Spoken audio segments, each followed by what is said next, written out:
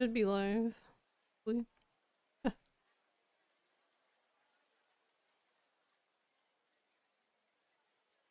Oh, yeah, ad.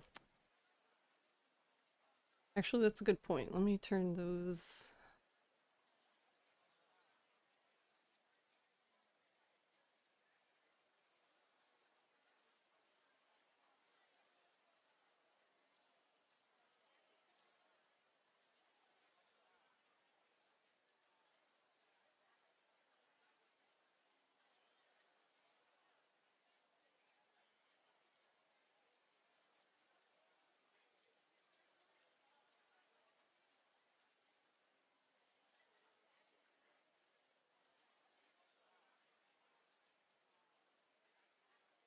Yes.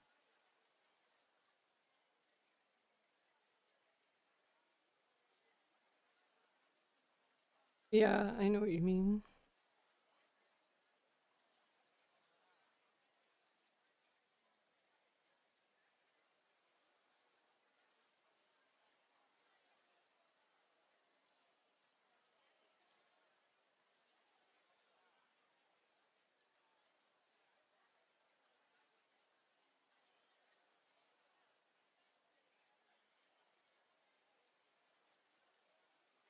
Okay.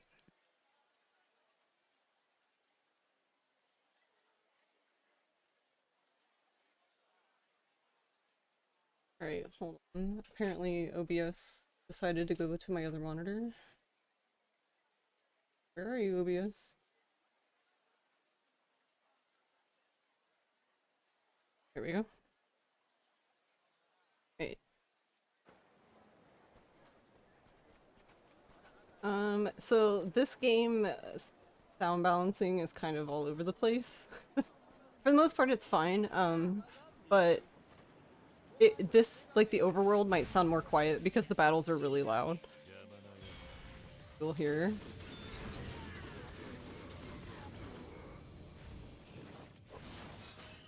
So yeah, I think it would probably make more sense to just balance them to the fights, I guess.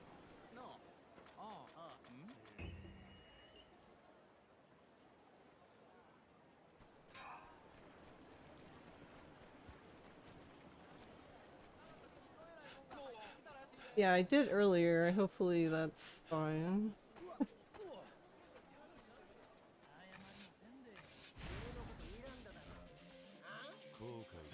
Guess let me fix Discord now. Okay. So it should be capturing Discord now, hopefully. Testing, testing. And just let me know if I need to turn you up or... Well, you don't need to turn me up, but... Garlic, are I you still definitely... there? Yeah, I'm here. Okay. Does garlic sound fine? Twitch decided it wanted to do a 2.5-minute ad. Cool. Thanks, Twitch. You're the best. Nice. Never mind that I have Twitch Prime. Or is that even still a thing? I don't know.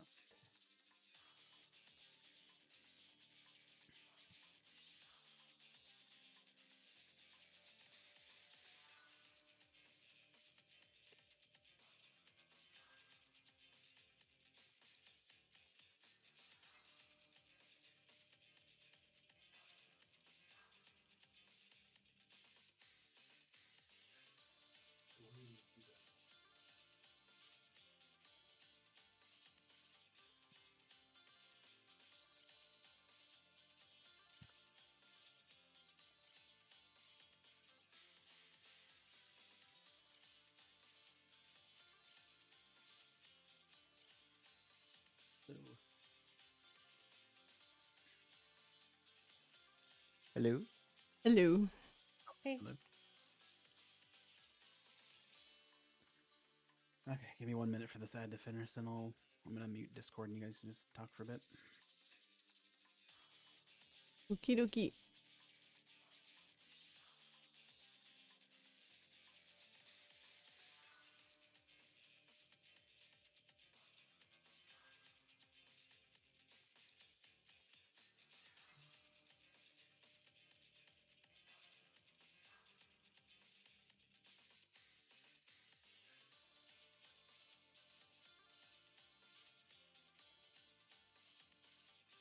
crystal gives you wings. Or crocodile killing progress or something, I don't know.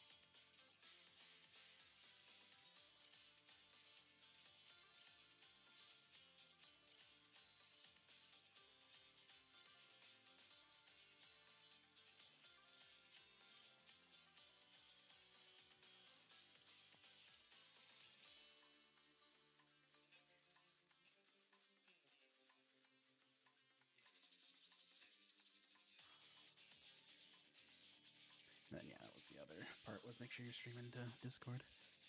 Might have to bring it back up once I move to live, but we'll do that before we go to actual live anyway. Okay. Okay, I'm going to mute Discord so I can't hear you on here as well. Go ahead and just get into a fight, I guess, since that's the loudest part. And then Okay. just have everyone commentate and talk like you're commentating the fight. Whatever you like. Anyway, I just made some cinnamon. Mhm. That's running this fight. Nice. I just Does the had some projection pumpkin view roll cake. work? You guys can see it fine, right? I can see. Look Okay. good here. Because it's on my other monitor, but it's the monitor I'm using to view the game, so I can't see it. It's like, it's there, but it's not the current input, if that makes sense. That's why I'm like, I don't know what it looks like. A game, hopefully. Okay, Discord definitely needs to go up just as a whole. And then I think Okay. outside of that, No is a little bit quieter than Garlic. Okay, Or Garlic. so louder. Is this too First time loud? in history that's ever happened.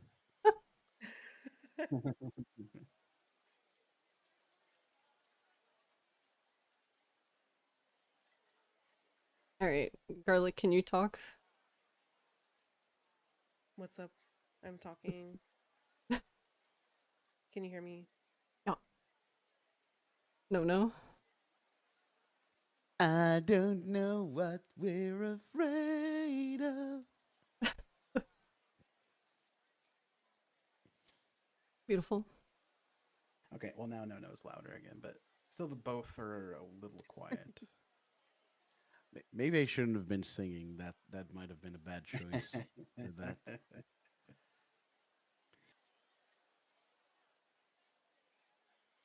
Hey, I turned them both up.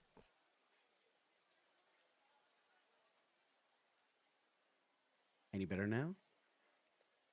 Hopefully. Hopefully it's better now. Yeah, hopefully it sounds better now.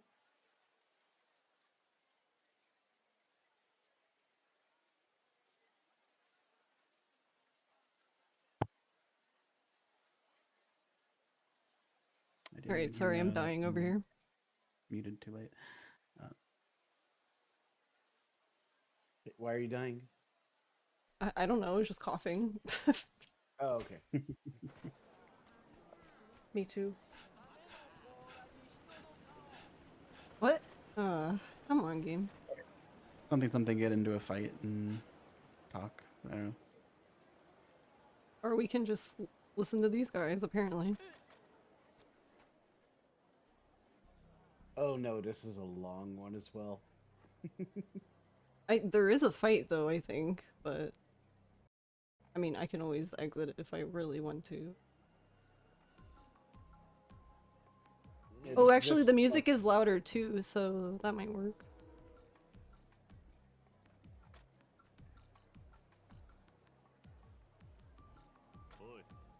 Yeah, I don't know. It's like their voices are quiet, the music is loud, and so are the battles.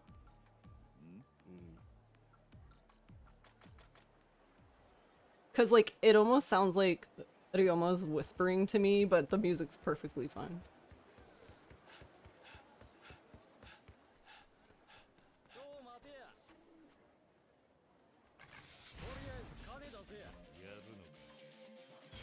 I do really love, Panda, the way your notes start in this game. Tutorial hell, have fun, don't run over any dogs, grr.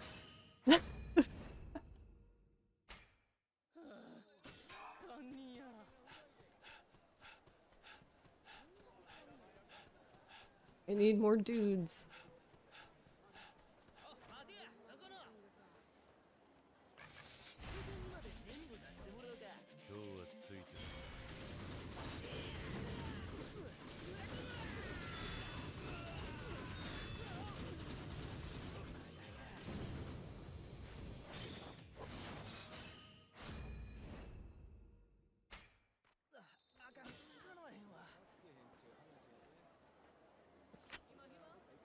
Alright. Well, I'm happy with where the game volume is. I just feel like all three of you need to go up a little bit. Sound Okay. Guess just Here, I higher can. volume in Discord. Yeah, I maxed out Discord in OBS, so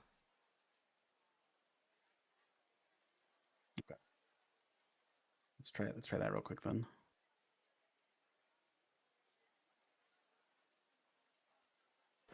I hear myself pretty well now. And I'm not talking very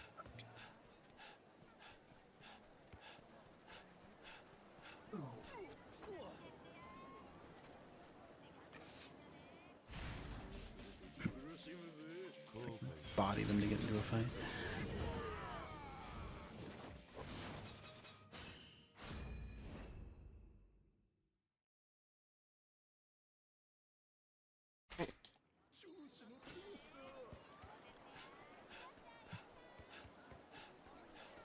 one more. They're like spinning. What are they doing? I can no longer see the stream, by the way. Okay, Yeah. I will fix it.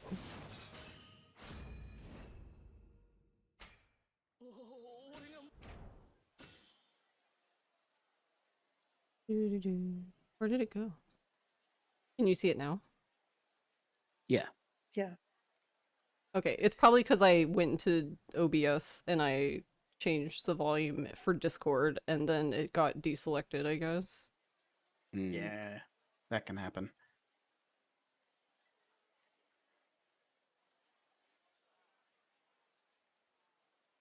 Okay, I think that should be okay, sound wise. Okay.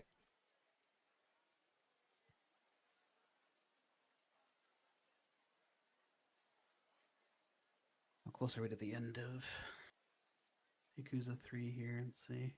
I don't know it very well.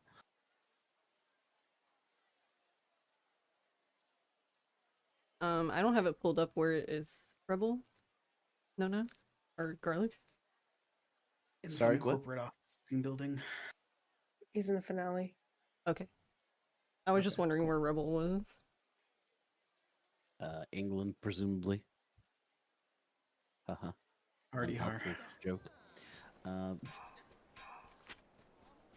Yeah, he's I would say like a few minutes away from finishing the run. Like he's going up for to fight Richardson 2. So we're talking like I don't know, 5 minutes tops, I think.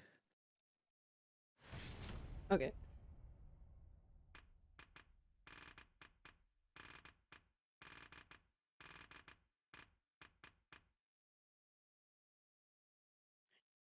Actually, no, I keep forgetting this is RTA, so I don't know. He might actually cut it real close with the estimate. Wait, if I pull my notes up, yeah, it's gonna do that. Where's my iPad? Oh, last question. For cropping, do you want me to just get your head? Do you want to not have your rig up? Yeah, that's why I made it how I did, so I would just leave it up to whoever y'all want to do it, but yeah, I'm fine with, like, I don't know, like collarbone up or however it works for you. Yeah. Get I want to just try the to not boobs squish in it. there. Just the boobs, yeah. Just the heart. Yep, there we go. Just put googly eyes on him.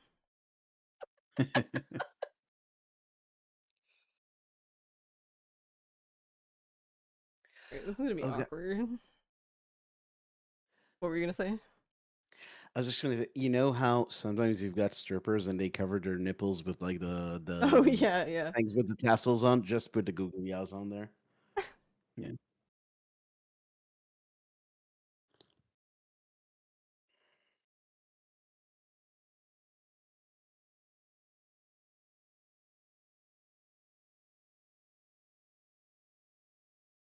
Alright, hopefully my iPad doesn't die. But if it does, then F. Wait, I keep forgetting this is any percent. Yeah, he's just yeah. You just got gun in this game, so yeah, no, it's gonna be like a couple of minutes. You not use guns in the other difficulties? Legend, in Legend, it's like Zero and Kiwami guns barely do any damage to bosses. Oh. You pretty much just pretty much don't even really use the bats that much. Like you still do a lot of bounding on Legend. The bounding throw is a little bit different, right, than 5?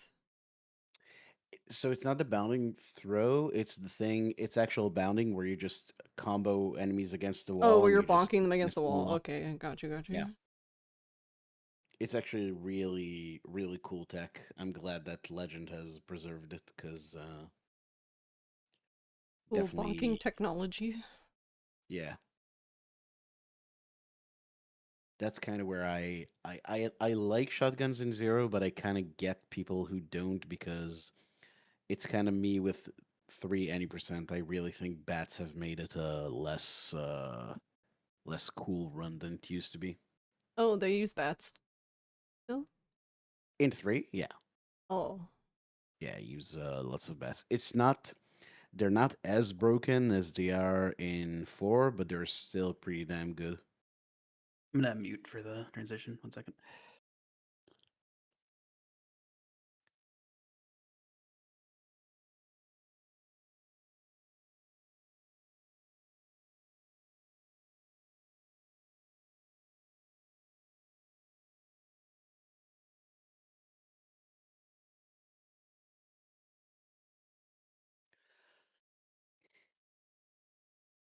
But yeah, so he's just about to finish now. Yeah, time. Very cool.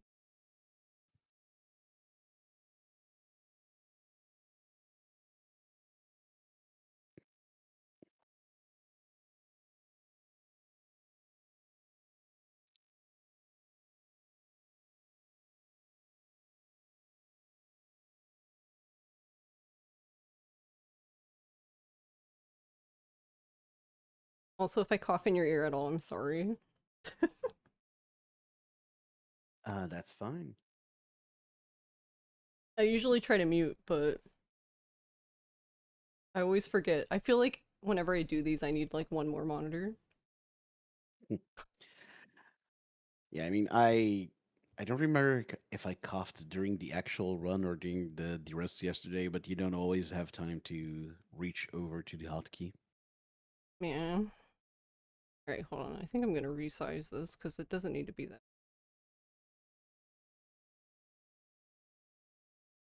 I hope that doesn't fuck with the cropping. Oh, will it? Okay, hold on. I'll put it back. I didn't think about that. Good point. Good point. Good save. That would be funny. That would be hilarious, actually. Just keep moving it around so they don't know what's happening. Like I keep Leave it losing to the game me feed. to break everything. Literally what I live to do.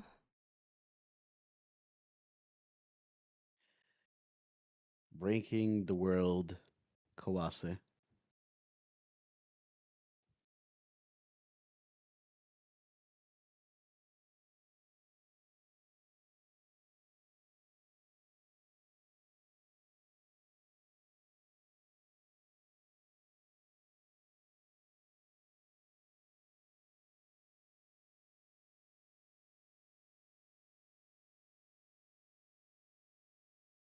Though I'm assuming he would see it before we went live, but One would hope, yeah.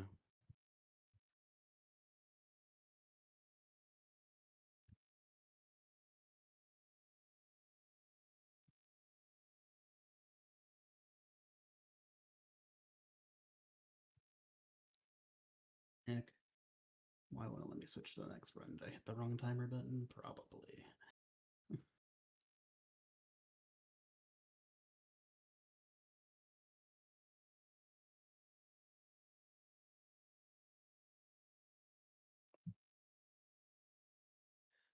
nope, we're good. Okay.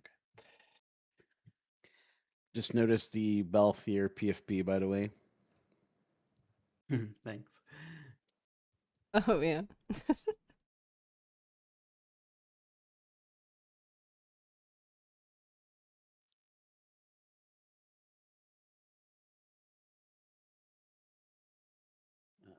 Stream info.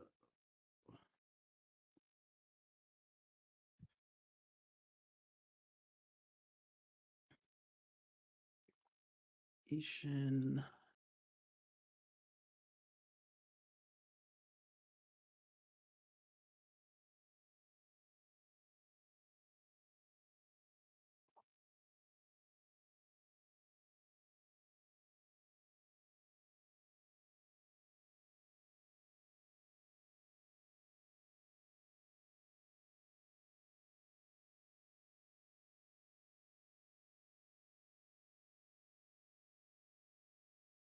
Like a dragon Ishin. There we go.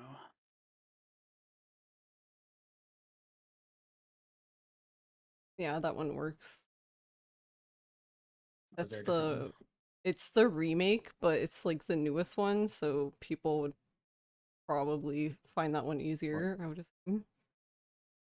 Okay, I'll just leave that there then. Because the category thing for Twitch uses the Japanese name. Yeah. See, but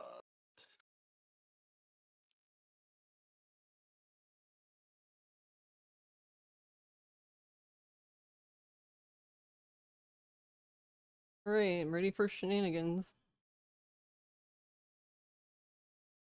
Especially after watching your run No with all the fight spawns. I was like, oh good. Sorry, what? I was just saying I'm ready for shenanigans with this, because Oh, yeah, after yeah. watching your run with all the fight spawns. I mean, look, marathon luck. It's inevitable. My runs over the past few days have been so good, and just everything, all the worst stuff I tend to fear happened on the run today. So it's just the way it is. Nice. Very good.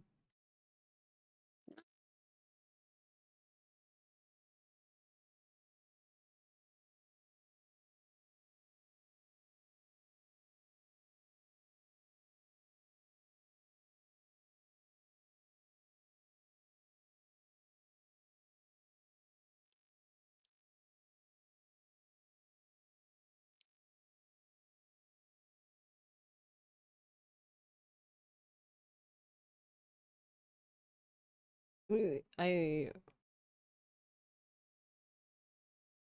I had Ross shut the gate, so May and Q are like on the other side of the house, and I can hear Q howling. Yeah, I guess it'd be way worse if she jumped all over you during this run. Yeah, like for your run, I could mute, and she was just like screaming, and I'm like, okay, cool, neat. Was could you actually hear the dogs during that one part in my I heard run? like one bark, but it was very quiet, Oh, okay. so you were Because they good. were. I never know. This microphone is pretty good. Like it's a fairly good directional microphone, but they were loud. So yeah, I wasn't sure. But it's funny because I always get kind of self-conscious about cat or dog sounds on my marathon runs, but if anyone else has them, I just think it's great. I love hearing a dog or a cat pretty much at any time. Yeah, and that's the other thing. I wouldn't even mind if she was yelling if she wasn't jumping all over me. Well, like during your run, she jumped in my lap and was just screaming, and then I would pet her, and then I put her down, and she'd jump right back up, and I'm just like, ah.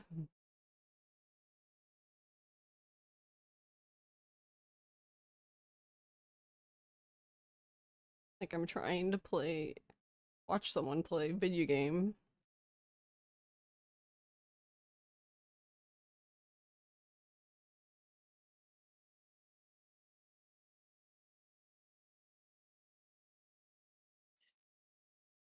Yeah, well, cat is obviously more important.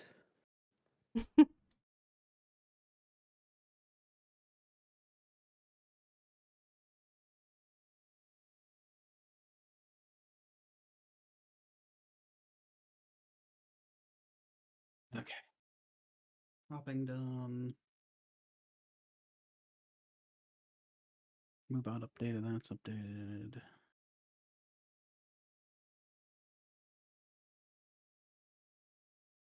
Oh, I just need to add.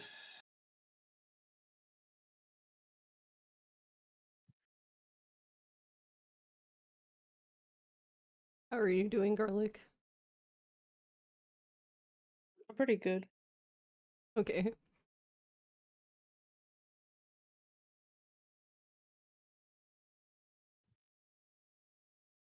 You said you had a cold, right?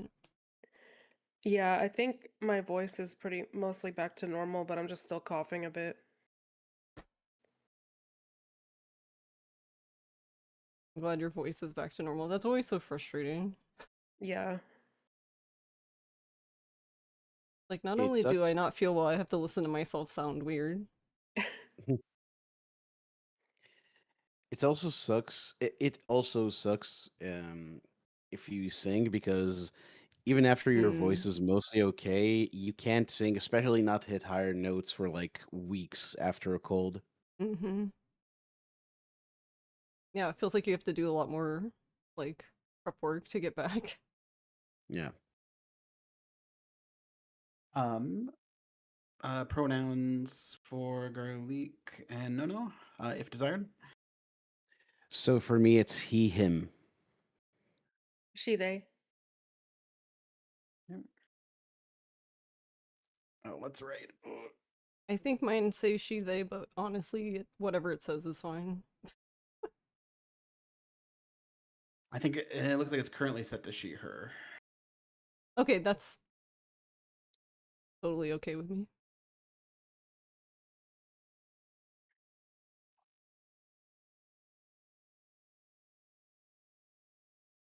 I can fix it if I can find the button to fix it.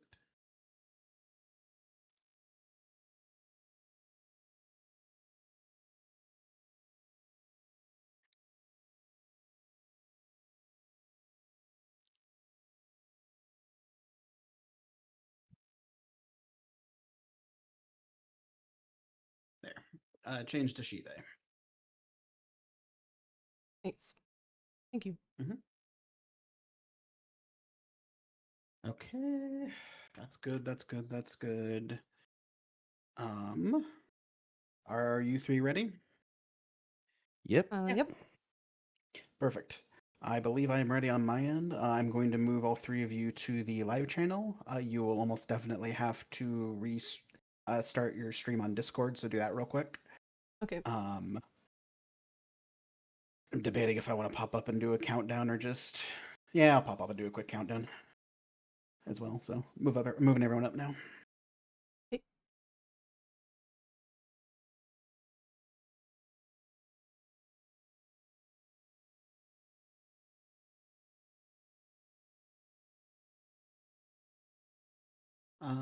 Okay. If you are all ready, I'm going to transition in 5, 4, 3, 2, 1.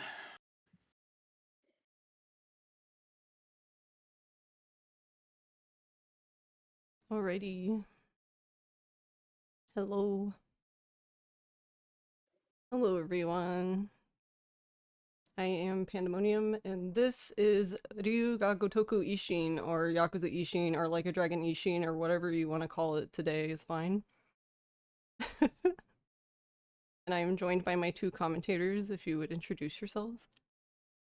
I'm Big Nono. I speedrun Yakuza games, and I call this game Yakuza Restoration because I'm insufferable. Hey, I'm Garlic. I speedrun Yakuza games, not this one, but I do love this game. It's a lot of fun to play in general, so wouldn't mind learning it at some point. Yeah.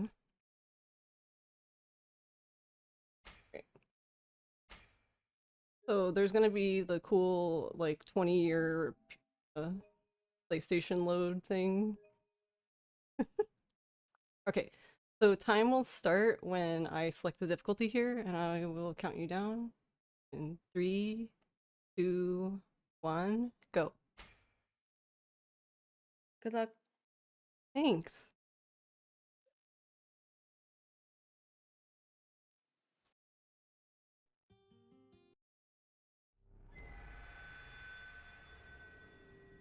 So yeah, this is the original that was originally on PS3.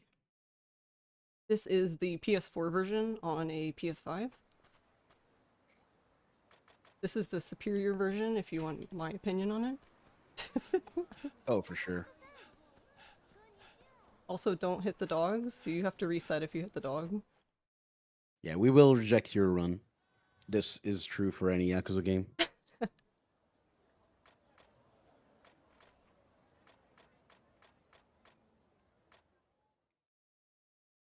I liked that in Pirate Yakuza with, Goro, the tiger cub. You can bump into him and he just doesn't react. It just gets pushed. Yeah, I'm so glad Yeah, they he did just that, to be fights. honest. Aw, how nice of him. So this guy here that I just punched, he is very good at blocking, which is why I chose this guy, but every once in a while this guy also will block. But yeah, this is basically the very first, this is like the Brawler tutorial part 1. There's actually going to be another part coming up. Thankfully, in this game, we don't have a block tutorial, which is amazing because, yeah, ain't nobody got time for that. It's never a good thing when you have a block tutorial. Depending on enemy aggro, especially on easy difficulty, it's just never a good time. Yeah, thankfully, yeah, pretty much having any tutorial that relies on the enemy doing a certain thing is just really frustrating. Hmm. But thankfully, none of the tutorials in Ishin have to rely on the enemy doing anything. So basically what I'm saying is if anything in the tutorial goes wrong, it's your fault. You can't blame it on anyone but you. That doesn't mean I'm gonna not blame it on the enemies anyway.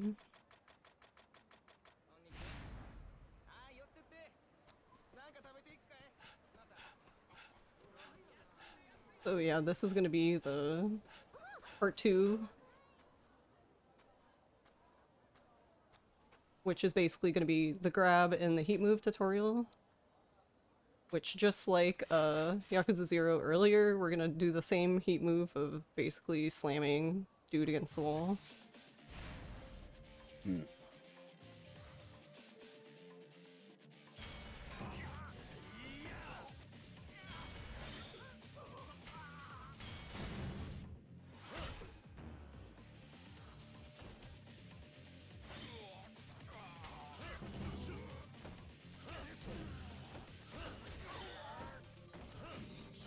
So you can kick that guy, but it's a lot slower, so usually if like the guy that falls to the ground, I just leave him there and I just come back and get him.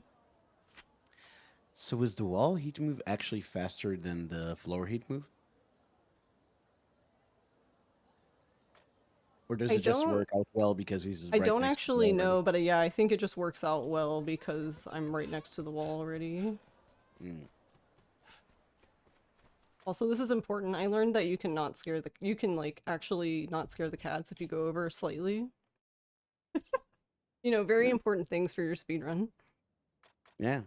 This will also be a reason to disqualify runs now.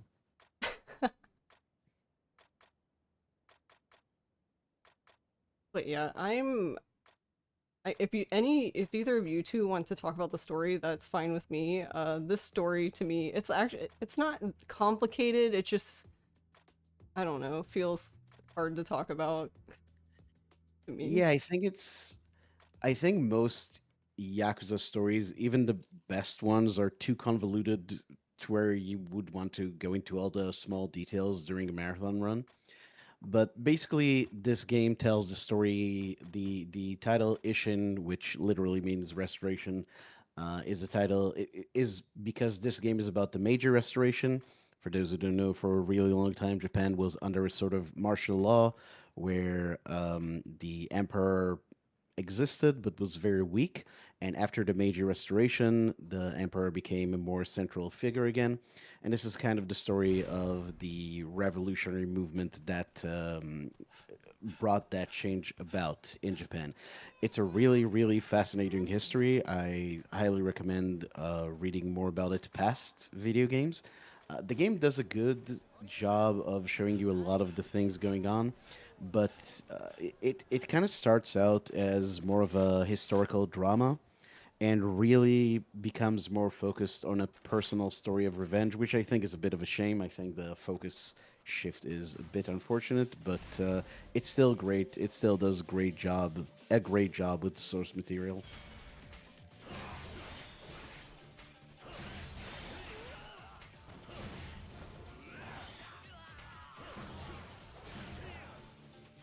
Also, I just one comment on this sword. So this is Amon's sword that you can make after you've beat him. So it's funny because you don't just get awarded the sword, you just basically get the recipe to make it. So you still have to go collect all the stuff, which is really funny to me. But yeah, for some reason in the remake, Ishin, they just decided to remove the cool beam that shoots from the sword, which I don't know why. I don't know what the reason was for that decision, because I feel like instead you just get this really lame sword for all the work you did. It was too cool to be in that game. Yeah, apparently. I should also notice that because I talked about the story a bit, historically, Japanese samurai did not have beam shooting swords. I know it's disappointing, but that is not part of the history of that.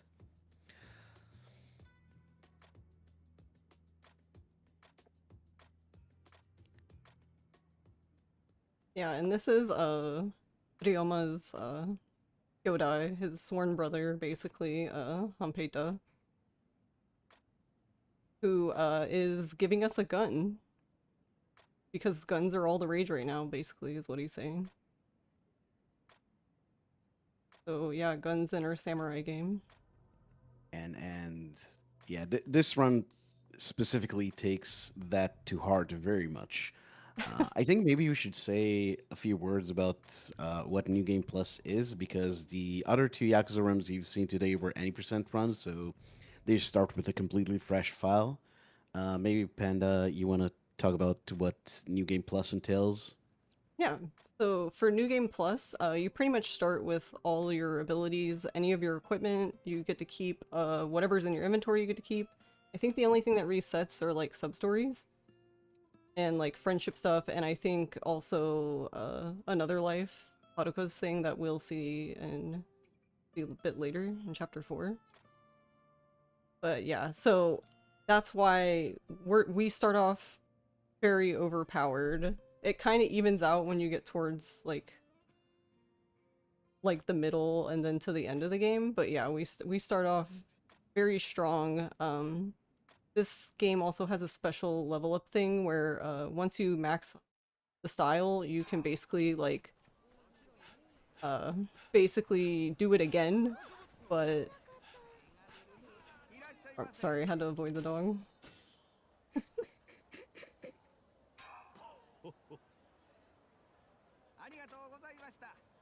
But yeah, so basically you just end up with a character who's very, very powerful.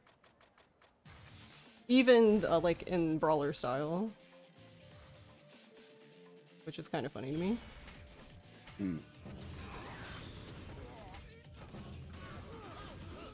So one thing to note in this tutorial is you really need to be careful. You should pretty much be holding L2 so you don't accidentally do a heat move. Because they want you to use triangle. Also, this style is Wild Dance. I pretty much didn't even talk about the sword. I mean, to be honest, it's exactly what you think it is. It's a sword. Wild Dance is a little bit weirder because it's one sword and one gun basically. And then before that we had the gun. The Wild Yes. Dance is actually my favorite style. It just feels so good to play.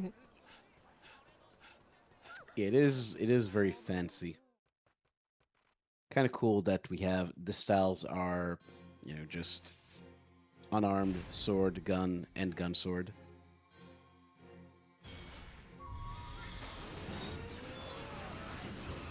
Of course he would.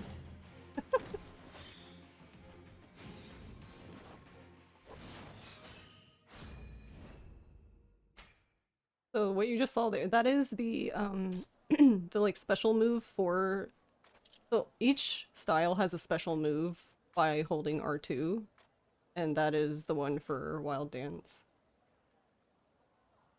We don't use any, the only special ones we use are the Wild Dance one and the gun one.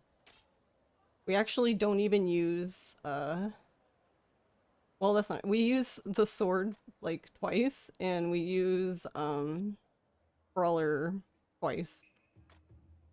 Brawler though because we're forced to. I remember getting to the, well, we'll talk about it when we get to that point, but yeah.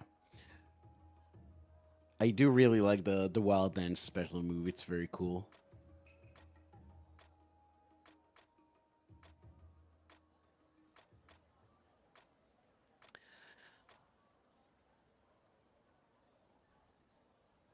But yeah, we're gonna go with Hanpeta to talk to not Kazuma-san. So basically, to make it not confusing, most of the time I won't call them by like their actual name, except Ryoma. I'll always call him by his name because reasons, I don't know why.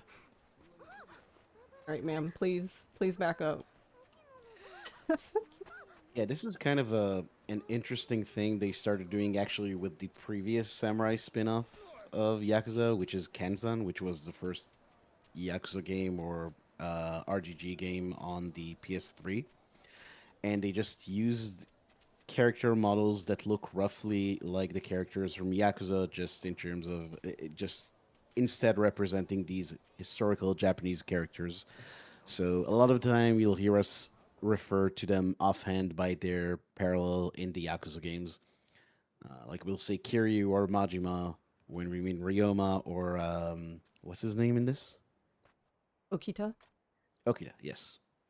But Hanpeta and a few other characters are completely unique to this game. They don't really have a parallel in the mainline Yakuza series. Yeah, Kondo is another one. I'm trying to think. I feel like there's another one, but I can't think of it. Well, not Yuki, right? Oh, yeah, true. Alright, so as you can see, we are basically going to be using the gun in our samurai game.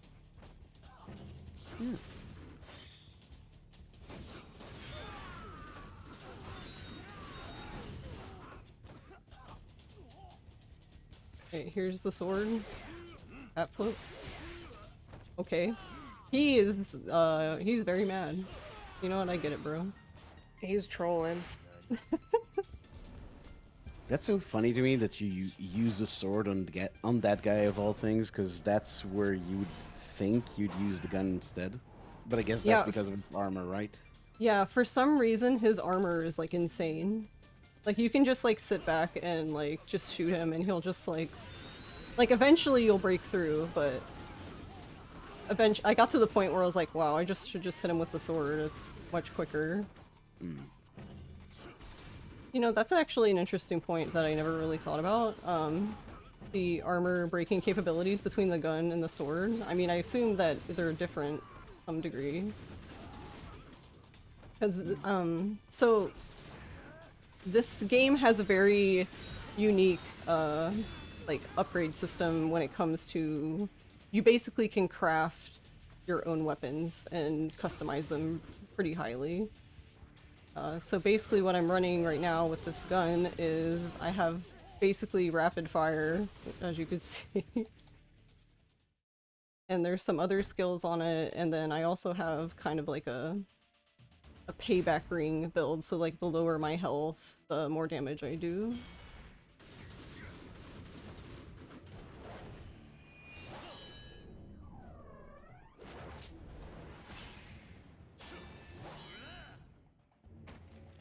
And who's this guy, I wonder? Surely not someone we're ever going to meet again.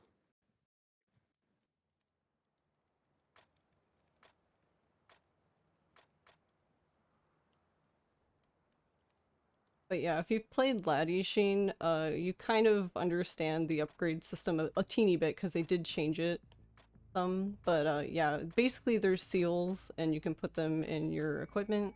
The way that's done in this game is a lot different from Ishin. In Ishin, you actually like have seals, like they're like an item. But in this game, basically each like armor and weapon have their own ability, and basically you feed that weapon or armor into like whatever you are trying to build.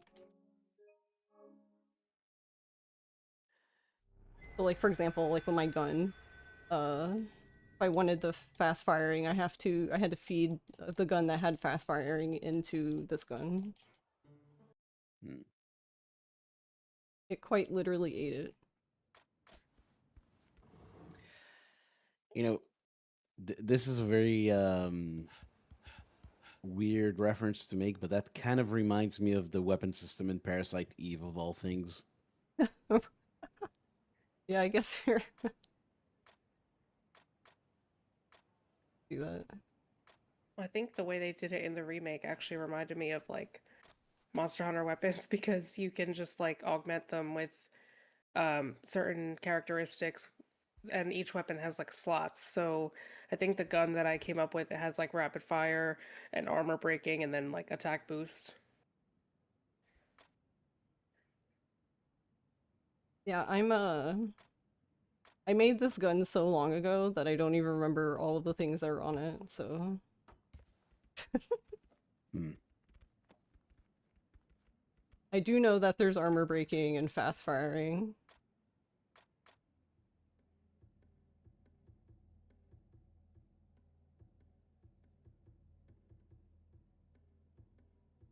So I guess a little bit of story. Basically what Ryoma is doing right now is he's trying to find somebody who uses a very specific sword style. So he's going around dojos in Kyoto because, you know, reasons. Basically, he's going to each dojo beating everyone up to test to see if they use that sword style. Because that's a very good use of his time. So yeah, assuming these guys don't block or be rude, you can basically just light heavy them.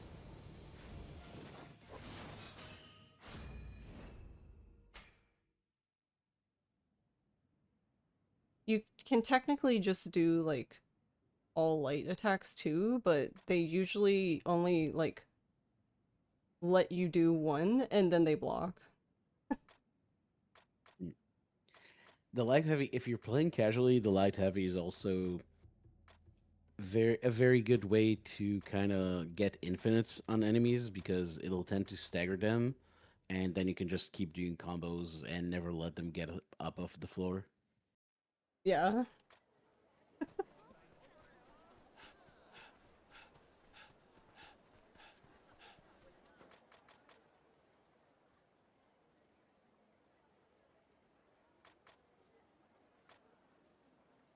And this priest that we're gonna save, he's part of like the so he's like the CP with Bob in the other games, but it's basically called Dharma points in this. But yeah, it's the same thing. You get points, you can upgrade stuff.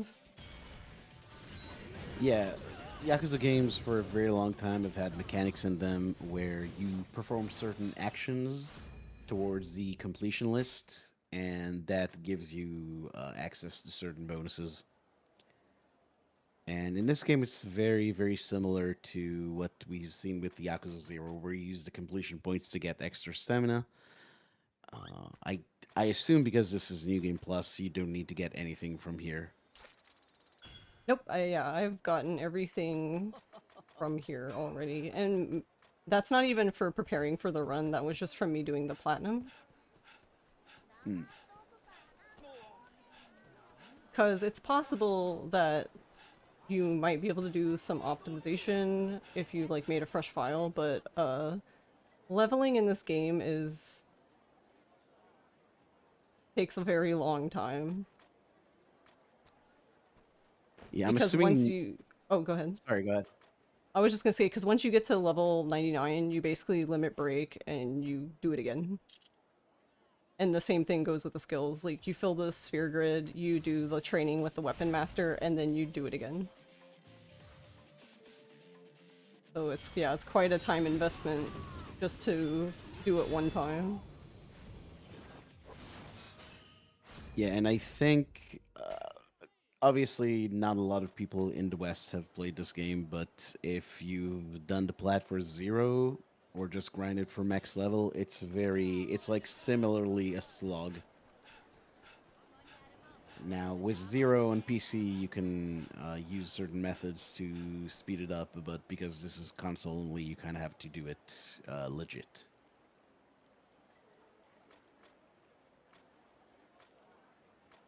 Also this part. So we're gonna have a chase sequence where the game basically, like, explains to you you're gonna be chased by Shinsengumi members, and it shows you, like, there's places you can hide and stuff, and you have a goal to get to. The thing that's weird about it is, like, other than this right here, and, like, there's, like, a mini game you can do later, like the chicken one, they don't really use it, which is interesting of why they put so much effort in it, but then you don't really use it. I don't know. We just don't know. Yeah, I also kind of expected this to be a bigger part of the game than it actually ended up being. That's not good.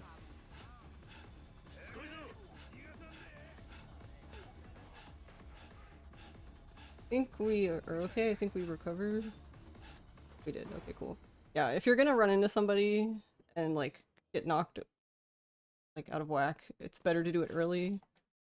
Because, as you could see, you might have been able to see, it happens so quickly, but the, just like the chase sequences in the other games, um...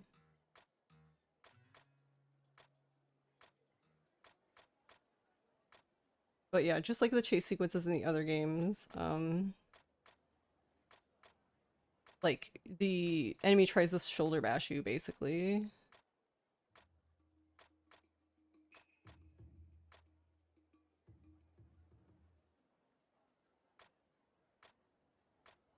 Um...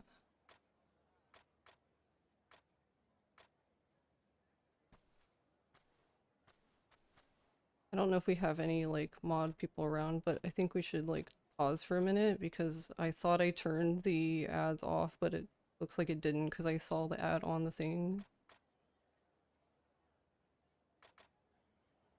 I'll just pause real quick. That's annoying. No one wants to see that.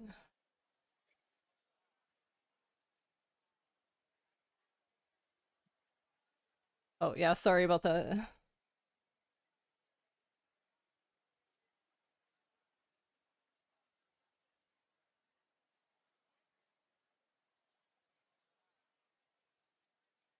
Alright, they should be off now. I guess if they come again, then deal with it then.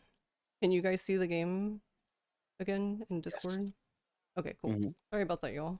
Alright, I'm ready to resume in 3, 2, 1, go.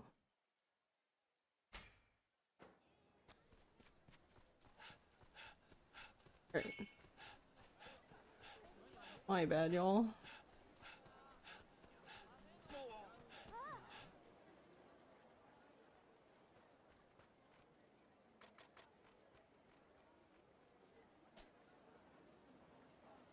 Okay.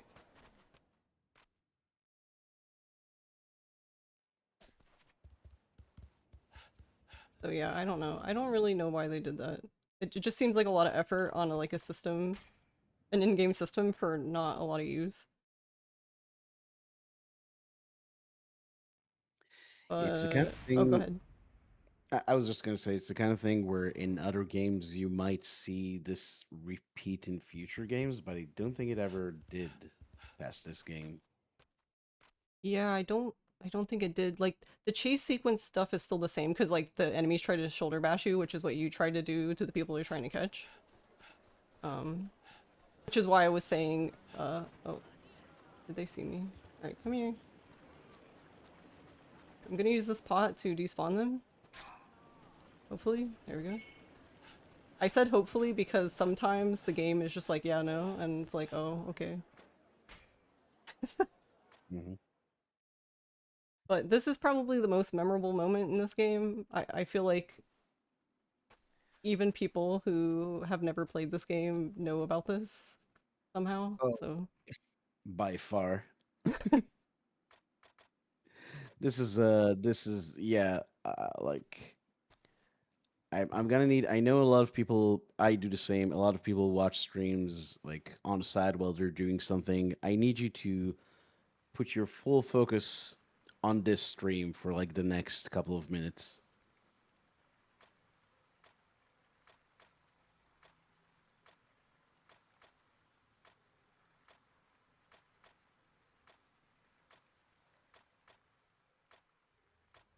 yeah, so this will be the very first, well, not the very first because technically the tutorial, but in game, like for usefulness, we will be using Brawler basically. I don't actually remember what the game calls it, but I always just call it Brawler because that's literally what it is. Yeah, I don't either. CQC. Sticky.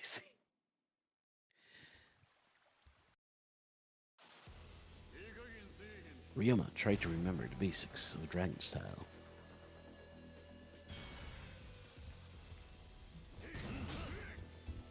Oh, the tiger drop, that's beautiful. But not as beautiful as this.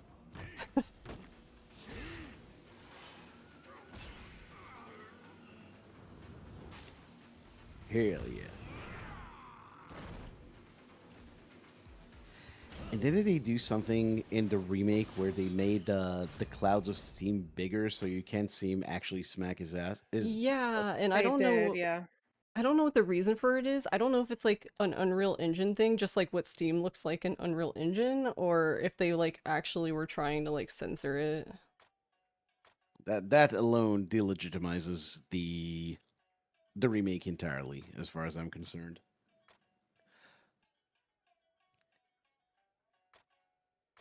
But yeah, this is Saigo, who is the parallel to Ryuji from Yakuza 2.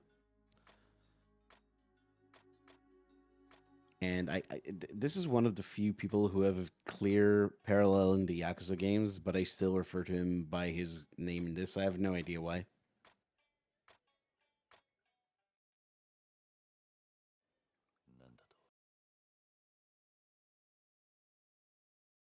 Oh, like why you say Saigo kind of thing, Yeah, or yeah. yeah, I do the same thing for Saigo. I do the same thing for Saigo and Katsura. Katsura is not Akiyama basically. Oh, right, yeah. And sometimes I call not Nishiki Izo. Depends on how frustrated I am, I guess. Because he's quite sassy.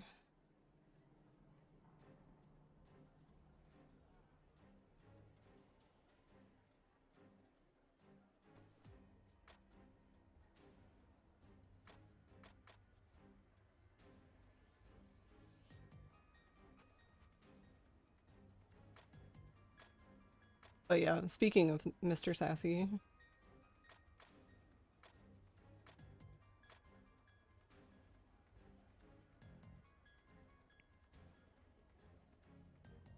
What's funny about this is that, and you kind of see the same with Kenzan, this is the first game they made on this iteration of the engine. This actually came out before Zero.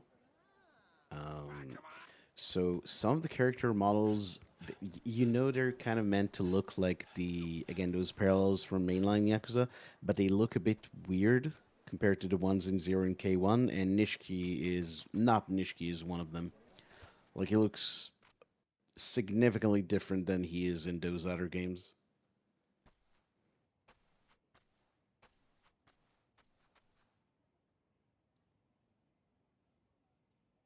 Yeah, I also like that they decided to just go with his, because he could have definitely been like Hanpeta, but they just decided to make him like a more evil character instead. Even though he's not truly evil, but Yeah, I wonder to what extent that is because making Nishiki Hanpeta would just be like incredibly on the nose. yeah, which is fair. So instead, not Nishiki slash Izo has a very Kuze role in this game where he just keeps showing up and we just keep fighting him and we're just like, alright. Not as much as Kuze, but still we fight him. Is it not Is it 3 almost or as much? 4? I don't even know. Like we had the one in chapter 1, there's another here, there's the one in the fire. And is there Yeah, that one one should be a lot. So it's just 3, I think. Okay. I feel like that's right. I feel like 3. So he was trying, but not quite.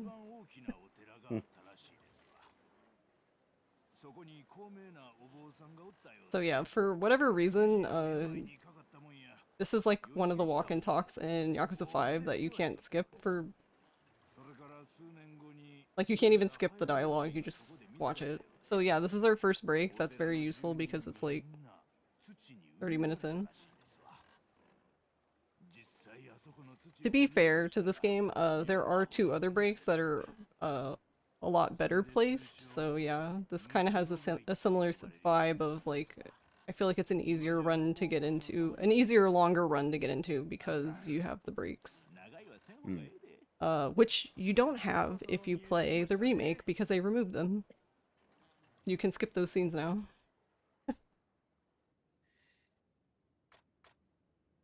Which is like a double-edged sword, because on one hand it's like, cool, I don't have to sit here, but on the other hand it's like, oh no, my break.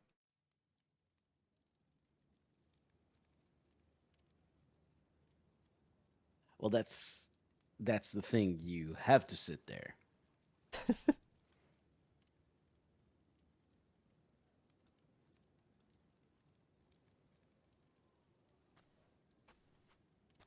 I don't know why Ryoma walks so slow here.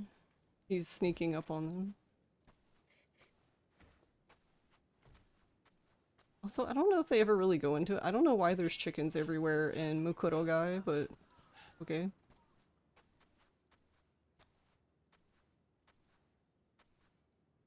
Because there is chicken racing in this game, but it's not even here, so it's like, okay. Maybe this is where the chickens go after chicken racing. They all hang out here. The retired chickens. Yeah. Oh. They go play mahjong.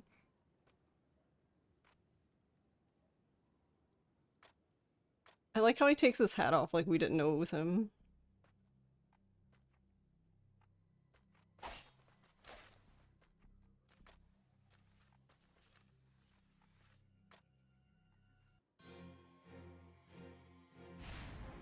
But yeah, for this fight I'm gonna do the same thing.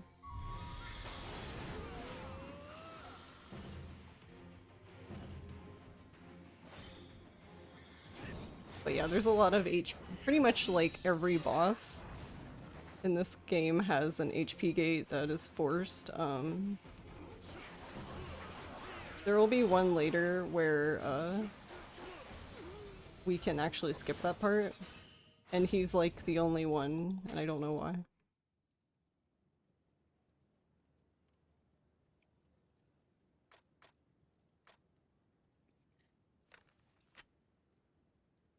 I like to think it's a long-standing Nishiki disrespect in the series.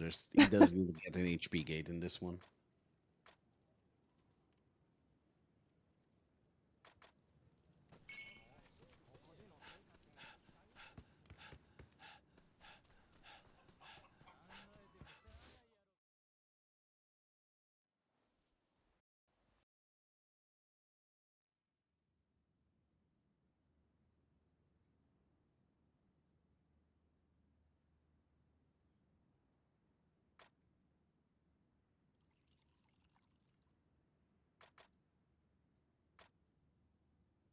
Yeah, as you can see, well, Hampeta seems to be okay.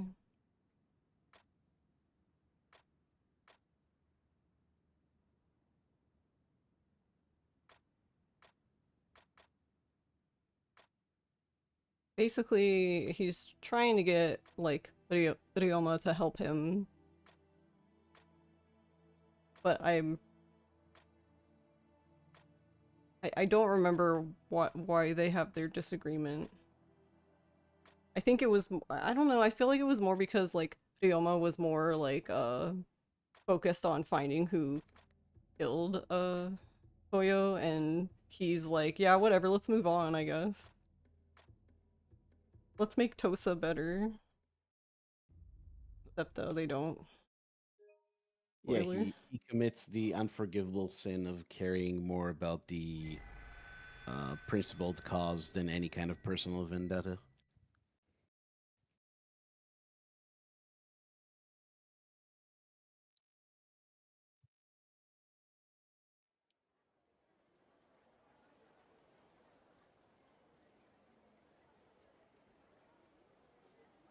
Okay, so there are taxis in this game, but we do not have access to them yet, so we're gonna be running, but we're gonna go join the Shinsengumi, because what better place to go and join and be a part of the Shinsengumi, where you could probably find all kinds of people with different sword styles.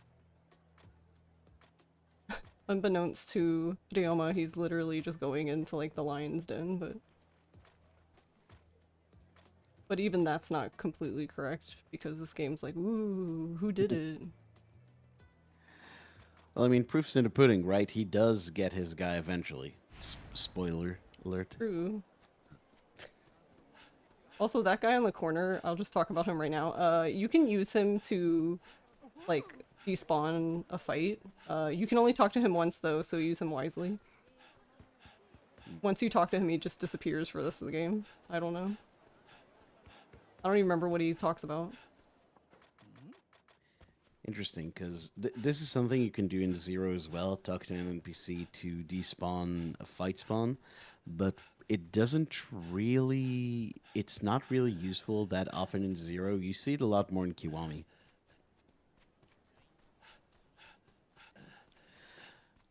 Also, we talked about the stamina system during the Zero run, but this is the same thing. You started with 7 seconds of dash, but you notice it a lot more in this game because, as you can see, you dash a lot. Yeah, we go a lot further. I'm still Also- salty that it's not infinite. Yeah, same. But yeah, that's the blacksmith. This is where you would do all the upgrading. That's the only time we're gonna see him. Because, to be honest, he's already done all the work that I asked him to, so he deserves rest.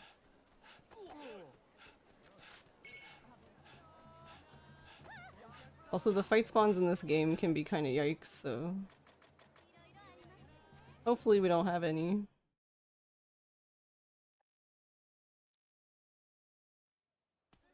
But yeah, I don't know, because that's actually, there's two things. So like Garlic said, the stamina is not infinite.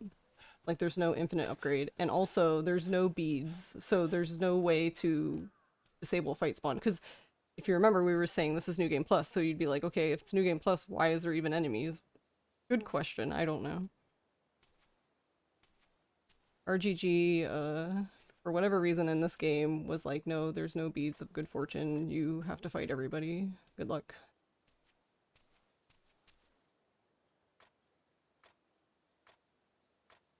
But there is a ability which I have on, which is why if you look at the mini-map, you can see all of the enemy spawns. Which, yeah, that's an ability that you have to... you either have to wear the item that inherently has it, or merge it with something else. Also, this is not Saijima. Very nice. The reason why I said very nice is because, so one of the things that we're gonna be hoping to prevent is, if you've noticed, each enemy has like a threshold of like a like a barrier you have to break before you can do damage, and usually once that barrier is broken, they like fall to the ground and they have to get back up. Most of the bosses, when they get back up, they instantly recharge their shield, so you have to break through it again, which is very slow. So you generally want to be able to finish an enemy off while they're on the ground before they get back up.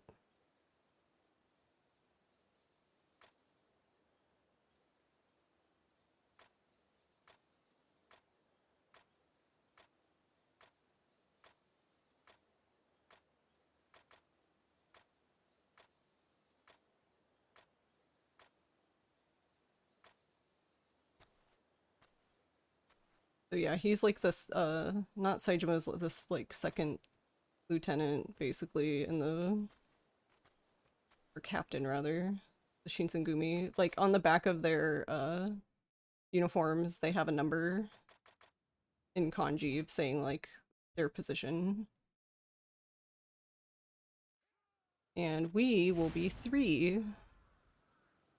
Because I guess that was the vacant spot. And you'll see why right now. We're gonna go fight them. We're basically making the vacant spot, which is...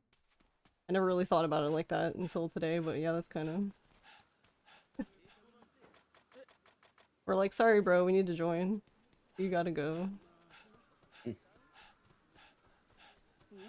Also, yeah, I'm not really sure why, in that chase sequence earlier, why Ryoma got off balance, because I was just running straight and I was still sprinting, so I don't really know. I don't know what happened. What were you gonna say, Garlic? Sorry. I was just gonna say, when I first started playing this and saw that they have like the numbers, I was like, oh, it's like Bleach. Oh, yeah, yeah. My favorite thing about Ryoma's, though, is since he's the 3rd in command, he is Sanban Tai Tai Cho, and it's just like, yeah, say that 5 times fast. And it's so funny, too, because they say it a lot. Like, if you play the game, they're constantly calling him by the full title, which is hilarious. I'm like, don't you guys get tired saying that? You guys gonna care? No? Oh, okay, nice. Very nice. Yeah, I don't know. Sorry. Oh, go ahead. I was just gonna ask, was that just a very slow aggro? I don't know. I'm really confused by that because I don't remember that happening this much. But yeah, as I've been de-rusting the past 2 weeks, there's been a lot of enemies who just don't care. And I don't really know why.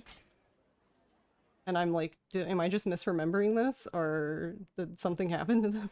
What happened to them then? But yeah, sometimes you will get... There's like 3 kinds of enemy aggro, it seems like. It seems like there's enemies that just don't care, like we saw. There's enemies that don't even show up on the map. You actually have to run into them, and then they will aggro you. Then there's enemies who, like, as soon as they get a whiff of you, they just automatically know you're there. And then there's just, like, normal. Kind of weird. And I don't know if that's, like, intentional. I feel like it's not, and it's just, like, the game being silly. But this is, what, not Kitsuragi, right? Is that his name? Katsuragi, I believe. He's the, well, one of the main bad guys of Yakuza 4. Which is why no one can really be faulted for not remembering much about him.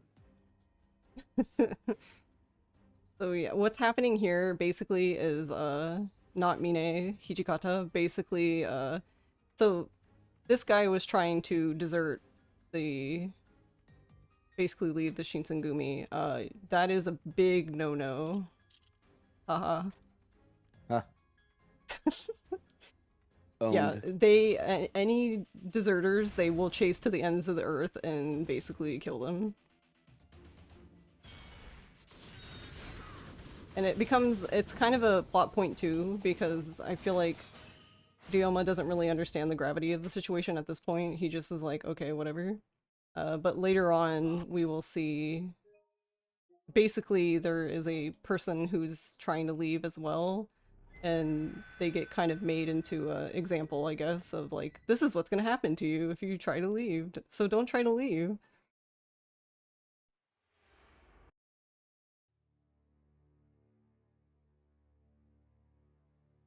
So yeah, as you can see, everyone's here, well, except one person, but right there, yeah.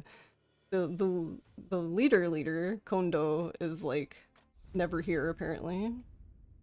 Which makes like not Hamazaki here, some of the members very sus. Like they're like, why is he never here? Like what's going on?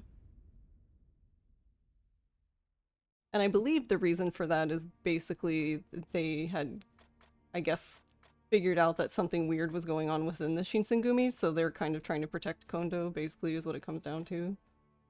Like, they figured there was some traitors, and this is, like, kind of a really elaborate plan to figure out who's on whose side. It just takes the entire game, though, to do that.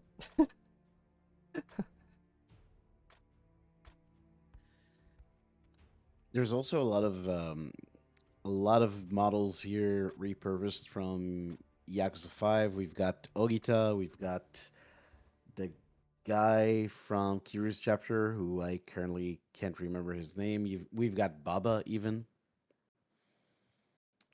None of whom really, or most of whom don't really make it to the remake. Yeah, we even unfortunately have Aizawa Group. Oof. Yahata was the guy. Yeah, Yahata. yes. Hmm. That's the guy with the bald head? Yeah. Okay, yeah. I couldn't remember his name either. I was thinking about it the other day, and then I forgot. Sorry, guy. Also, don't run into them because you will basically just completely stop moving. For some reason, there's a lot of NPCs in this game that are just invisible walls. Which we're gonna see that a little bit later. Baba later is gonna show us around, and we can't push him to move him faster, which is kind of annoying, but it's okay.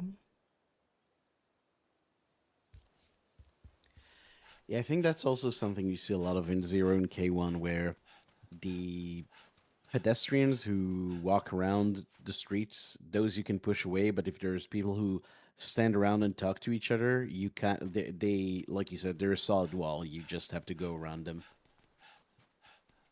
Yeah, sometimes it gets confusing, like knowing who can I actually like just plow through and who's just gonna like completely stop my movement.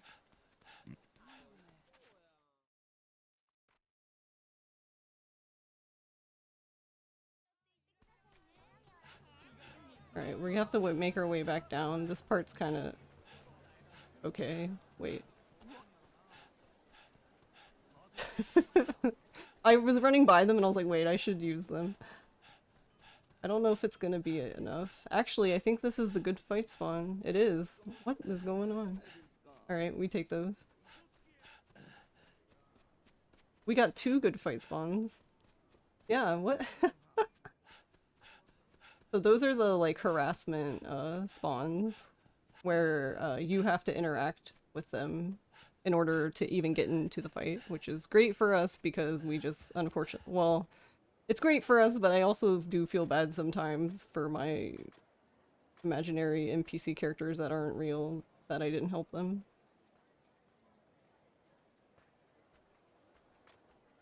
Also, you might notice Haruka. This is basically the introduction to Another Life, which is basically like, it's a whole mini game. It's like a huge system. It's so much fun. I love it. It's like my favorite part of this game. Unfortunately, we're not gonna do anything here though. Yeah, also you can see my chickens.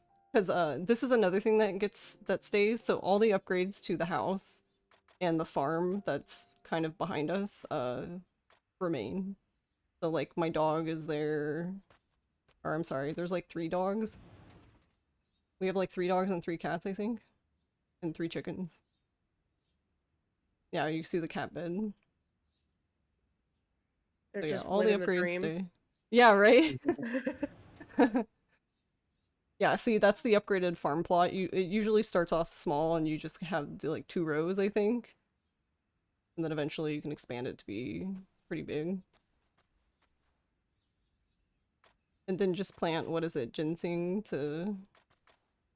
for all the monies.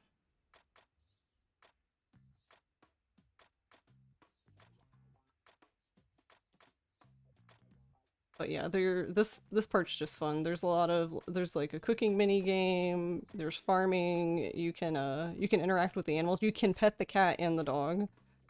You can play with the cat and the dog. You can feed the cat and the dog. That's why this is the superior Yakuza game. Any Yakuza game where you can feed the dog is great. Like Kiwami. So Yeah, like yeah, I Kiwami. was gonna say. So you're saying you're running Kiwami next? That's No. great news, Panda. I didn't know that.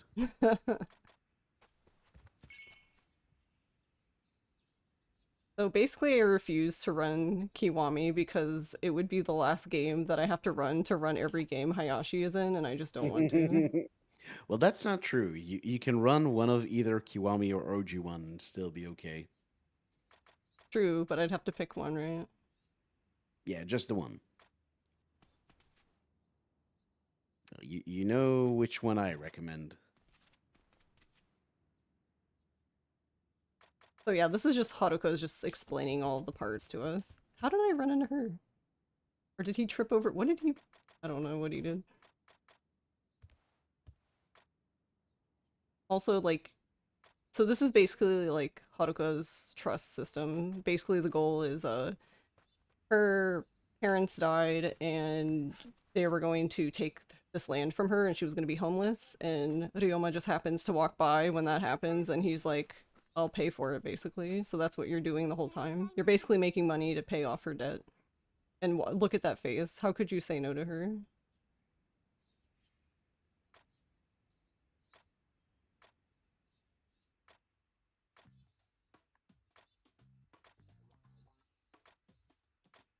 Also, this part's cute. It's basically just like you picking the name that Haruka's gonna call you, but the thing is like there's only one correct option, so if you pick like the bottom or the middle, it makes you pick again, and then if you pick the wrong one again, basically the only one left is the top. Which of course is Oji-san.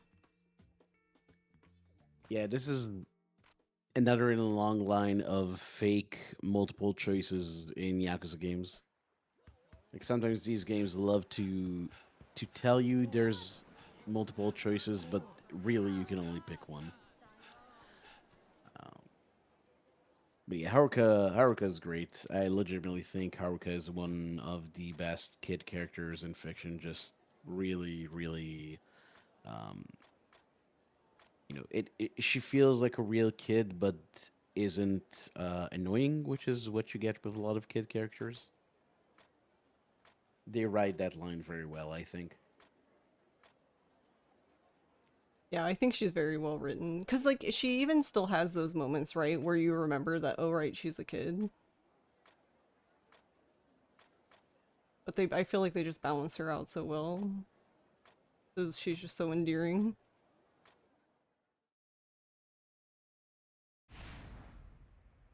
Wow, they're literally right in front of me.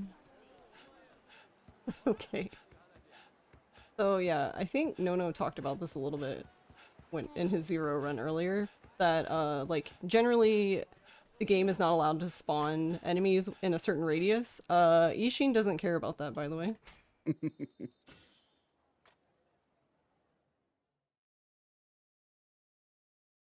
Like Honestly, this. oh, go ahead. Sorry. I was just gonna say this game is very bad for flight spawns because there's all these narrow corridor you have to run through, which is also a problem in terms of stamina. But those tend to have enemies in them, and yeah, it's very very bad. Yeah, you really need to know the map very well in this game to run it, because you're gonna need to basically change a lot of stuff on the fly, like at any moment. So I'm going to talk to Oreo, but I taxied to Gion, so I think it's about the same distance if you go to Gion or versus here in Rakunai.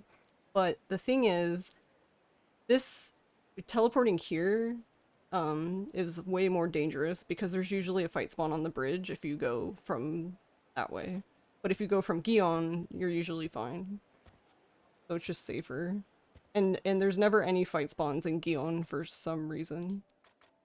I guess even the fight spawns realize that everyone needs a break or something. I have no idea.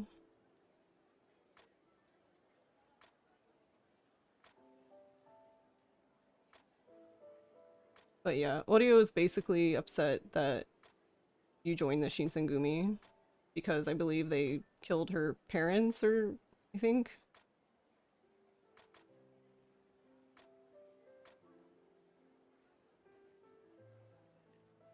But I like her too. I like her character a lot.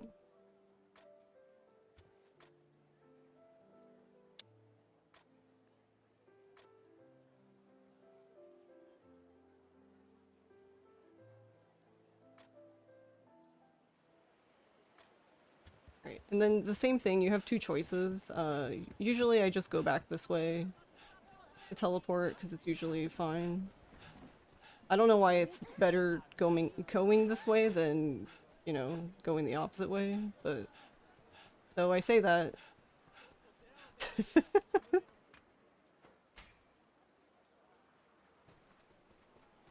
Alright, so one note about what I just did. So that was the save point. The thing with the save points though is you have to like, if you talk to a save point specifically to despawn, you have to like count to 2 and then leave the menu. If you leave the menu too fast, the fight spawn will still be there and then you'll get into a fight. Which is very rude. Also, yes, there's lots of dogs in this game walking around with their owners. It's very cute, but also very stressful for me because I don't want to run them over. They make... we're gonna try to avoid it. Unfortunately, there's gonna be a part later where we don't have any control over it. But yeah, they kind of yelp and it makes me feel bad, so... Be nice to the doggies.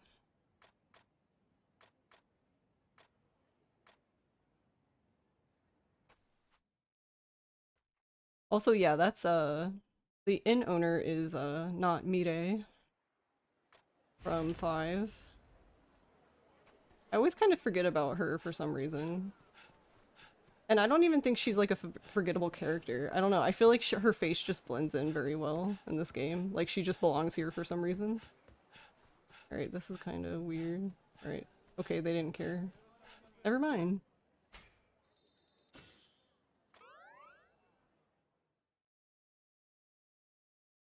That fight spawn I just passed actually is usually safe. The reason I say that is because they're usually walking away from you.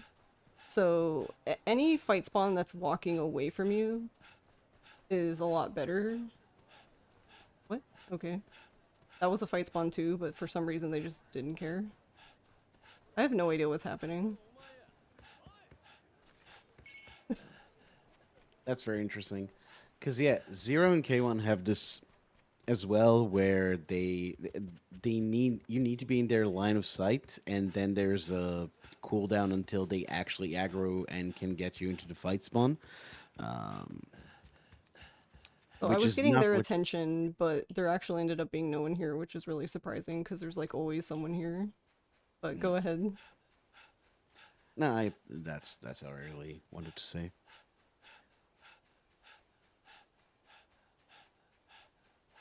Yeah, I don't know why. I don't know. Maybe it's just random and like sometimes it happens a lot and sometimes it doesn't. Like with the enemies who just chill and walk by you. It's just weird because usually when there's enemies like that, yeah, you have to like run into them. Like they won't even show up on the minimap, but you can see them like when you're walking by, and if you run into them, when you aggro them, their marker suddenly shows up on the minimap. But yeah, those enemies were on the minimap the whole time, but they just didn't care, so it's really weird.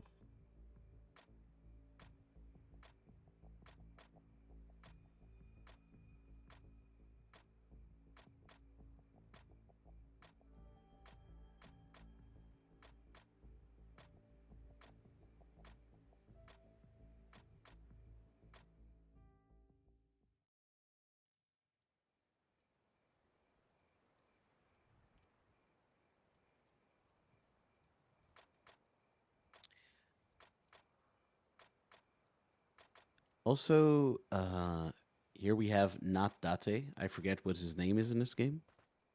Nakaoka. Yeah.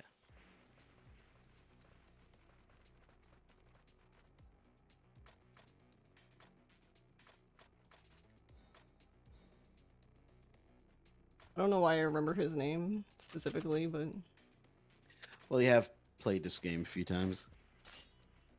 just a few. So actually, yeah, this was the demo. They used this part for the demo for Lad Ishin, which I thought was interesting choice. Yeah, and I remember playing that demo and immediately thinking, wow, how did they make this game way, way uglier than the original? Because I do really think this isn't my favorite Yakuza, but it is, I think, the just the best looking Yakuza game. And man, the way the remake looks, it really is kind of a crime.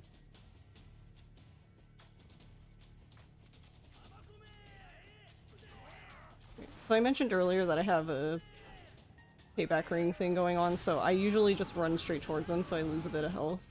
It's not super important, but this part in the game is pretty safe. Later on it'll get kind of spicy, but that also reminded me of the other skill that was on my armor that I couldn't think of. It is a recoil, basically.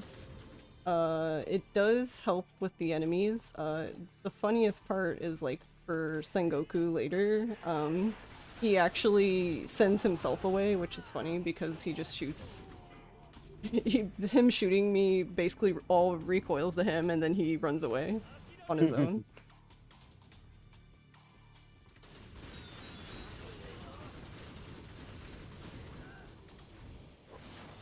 Only downside with the recoil is, like, obviously for enemies like that that are just melee, not super helpful because they never get to you. Or, well, okay, hopefully they never get to you. There are a few enemies that, even though they're melee, they can just kind of power through and get you, and if they hit you, then most of the time Ryoma will fall, and then you have to mash.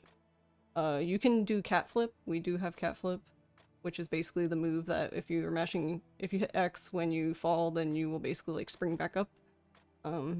But I'm not generally prepared for it because usually it doesn't happen, so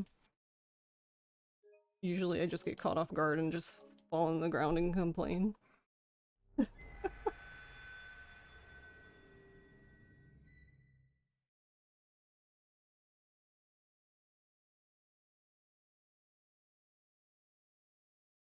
Yeah, I think the only time I'm prepared for cat flip is when the two dudes that block the hallway that I fight with the sword.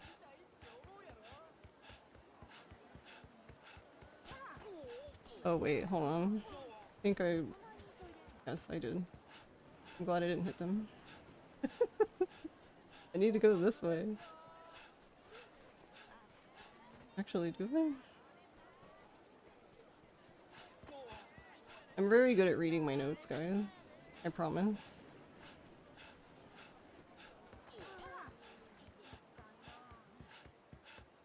So, oh yeah, we actually mentioned this earlier. So here's a very good example of that. So actually kind of glad that it happened live because now you can see. So this game primarily takes place going back and forth between Shinsengumi HQ, which is where we're at now, and the inn where we came from. The problem with that is that a lot of the chapters kind of blend together, and at least for me, I get really confused if I'm, like, not watching my notes like a hawk.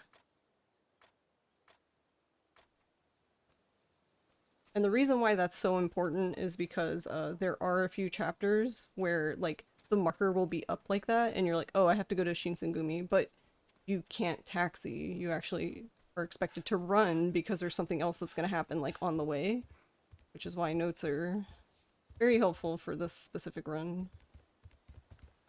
Also, unfortunately, we have to wait for Bob. But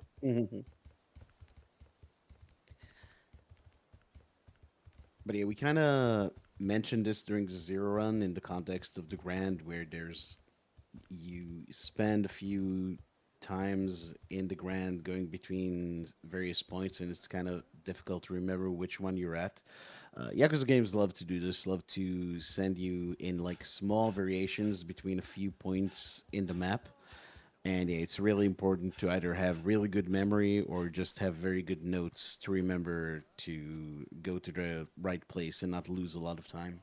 Yeah, and I have ADHD, so yeah, memory is not on my side, so notes are very important. Mm.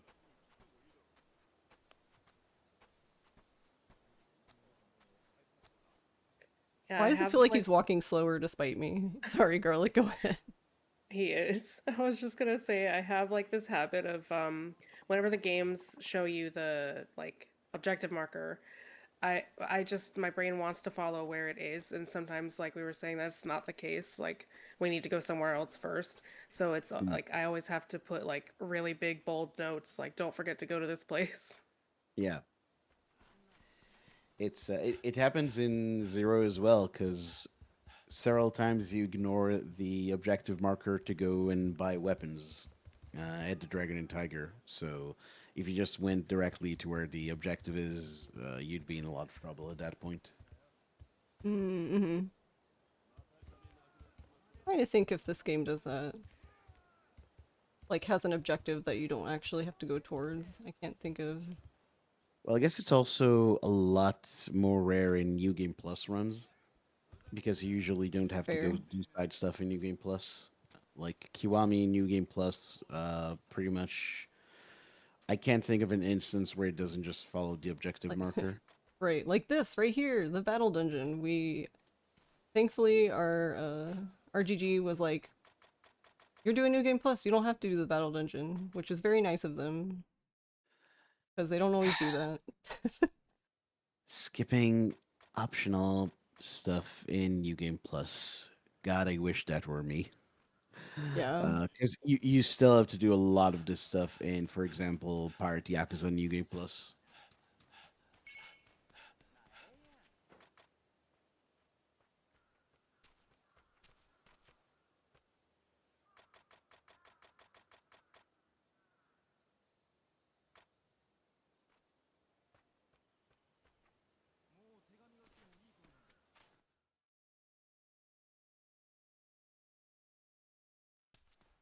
Yeah, and here's another part. So, like, we taxied earlier, right? Okay, well, now the taxi is just suddenly missing. Okay. Which is funny, because there's the taxi right there. Hey. Rude. But yeah, this is another part where the game's trying to funnel you into what it wants you to do. And we have to run back down towards Fushimi again, which is always very scary. Okay. Take this very wide. There we go.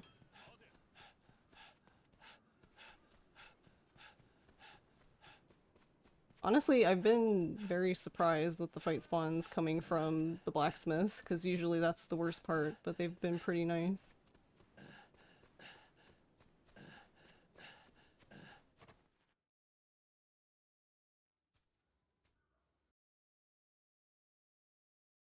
Yeah, and this is Kugihara, right? From 5. Yeah.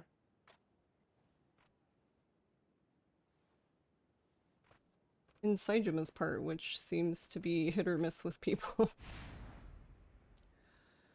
I'm a big Yakuza 5 defender. I don't think I can defend how long the prison section for Saijima goes on for. it's it's a bit much. Um, but I will say Kugihara makes for a really good. Um, works really well in this role, and I think one of the biggest missteps of the remake is that they use Jungi Han for this role, which really does not work. Like these are very different characters.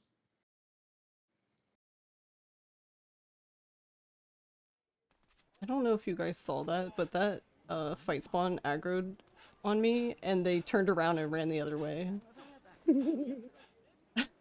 Like, okay. They've seen the gun. They're like, this is New Game Plus. I'm out of here.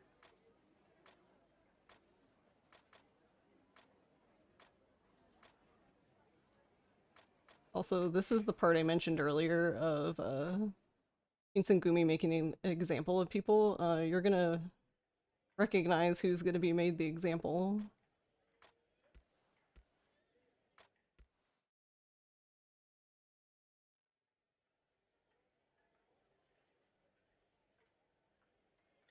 And this works really well because these guys are Akimoto and I forget her name, but they are recurring characters in the first 3 or 4 mainline Yakuza games. So you kind of don't expect anything too serious to happen here, and then the guy just gets murdered by this Shinsengumi guy for defecting. So again, this game actually it doesn't just use these character models from the other games lazily. It kind of plays with your expectations for what these characters would do. Yeah, and that's the other thing here is after hearing like their story and stuff, Ryoma decides to basically let him go. But Baba, I think, I guess Baba planned for that as a contingency, so he was ready for him to go out the back door, and he kills him instead, basically, which is like, oh. So basically, not only was this guy defecting, and we were sent as like our first job to take care of it, we basically didn't do our order, so we're kind of not doing too well.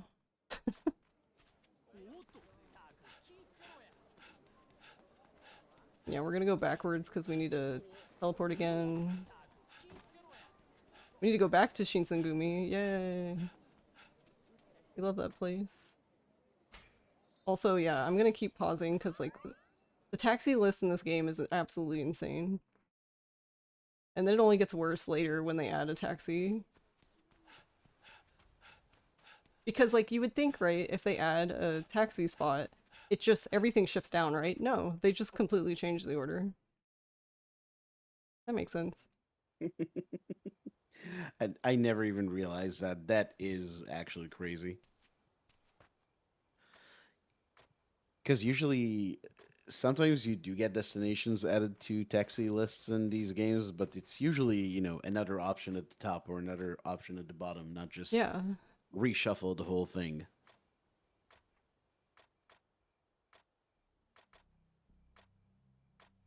Yeah, I don't know, it's wacky, but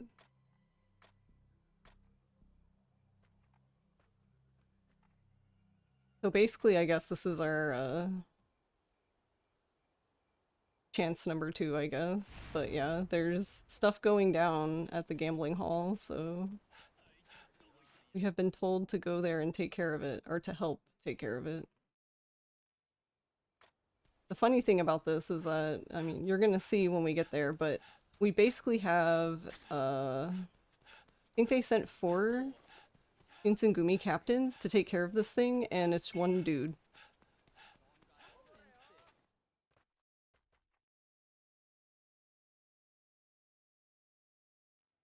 You would think not that many would be required, but...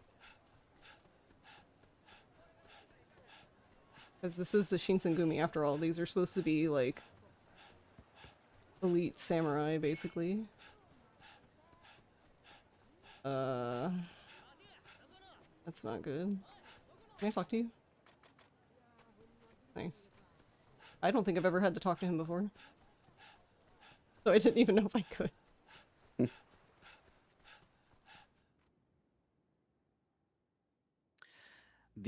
One of the worst feelings in the world is when you try to talk to an NPC to avoid a fight spawn in one of these games, and it ends up being this really long conversation that's a lead into a sub story or something like that.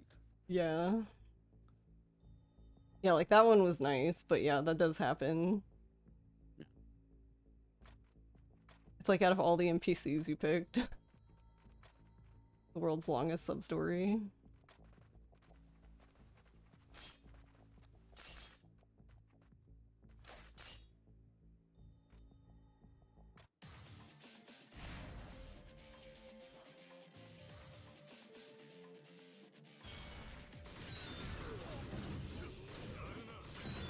Okay, or you can... Okay, he wanted to be fancy, so he had to spin. I understand.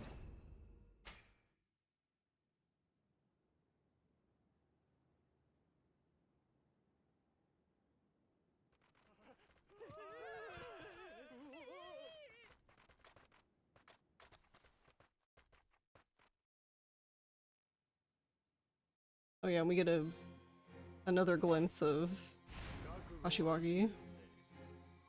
Also, here's Izo again.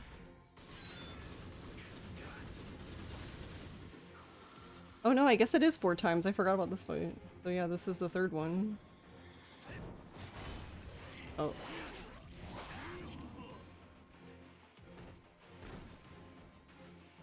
That actually does nice damage on his end. That's surprising. So one of the weird things about this game, when it comes to the QTEs, is like if you fail a QTE, usually it doesn't, like, some of them don't do anything at all, but most of them, like, if they do damage to Ryoma, they don't really do much of anything. That one was actually, that was a good chunk of his health.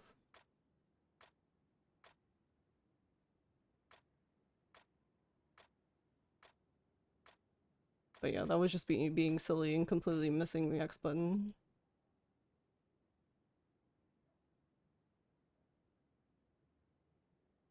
For the most part, I think like all the QTEs in this are like they're normal pace, so it's not too bad. I think they do speed up for legend difficulty, but not like crazy, not like Dead Souls kind of thing. Oh my god. Yeah, I don't, it wouldn't surprise me because Zero does that as well. Uh, but yeah, I definitely would not know any better than you about that. Still have not completed my Legend playthrough of this game. I need to get back to it at some point. Or is it Master in this game? Yeah, it's called like it's called Master.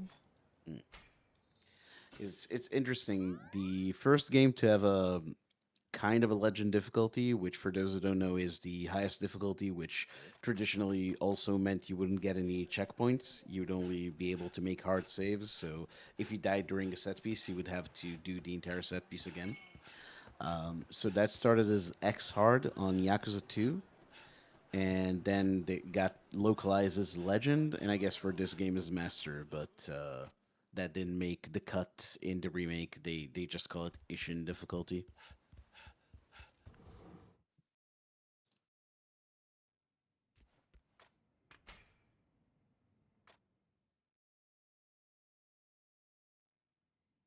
Yeah, and I think too, this game is actually so you probably noticed by now that this game is in Japanese because this is the original version of Ishin, which was only released in Japan. Um, this game actually, like, if you wanted to speedrun like New Game Plus at least, because I can't really speak for any percent, the options aren't really that bad. Usually it's like always the top option. There's sometimes you pick the bottom option, but yeah, most of the time you're just picking the top option. There's only one time where it's a little confusing, and it's because you have to pick like the second to bottom option, and suddenly there's like 20 options, and you're like, what? When did this happen?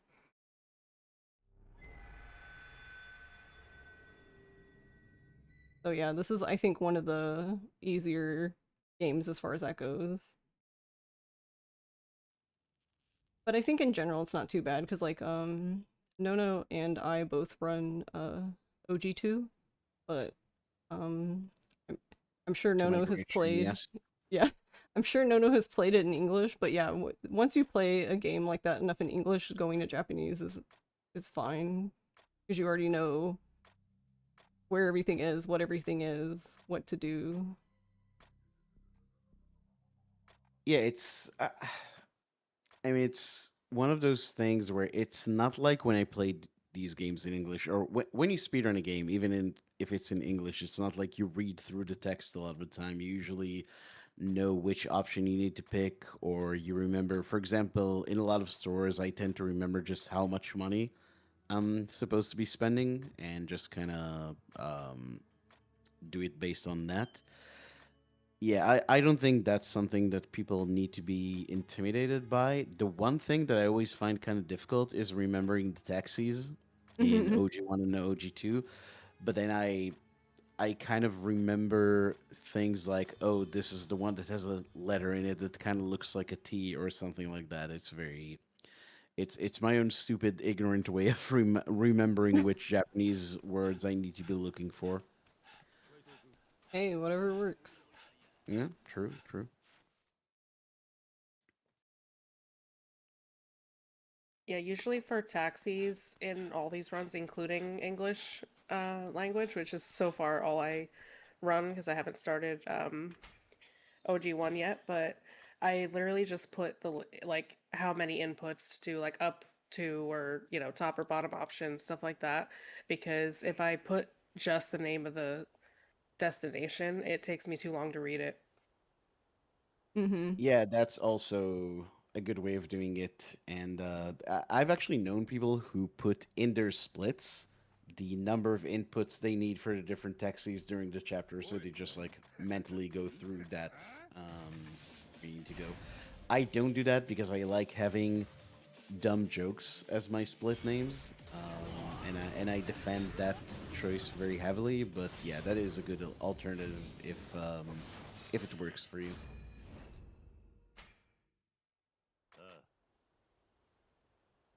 Also, a quick note about this part. So we actually do like a very specific like route for teleporting, like taking taxis. So until this point of the game, it's actually very bad to wrong taxi because then you will initiate this sub-story when you don't want to. Because I believe the sub-story, when it's done, always takes you here to Fushimi, so you want to be already like having to go to Fushimi so that you're just, you know, optimal. They're making me nervous because they're being very nice to me, and I don't like it.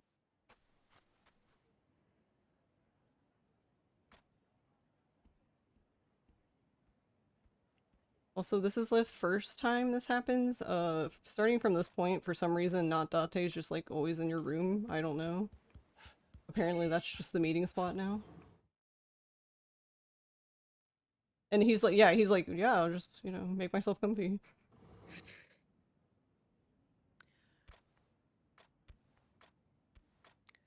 Just two bros hanging out. Nothing weird. Yeah, later on, we actually have a slumber party. It's great. The whole, like, boy band assembles in this room.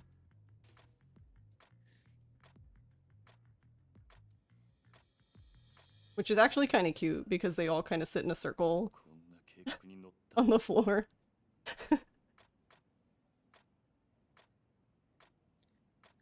It's just like us at GDQ. Yeah.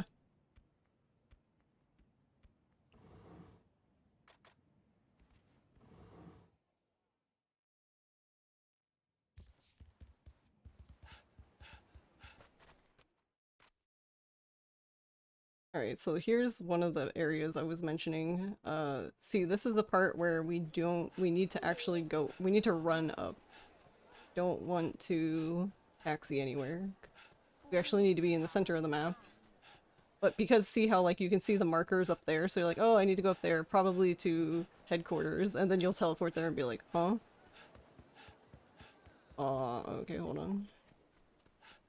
I'm probably gonna get into a fight, but maybe not.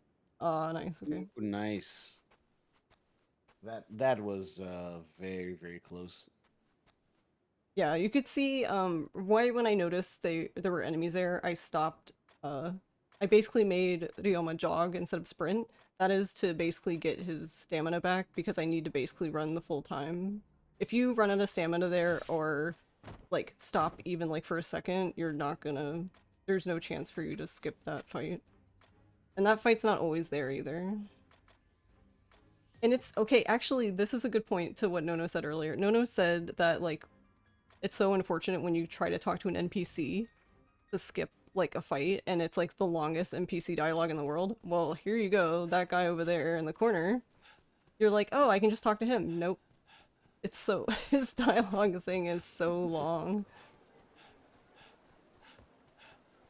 And actually, his sub-story is kind of fun, too. It's basically, like, he wants to be brave, but he's chicken, so... Ryoma keeps giving him, like, words of advice, and then he gets, like, beat up, basically, and then you have to give him a healing item. And you do this like, I don't know, like 5 times.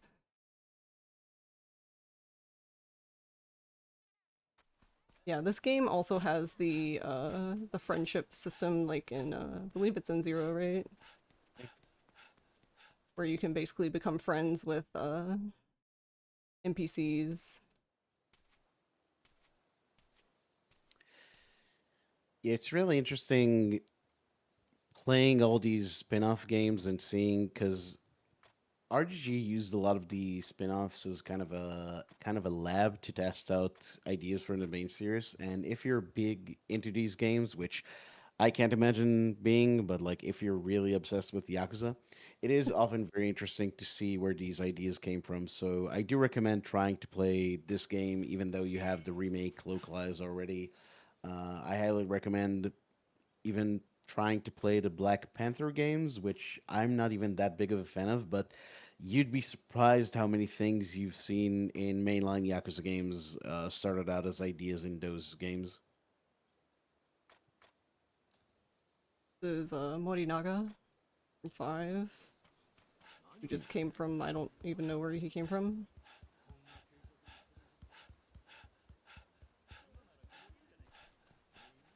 Shout out to Black Panther having a really good mahjong in 2. Yeah, it's the best in the series. I won't get too technical about it because everyone will be like, huh? But like, it basically accounts things that like you would count in like normal mahjong, but they aren't visually counted in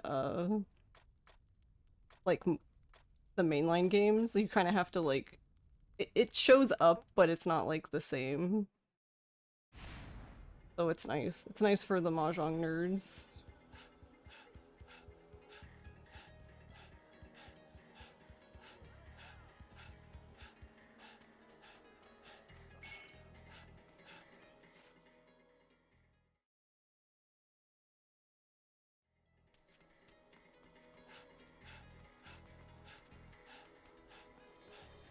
Alright, so this one we actually can taxi.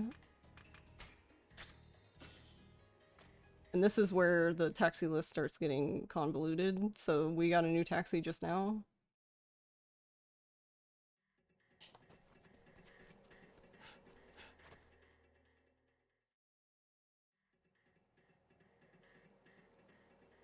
But yeah, we're basically we got a tip from like our informant that there is somebody from, I can't even remember.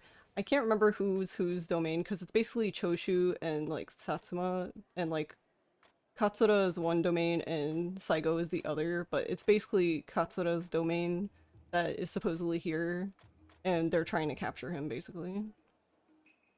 But why the reason why we're standing here right now is they're trying to, I guess there's like 2 places he could be, and they're trying to see, like, confirm which one it is. And then like as soon as it's confirmed, a dude will show up and be like, he's over there, and then we're gonna run over there.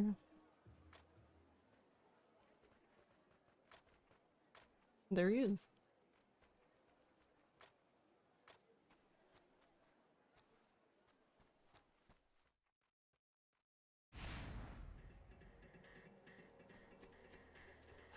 Alright, yeah, and just be careful of that dog.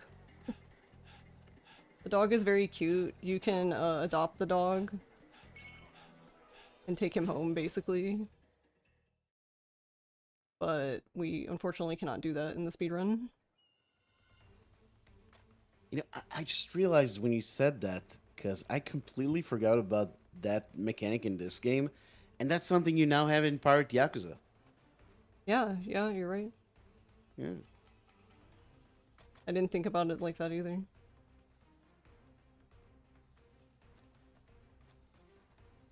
You do get to rescue animals in Pirate Yakuza, so you should definitely play it just because of that. Mm-hmm. Do you get to... Can you get a cow in this game? You cannot, which makes me kind of sad. Okay. So Pirate Yakuza is still the better game, sorry.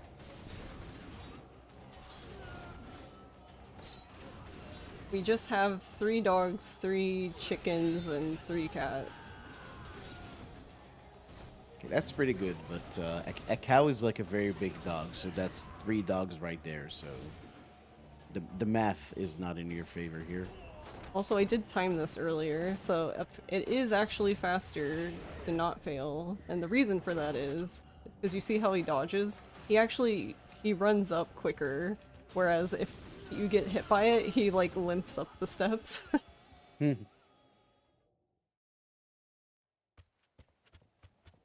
But even then, it's not like a huge difference, so if you accidentally fail, it's not gonna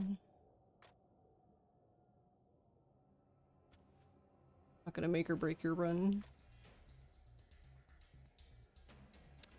I do want to kind of double check at some point which QTs are faster to fail in 0, but it's such tedious work to do. Yeah. That's why I haven't done it for this game. I did it earlier because I was like, I needed to check the sound balancing, and I was like, oh yeah, I have a save here, let's do that. And this, by the way, is also a repurposed Yakuza 5 character. This is Kanai, who you fight a whole bunch of times in that game. And who is actually Shimano in... Oh, don't hit me. Okay, you almost got me. That I thought was actually very clever. I really liked Shimano in the remake, and they made a really good remix, I think, of his theme song. Yeah, I felt like that one was a good pick, so I didn't mind that one. Yeah. Like Adachi, Shimano... I'm trying to think. Those are the only 2 off the top of my head, like, think of, that I guess I really like. Yeah, Adachi as Kondo is just one. It works so well, but I am just a huge Adachi fan. Also, you'll notice if you look at the minimap, there's markers everywhere. It's really confusing. You kind of just have to practice this part a lot, figure it out, because you don't have to go to every marker. You actually only have to go. You actually only have to talk to this guy, but these sirs, can you participate? Thank you. You just need to talk to this dude. There's other dudes on the ground, that's what the markers are, that they want you to talk to, but you only have to talk to that one dude for some reason. Everyone else doesn't matter. And yeah, this is actually the exact... I just realized this is the exact... Sorry. Oh no, you're good. I was gonna... Sometimes he gets stuck, like, shooting one enemy, and usually you can just turn. And sometimes he just is like, nah, I'm good, I'm just gonna shoot straight ahead. But go ahead. I was just gonna say that animation where they grab you into the room, that is used exactly in Majima's Chapter 12 set piece. Yep. It is indeed. Also, this is not Akiyama who's being a pain. Thank you.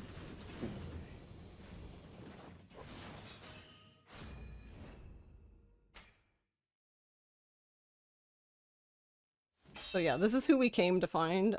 He ends up whispering to Ryoma. They have like an entire conversation, and then Ryoma lets him go, which makes not Mine, Hijikata, really pissed, basically.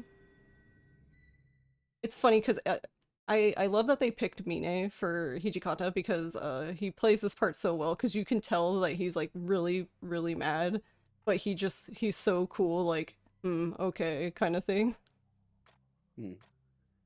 But yeah, basically they start questioning his loyalty at this point of like, is he actually in the Shinsengumi to be here, or like, how could you mess up that bad and let the guy go? It was just one guy, basically. Well, the reason for that is because we let him go. We can't tell anyone that. Also, this is also Sakamoto Ryoma, which makes no sense because that's who we are. Yeah, so this game, pretty much all the main characters in this game, with a few exceptions, I think, are actual historic figures that participated in the Meiji Restoration. I guess the big change that it makes is that Ryoma and who's the other guy? There's like 2 characters where Kiryu is one guy in chapter 1, and then he goes undercover, and from chapter 2 Oh, onwards, he's different guy. Hajime Saito. Yeah, Saito Hajime. So, historically, those were two different people, but in this game, they just fused them into one in kind of a clever way. Yeah, because if you remember, I mean, of course, everyone loves Majima, so Majima loves to call Kiryu Kiryu-chan. Well, in this, Okita calls Ryoma Hajime-chan. Hmm.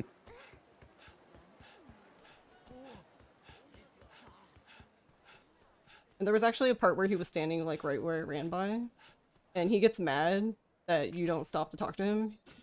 He basically is like, "Oi!"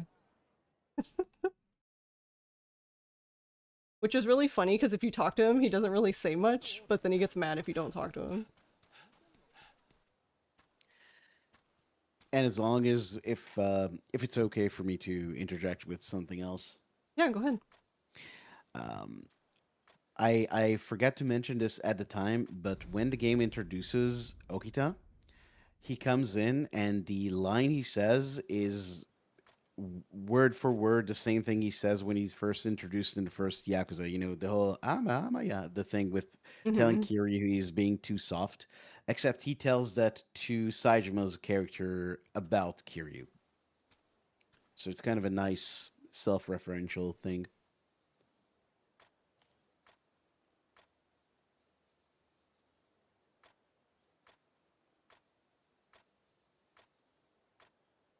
Also, we just saw Watase,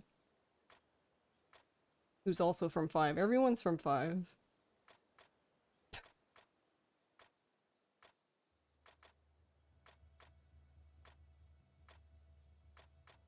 Yeah, we saw him outside, and I believe he came here to see Kondo, and they're basically refusing to let him in because he's not here, you need an appointment, yada yada yada.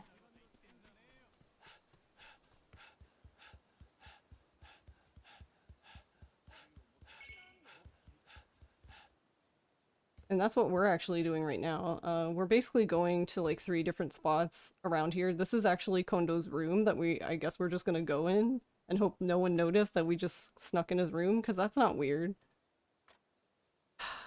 Ryoma is a bit, yeah, not always the smartest. But yeah, we get caught by Hamazaki, and then he tells us to basically he's not here, so we go to Hijikata to ask about Kondo instead. And he's too busy reading, as you can see clearly, so he doesn't care.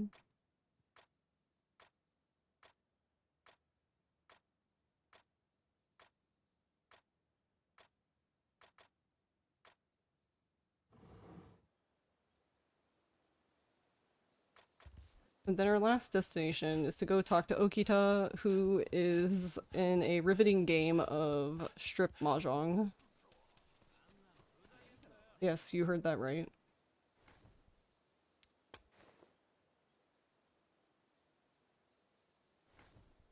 And thankfully for my soul, Hayashi has apparently not lost at all.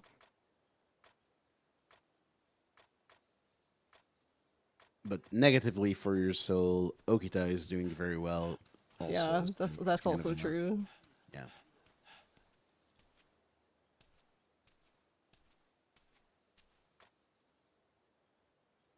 Yeah, I'm actually kind of so there's some like really like sussy mini games in this which makes me kind of wonder why they never let like Ryoma play like the strip mahjong, because you end up playing, so there's a mini game in this where you basically with a hostess uh hostess equivalent anyway, because she's not actually a hostess, but you play basically rock paper scissors with her, and then whoever loses basically has to take off a piece of clothing.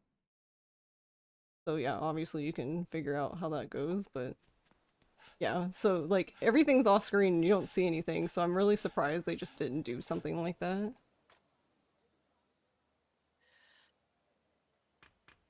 Yeah, okay, this is where I'm talking about So the taxi list has changed, so now I'll be okay now, because now the taxi list will remain the same, so yay. You did just remind me that this game has one of the strongest collections of minigames in the series. Like the hostess minigames are really fun. The fan dancing minigame is fantastic and really, really difficult as well. Yes, insanely difficult. They made it a lot easier in the remake. It's so difficult that when I was doing the platinum for this game, as in the original game, I had to...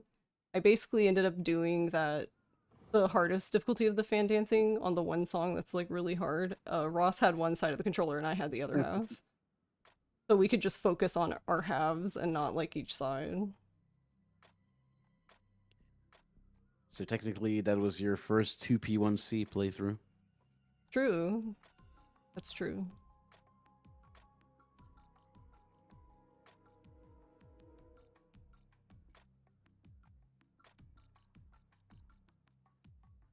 So yeah, that's basically all that's happening right now is he really wants to see Kondo, so we're basically just going around doing whatever we can, trying to figure out how in the world we can talk to this man.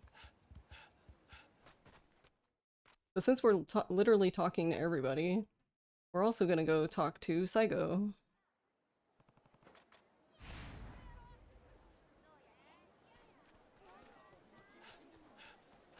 Also, quick note, these two guys that are at the end of the pier, they're not here now because they're only here during the day, thankfully. Basically, evening and night, they are not there. But, if you need to avoid them at all costs, if you run into them, you basically should just reset your run. Because you initiate a sub-story that is insanely long.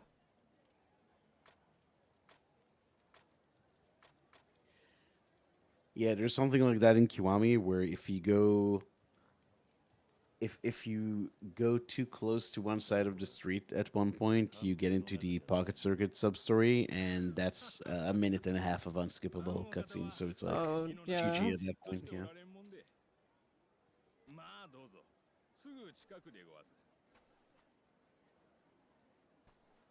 Yeah, you can at least skip the dialogue, but it's so long. Mm. I think the reason it's so long, though, is because it actually takes place over, like, multiple chapters. So you have that initial one you run into, when you come back again, there's another one, and then when you come back again later, it's even another one, so it's like, it never goes away.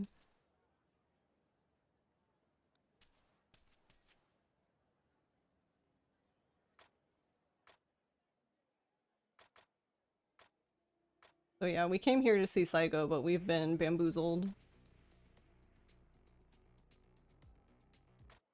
I do love the cheek on these guys who know that Ryoma has, fought through dozens and dozens of guys, but they think, no, the four of us can take this dude. He's got a magic sword that shoots out beams and that kind of thing.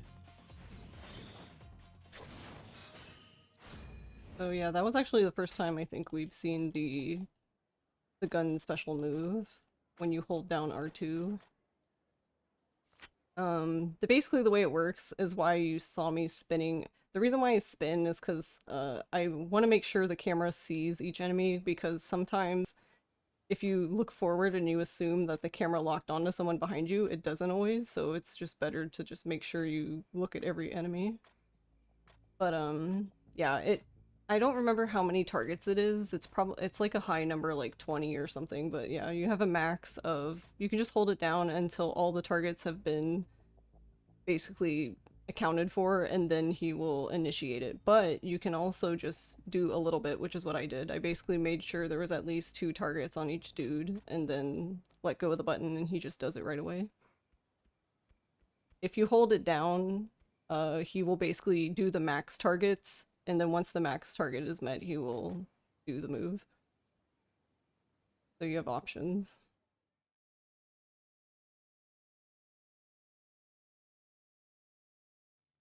It's kind of sad though, because the sword one is actually really cool, because you can basically like teleport across the map. Um, but yeah, we just don't use the sword. I would like to play around with it because it would be kind of cool if it was possible to use it for movement somehow, but I don't know.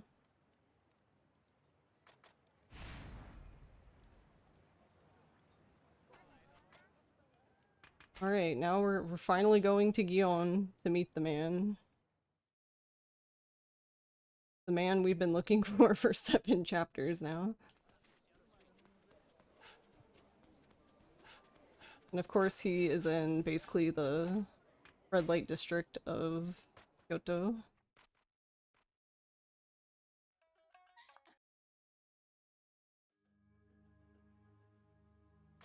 And yeah, this is a real actor, I believe, and he is replaced by Adachi in the remake, which is a good pick, I think.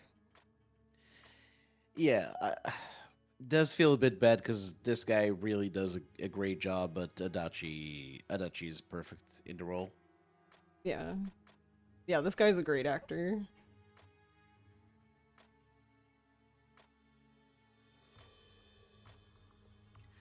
Are there any? I actually don't remember. Are there any characters in the remake that aren't from mainline Yakuza games?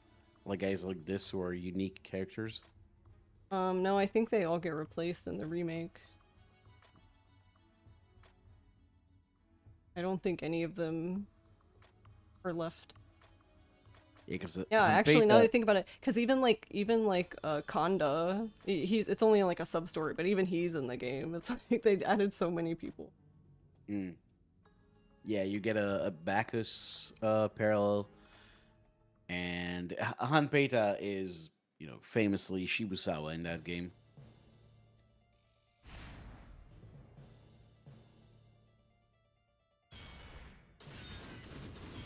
Oh, okay, okay. Oh, okay. Nice one.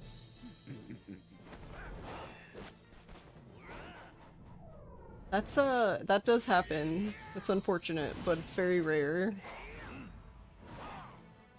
I say that now it's gonna happen for the rest of my life. Every single fight for the rest of this run, yeah.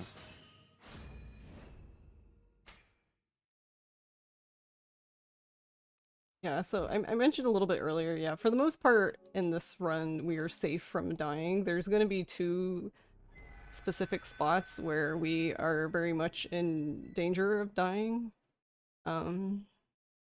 But it's fine. There's safe ways around it, so it won't be an issue for this, but yeah. If you're like going for a good time, then you kind of just have to YOLO. Because like I was saying, I do have basically a payback ring, which the payback ring in Yakuza games is like the lower your health, the more damage you do. So I like to gamba. No, the dog! Alright. Runs over, guys, sorry. Yeah. Invalid. Invalid. Panda permanently banned from RPGSU events. Oh yeah, that guy with the turban. He's like one of the special spawns. If you can actually hire those guys after you fight them and beat them, for the battle dungeon. Which, we did not get to see, thankfully, because RGG was nice to us for at least one thing.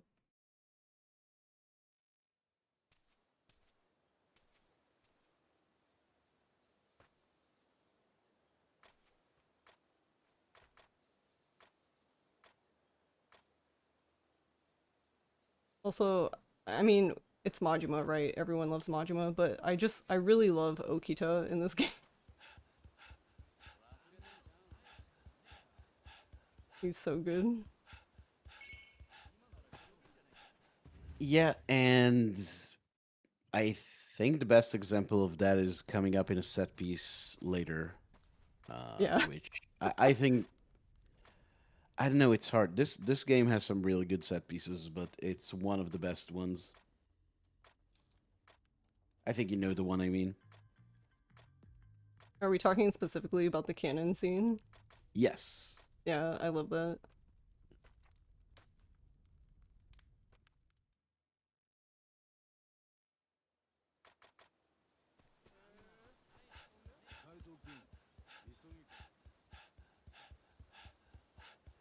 I do like that. It's a nice little touch. So you probably couldn't hear Hamazaki there very well, but he does actually call out to you. So like if you pass so there are like Shinsengumi members will be randomly around town and you can pass them and they will like mention you as you walk by, which is kind of neat.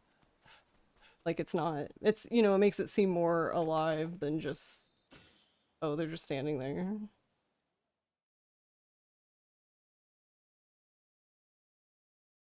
And actually on that note, and I don't think they translated it, which made me very sad, but later on when we have two specific characters that follow us around, they actually, if you walk and talk with them, they have like a whole conversation. Oh, let me in. Okay. Yeah, you can actually barely make it in there and they will still fight you. It's one of the spots where I really wish that you could just interact with the door to go in, because you have to go all the way in the door. So because you have to go all the way in, sometimes you don't quite make it in before the fight starts. And I don't really know the reason for that. There's a few doors in this. Like this one you have to interact with the door to leave, but to come in you have to go through the doorway. And the Shinsengumi HQ is the same way. You have to go through the gates when you're going in. Oh, these guys again.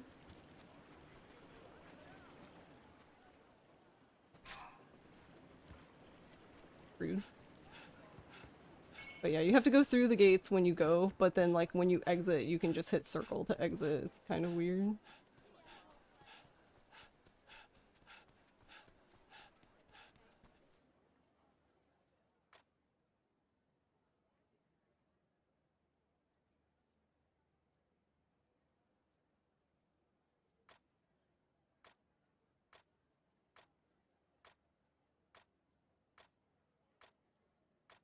So yeah, we've come here with Okita to basically do a raid of this place.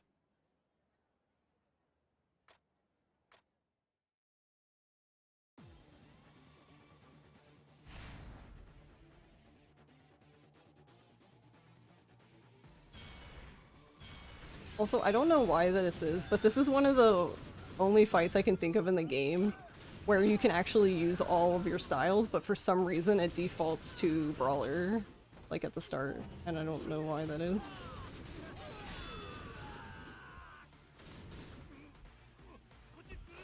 Also, it's like a teeny tiny bit of speed tech. You can just shoot the door from back here, and then you'll just teleport magically.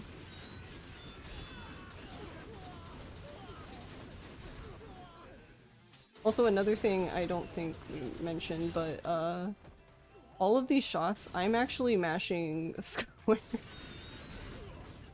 In Like a Dragon Ishin, they made it so... Hang I need you to shoot this guy. Thanks. I don't know if you could see, but he kept hitting the guy back here instead of the guy in front of me. But yeah, you could see, like, even though I was shooting the guy with the basket who was trying to hit me, he still did not get his shield broken.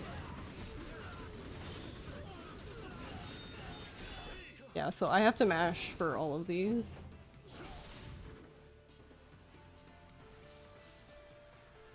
And you do shoot faster for some reason if you're not locked on. Don't know why that is, but I think that happens in a few other games too, right? Yes, that's something that happens in Yakuza 3, I believe 4 as well.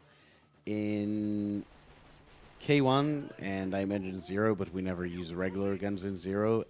But in Kiwami, you do like a lock-on, lock-off. It's kind of a bit more complicated that way.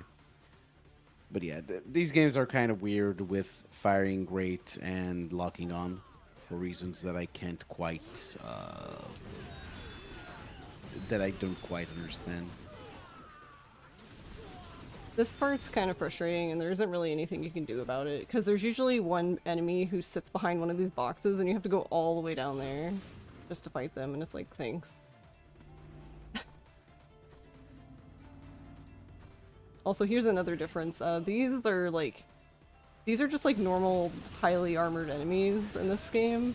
In Lad Ishin, they're like ginormous dudes who are like really annoying and frustrating to fight. And I don't understand that change.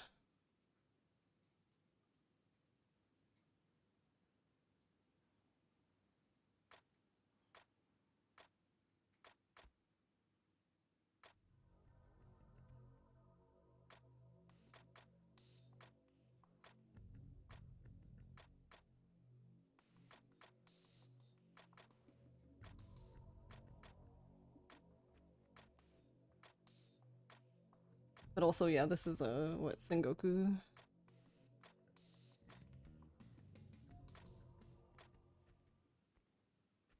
And funny enough, he kind of dies in the same fashion, like quite literally.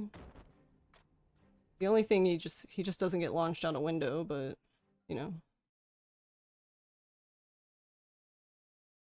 Also, this is our first break. We cannot skip this scene because it's very important that we stare at Okita, so Yes. he do be looking very good in this game.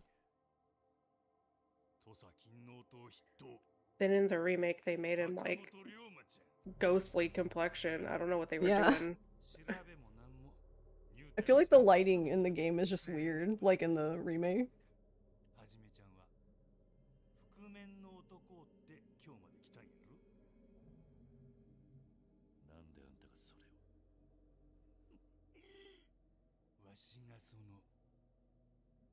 Oh yeah, we're gonna see it here.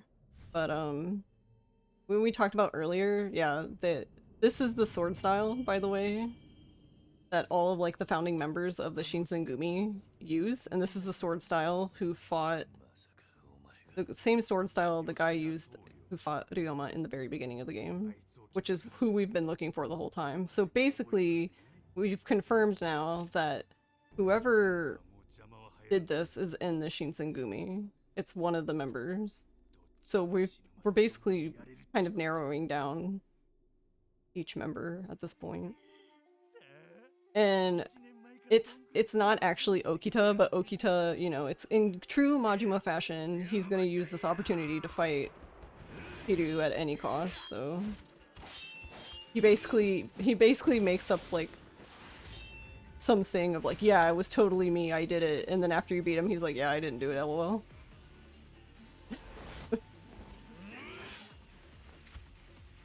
He's just like, yeah, I just want to fight you.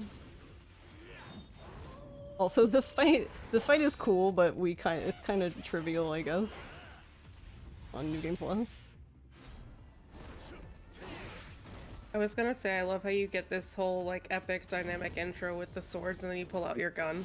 Yeah. There's gonna be a really funny bit with that at the very end, which always makes me laugh. But we'll talk about that when we get there.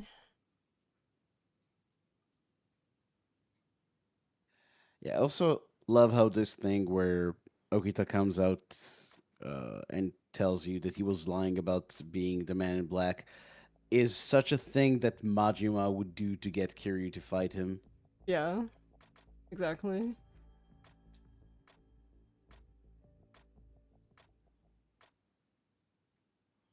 Unfortunately for this version of Kiryu, he is not used to Majima's shenanigans, so he had no idea. But now he does, I guess.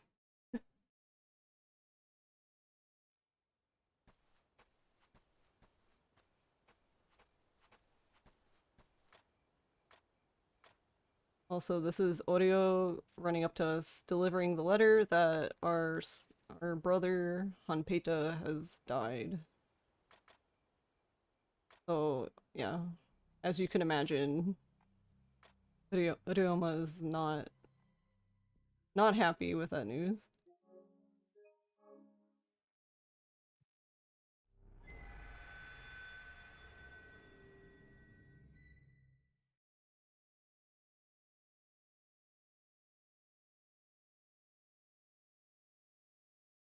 And this, because of that, we have like a whole chapter around that, which is this chapter now, chapter 9, and this chapter is a lot of fun. Probably like one of the best chapters. Just like casually.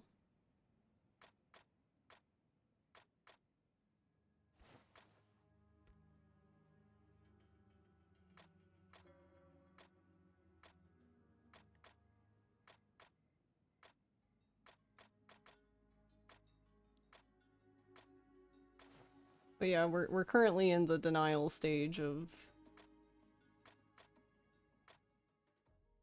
this. So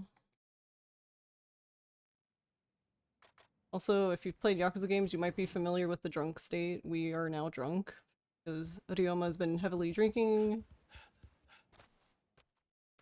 I am familiar with that regardless of Yakuza games. But yeah, the drunk mechanic is usually a thing of like, you do more damage, but you also attract enemies easier. And it's really handled differently in each game. Like, I'm not even 100% sure how this game handles it. Because some games it's actually like, you use it in like runs.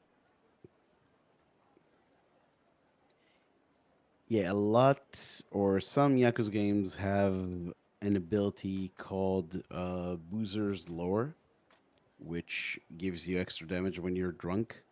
And you get that with Akiyama, and you get it with Akiyama in Yakuza 4 and Shinada in Yakuza 5, and there may be a few others I'm forgetting. Also, being drunk gives you greatly increased heat gain in Pirate Yakuza, so we do drink a whole bunch of beer in any percent runs of that game, and professional.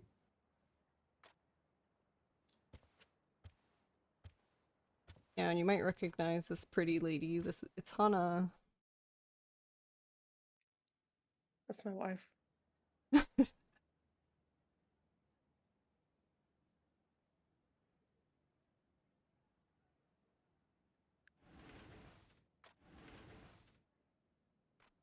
But yeah, finds she basically finds you when you're at the other bar drinking and says that like, oh, I have a bar, you can come here to drink. So he follows her, and then of course it was all just so Katsura could talk to him. Which of course he's not happy about because he's just like, he's not having anything right now. He doesn't care. He's super upset, doesn't care about anyone's politics or what the hell's going on in the world.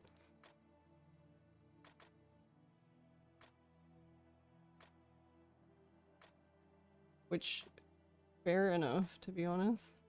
Since, you know, he just had somebody very important to him die.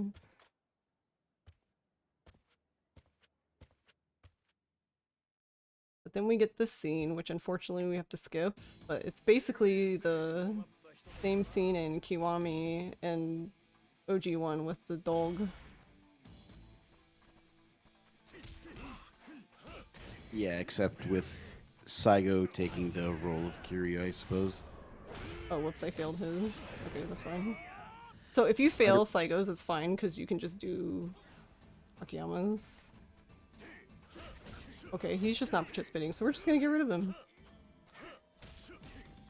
By the way, the horror I felt playing this game casually and getting to this point and realizing that you're locked into Brawler without me having leveled it up whatsoever. Oh, yes, yes, yeah. Yeah, I think that happens to pretty much everyone who plays this game. Because you're a samurai, right? You want to use the cool sword. Mm-hmm. You don't want to punch people. You do that in every other Yakuza game. Which is kind of funny, because Exactly. you can also get swords in every other Yakuza game, but anyway. that is also a fair point. And we do actually get swords in one Yakuza run, in the OG one, like the first PS2 Yakuza run. So arguably that is more of a samurai game than this, at least when you're speedrunning. Also, that guy was plastered and we just knocked him over. Sorry, dude. Also, we don't get to see much of this because, you know, we're running, but you do get the dog to tag along with you throughout this entire part, which is very cute. And it is in fact the same character model for Mame from Yakuza 3. Yeah, and actually, that's actually a little trivia thing. If you, uh, I don't know, I don't think it's that dog specifically, but there is a dog sub-story you can do in this that the dog is Mame, like it says Mame on his, tag. So Mame is technically in this game. Oh, nice. I didn't know that.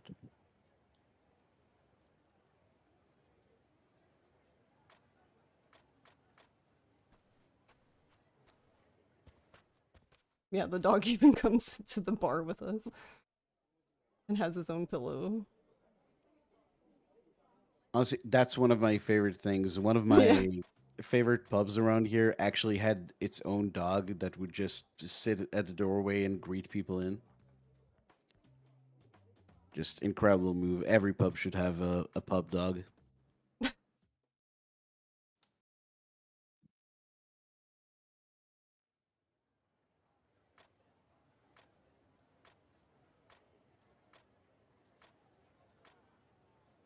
Yeah, I mean, who doesn't want to pet the dog, right?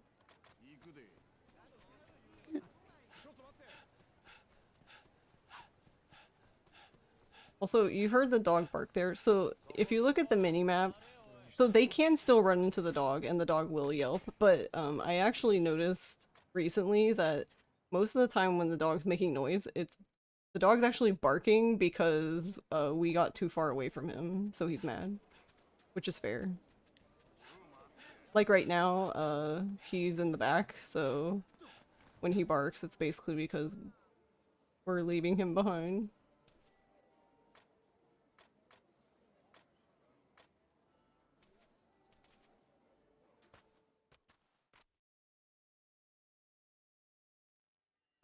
So yeah, if two bars, no, this is, well, okay, this is Ryoma's, uh, what, fourth bar, and their second bar.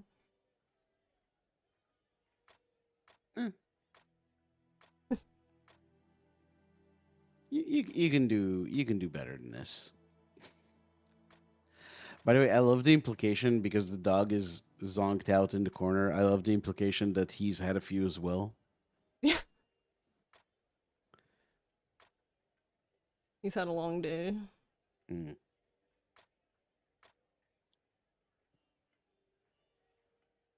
Also, I just realized the way he's lying down, that is the exact same dog model they use in Zero for the dog in the kennel where you get the slugger tutorial. I just Mm. realized that.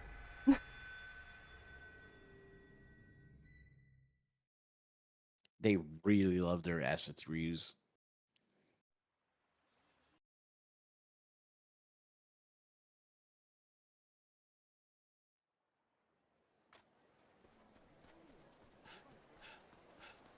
Oh, what are y'all doing? Okay. Oh my god, what? Can't believe they walked in a circle twice. They're still spinning. If you look at the minimap. Okay. Just, just Yakuza things.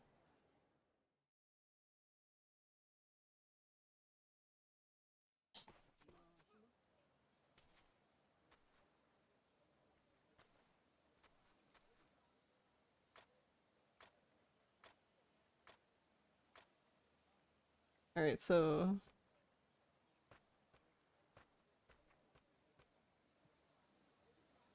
I believe at this point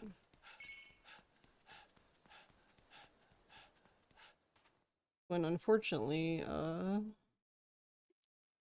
yeah, Kashiwagi did not make it. So pretty much since like, chapter 5, there's been at least like one member of the Shinsengumi dying each chapter. So it's kind of interesting because like Ryoma is looking for the Shinsengumi member who uses this specific style to figure out who killed Toyo, but there's also somebody else in the Shinsengumi who's picking off the members. So it's kind of like, what is going on? So now at this point, everyone is like basically suspicious of everyone else, so everyone's getting agitated. And we already know that Aizawa is a hothead anyway, so his character is basically the same. It's cool. It kind of gets into a bit of a murder mystery in this part of the game. Yeah. Yeah, Mine is not happy.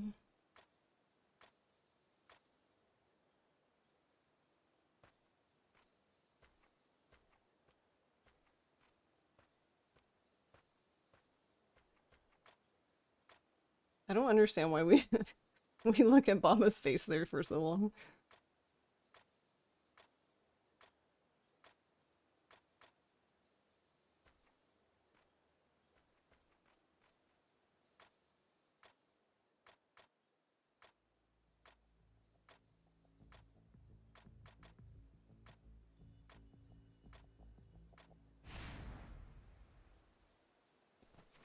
Oh yeah, if it wasn't already confusing with the taxis and do we have to run? Do we have to taxi? What are we doing?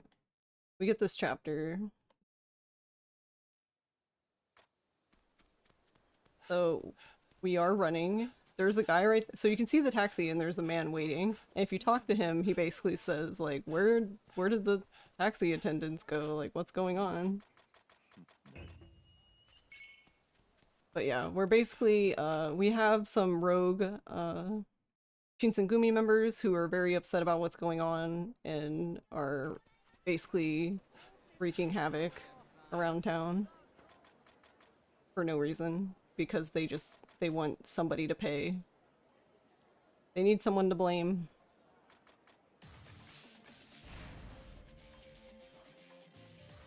And we're trying to stop them.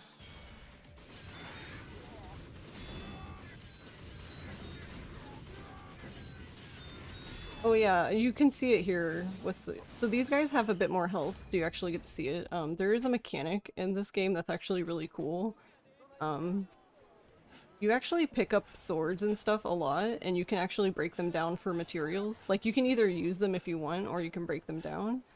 One of the cool things you can do is when you're in fights with enemies, you can actually shoot the swords out of their hands. And if you do that, you can pick them up mid-battle.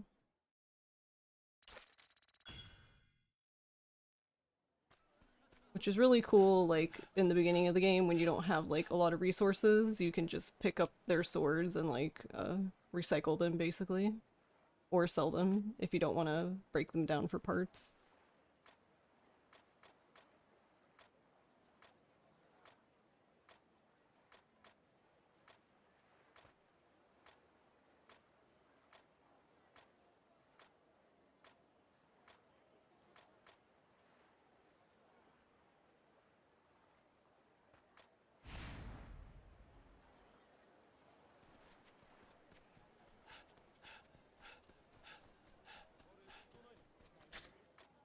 But yeah, it really is, like you said, no, a murder mystery. And then they do a really good job, I think, in this game of, like,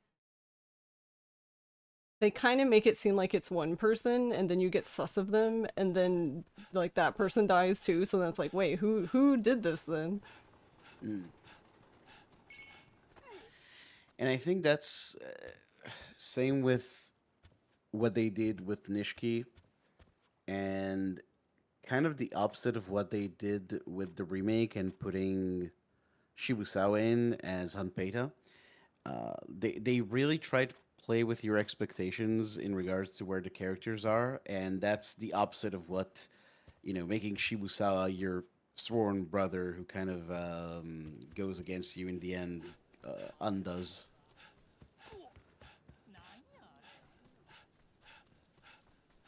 So yeah, sorry, we've just been trashing the remake this entire run, I guess.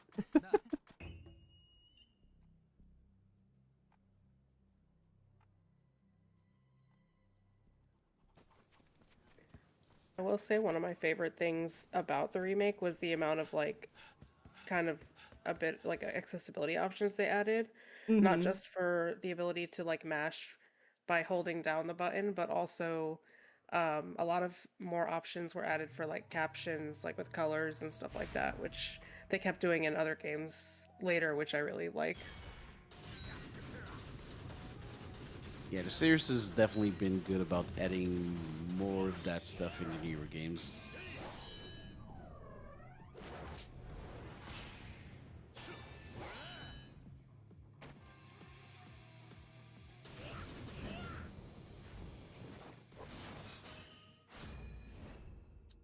He was doing Majima things. But yeah, my favorite thing about the remake is that you can play Mahjong with the chicken hat on. Honestly, you can't take that away from the remake that it lets you just use the chicken mask at pretty much all times. You gotta hand it to them on that one. Yeah, that's a kind of a weird thing in Yakuza where like they give you costumes, but you can never use them in like a new game or even like New Game Plus. You can usually only use costumes in Premium Adventure, which is such a waste most of the time. Yeah, and it is very good that that's getting better.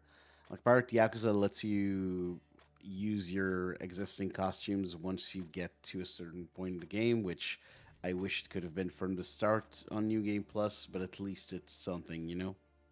Yeah. And it is fun. You do get to dress them up. Yeah. And there's a lot of options.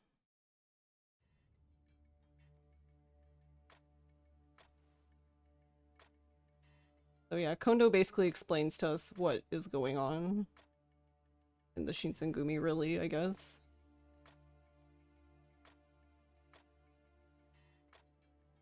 As if I remember correctly, we actually there was like 2 members of the Shinsengumi who died, and they're actually being technically impersonated by Okita and Saijima's character.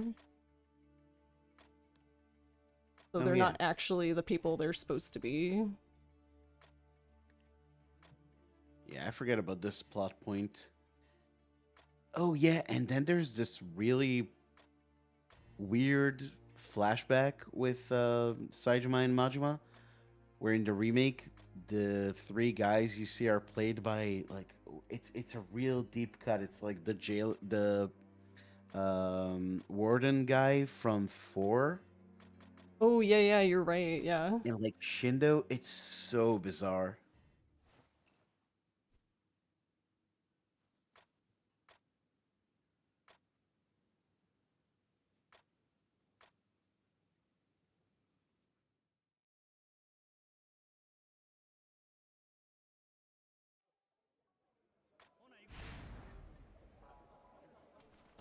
Alright, now Okita's... we have him with us. You can get into fights and stuff, and he'll fight with you.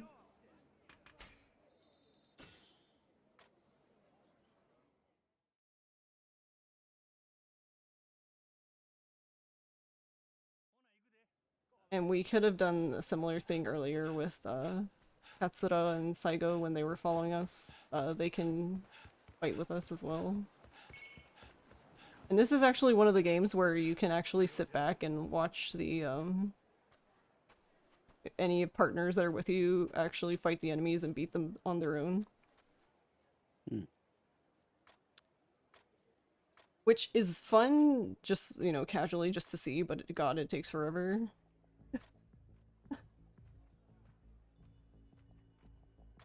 There's Does just so the much, like, them standing around, like... I don't know. I feel like they're trying to wait for the player to, like, attack and them assist, and you're just standing there and they're like, what do I do? hmm. Does the dog ever join in? No, actually. Hmm. Makes me sad. Yeah, because Goro joins in Pirate Yakuza. Which I really liked. Yeah. It was cute. Goro is just perfect from start to finish in that game. Yeah. So for this set piece, this is at the end, which you probably recognize since we've been here like all game. We are here to capture ourself. Our imposter is here, so...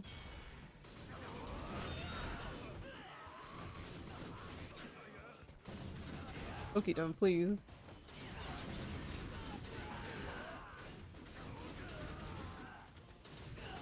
Okita's actually decent,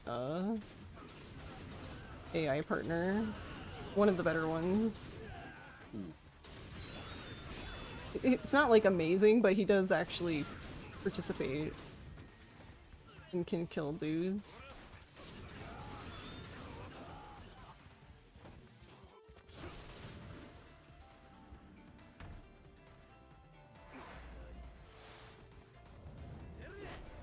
Yeah, I haven't gotten to test this one, but I'm gonna assume the same thing is true about this one, where, like, we go the same way, but we probably kind of, like, limp. So I assume that it's slower, but...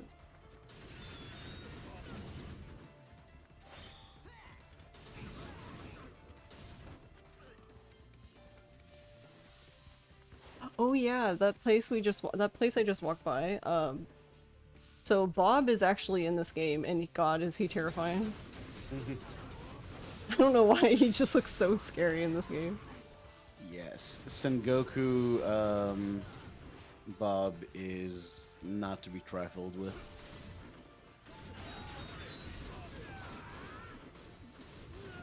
For those who don't know, Bob Utsunomiya is basically the character that gives you in a lot of the games the prizes for completion points. And usually he's just a clown. He has this white suit and green, like a green clown wig and clown makeup and that kind of thing. In this game, he looks very different and very frightening.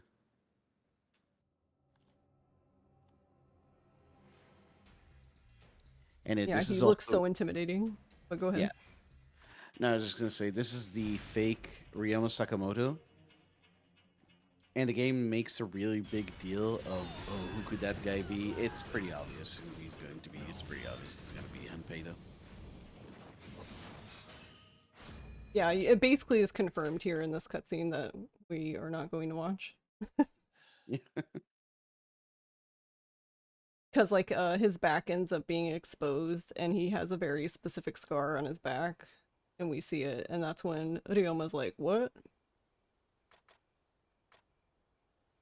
Which is kind of what's happening now, like, I thought he was dead. Yeah, and you know very well that he's not, because you know he's a face actor and he died off screen, so it's obvious that there's more of him in the game.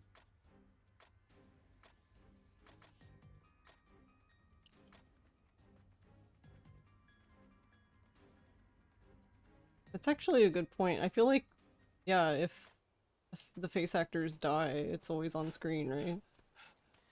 A- Like any major character, in order for their death to have any credibility, they you know it's got to be on screen, and we know that some characters even do die on screen, and that doesn't stick. So you know it's a whole, but that's a whole other kettle of fish. Also, I kind of hate to admit this, but Hashi's pink shirt thing with the green, sorry, with the blue Shinsengumi jacket, that kind of works. That's kind of a sick fit.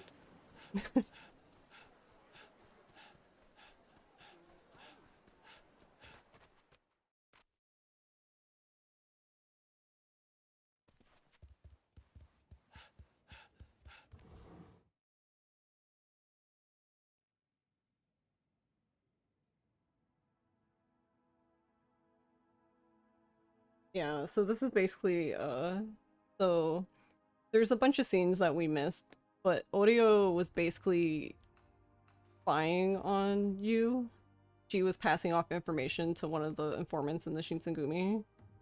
Um, she basically admits to, like, all of that now. And, you know, in good old, like, Kiryu fashion, he's just like, oh, it's fine, whatever. All water under the bridge now. His ability to forgive everyone in 2 seconds is really impressive.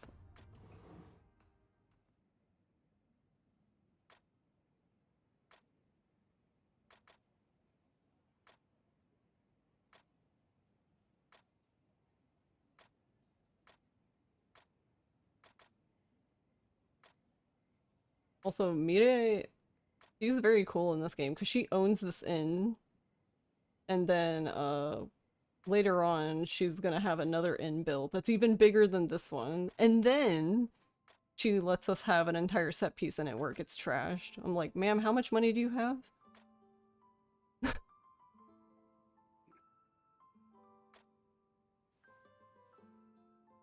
So yeah, she's a very good businesswoman.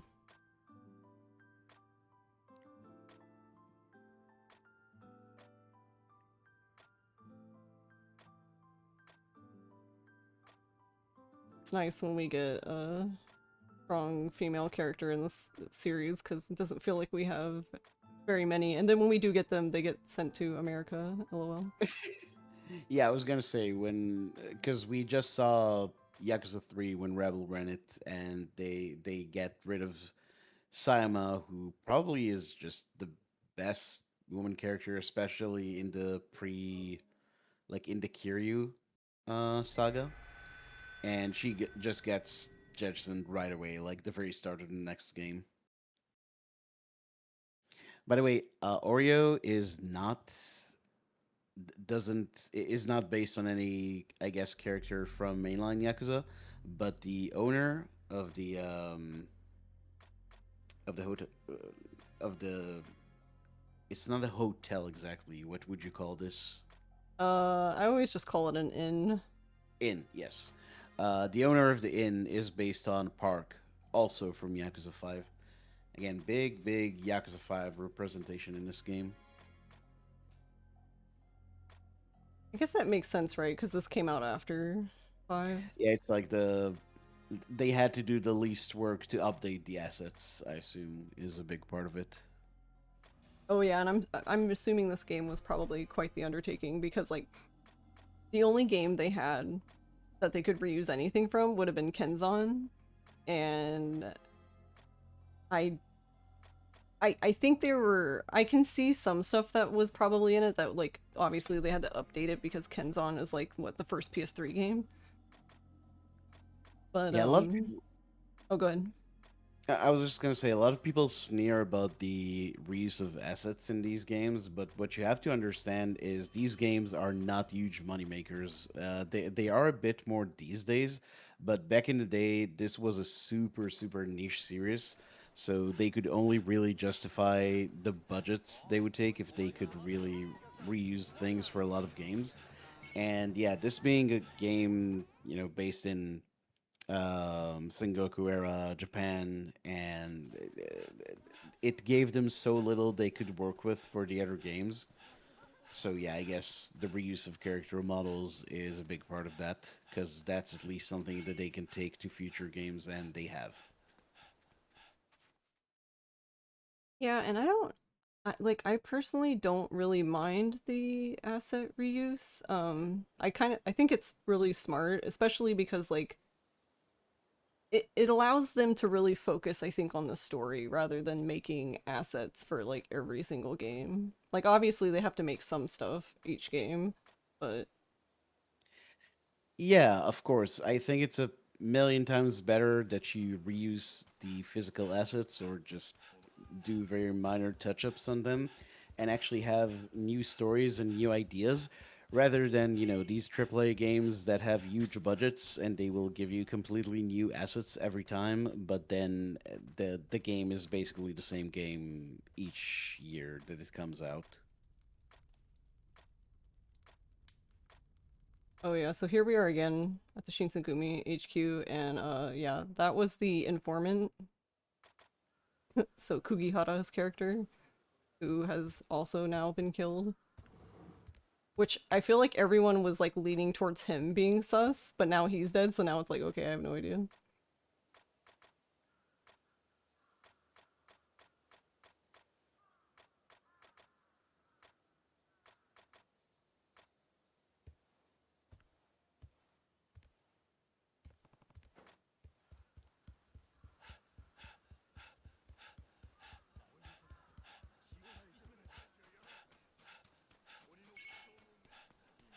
And I don't remember why this is, but we're basically now going we're gonna take a boat ride to see, I guess technically, would he be the Shogun? I guess. Not Daigo.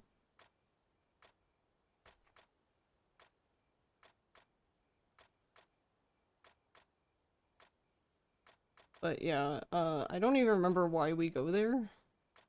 I remember it being Kondo's idea, like, he gives you like a letter to give to him.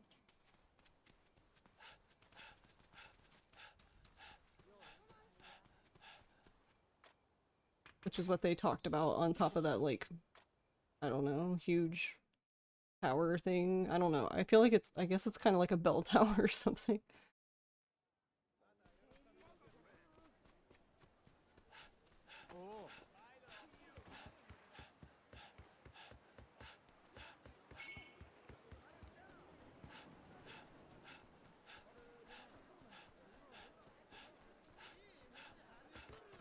Yeah, honestly, overall, this fight spawns have been kind. I was gonna say you've gotten like a lot of fight spawns in general, but they've all aggroed pretty slow this run.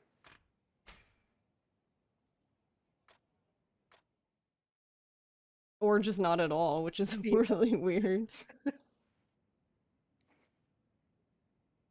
They're just all out to lunch. I don't know.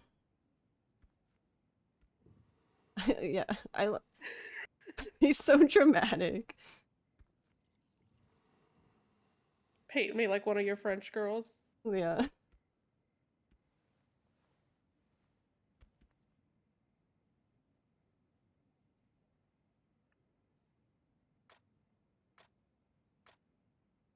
Also kind of surprising for RGG, because they kind of like RGG like flirts with romance, but they don't really ever like commit. This is like the one time where they actually, I guess, technically commit.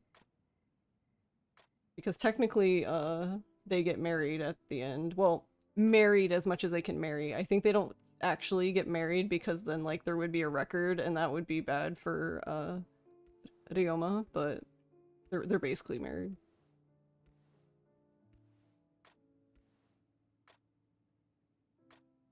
Also, that's another thing. Like, Nakaoka's character, I believe, is actually a real person, and he is the one writing. He's basically writing all of this. Like, all of this is from like his point of view, basically. Yeah. What were you gonna say, Garlic? I was just gonna say that's how you gotta do it, honestly. Be married without literally marrying. Yeah.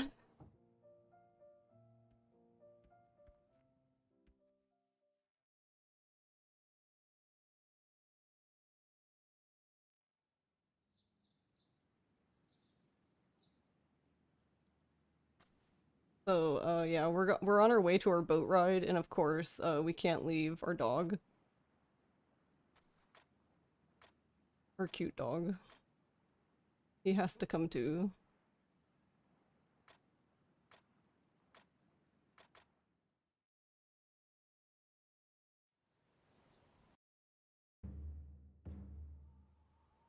Also, yeah, I feel like if you play this game and you skip everything and you just watch this part, I feel like it would be worth it.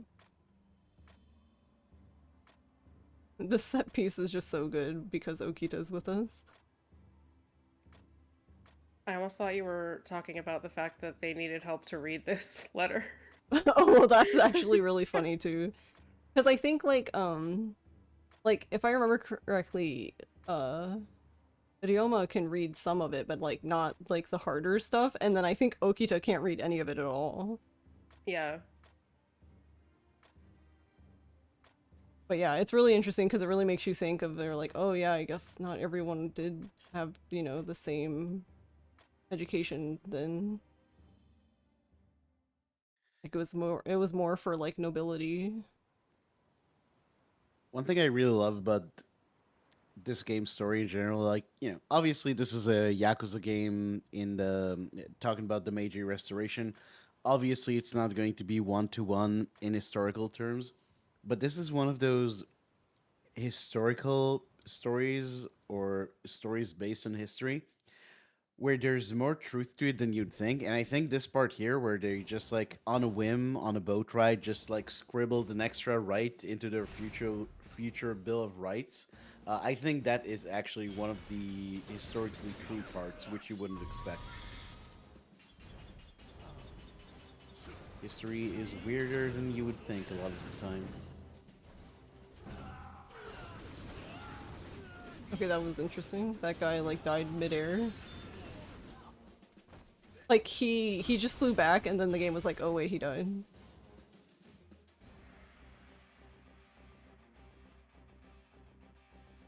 Like he had like a normal, like he was just flying back normally and then suddenly he just like, alright, that's probably all the damage I'll take here. Yeah, this is the part where I can easily die. So we're not gonna go, I'm not gonna go as crazy as I guess I normally would.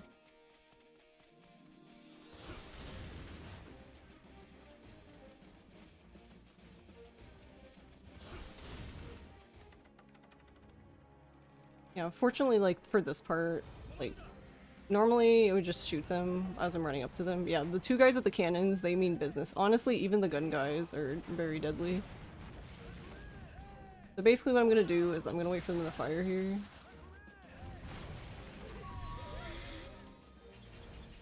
Yeah, this is basically way safer than just shooting them all. Yeah, because the cannon guys, yeah, if you take a cannon to the face, it does a lot of damage. And if you get hit by both cannons at once, yeah. I don't think you would die immediately on New Game Plus, but yeah, you would you would need to heal. But I did pick up a healing item, so if we need to, we will do that.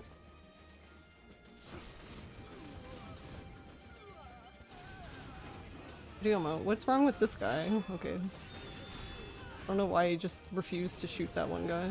Do you see the guy back there? He didn't even have his sword out, he was just standing there. He's just watching everyone get picked off.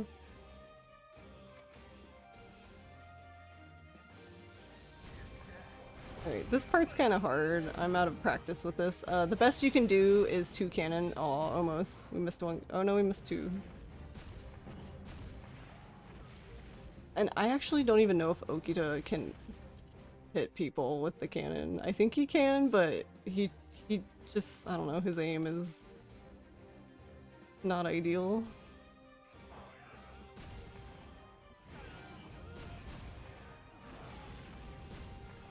But yeah, this just takes practice. And then you figure out, like, how it works. The nice thing about it, though, is, like, it'll remember where you were last looking.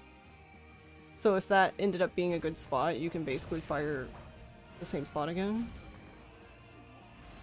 In the remake, don't you have to shoot down 2 of those giant Oni enemies in this part? Yeah, I think you're right. You also have the option for this last one. It's still worth it to shoot the cannon at least once or twice, just because there's so many enemies on the field. But you can, once there's like a few left, if you haven't finished them all off, you can just So I've been recently just diving through these, but we're gonna chill out.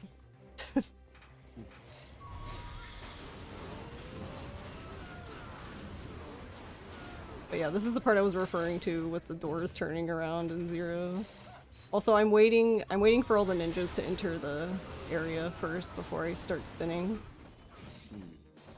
Because a side effect of this move is that it makes everything in slow motion. So if you start doing it before all the enemies are out, like, they'll also be moving in slow motion, so they won't even, like, you'll be done with the move and have no heat left, and they will just be coming out. So, in this episode, you've already used both the special move for Wild Dance and the one for the gun style. Yep. What, like, what makes one better than the other in different scenarios? So I feel like the wild dance works better when there's like a boss and a bunch of ads. The reason being is that you usually end up spinning on the boss. Mm. So you get caught on the boss and while you're spinning, so you're doing damage with not just the gun but also the sword. Whereas like the ads are mostly getting picked off by like the gun part because they're not close enough to you. Right. By the way, my first playthrough of Ishin was on this version without the localization, and I actually died here because I couldn't solve the puzzle in the room in time because I couldn't read the letters. Oh, oh. Couldn't read the script. Yeah. Yeah, I was like panicking here when I played the first time. I just started shooting everything.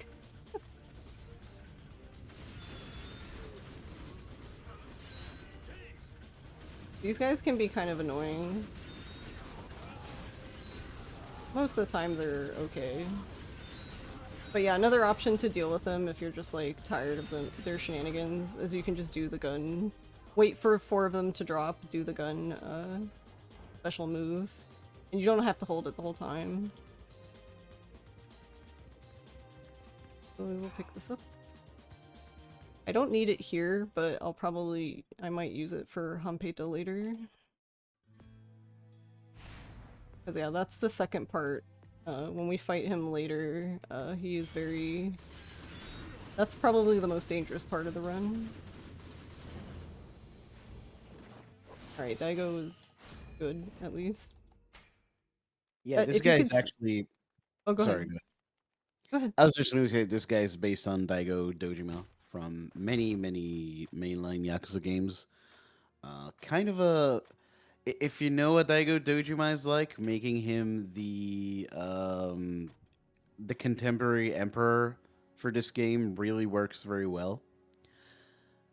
And yet, obviously, historically, they probably didn't break into the castle and do a whole set piece with shooting guys with a cannon. But this part where they kind of come in and force him to sign this bill that they wrote up, that's real. That is kind of how the Meiji Restoration got the ball rolling, I suppose.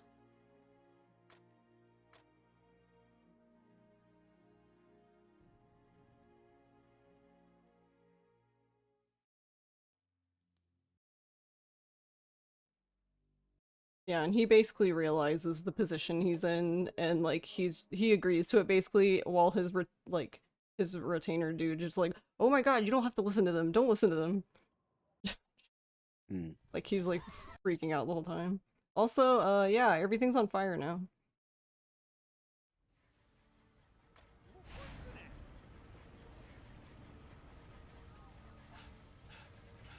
So I think they were trying to say that like the revolutionaries, like the opposition is the one who set the town on fire and they're big and bad and oh no. But it was actually the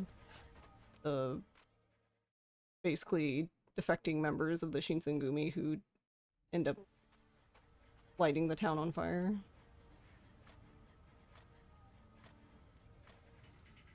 I mean, trying to shut down the opposition by falsely attributing atrocities to them, I can't imagine any kind of modern day equivalent to that. But yeah, this is a very cool part of the run. This is kind of a...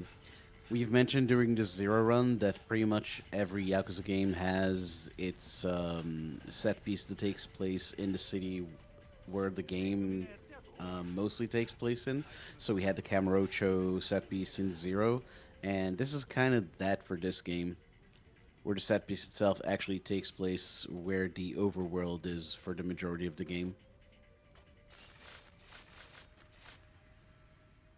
So yeah, to your point earlier when you asked me about the 2 special moves, like for this fight I'm going to use Wild Dance one because I'm gonna get caught on Watase here. Oh, why does he have the sword out? Sir, why do you have the sword out? Oh, well that's kind of cool actually. That's actually kind of a good mess up because now you got to see the sword for like 2 seconds. It is actually very good. It's just we don't get to use it. Actually, you know what? I wonder if you could use it on Hanpeita. I never thought about that.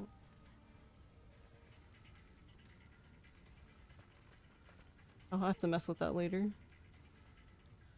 Because, yeah, the only place I can think of the sword would be good would be, like, a one-on-one boss fight. You And also that's get. the... Oh, go ahead. Go ahead. I was just gonna say the sword is also mostly what you use in the any percent run of this game because, and all of the other styles typically take a really long time to build up to the point where they're actually useful. Mm-hmm. Yeah, that's a good point. Yeah, because you saw very earlier in the game when I fight Saigo in the bathhouse, I tiger dropped him, and it literally the fight is one tiger drop and I stomp on him. You cannot do that without having basically you need to be pretty much max level and have both points in tiger drop, which requires you leveling up like the entire brawler sphere grid twice. Hmm. I do love you calling that a sphere grid. By the way, It that's is a sphere also grid. it is. No, you're absolutely right, and it kind of bears mentioning as well that the sphere grid level up system that you do see in the zero run because that was an any percent run. It's in zero, it's in Kiwami, but it started in this game. This is the first to do it in that specific form.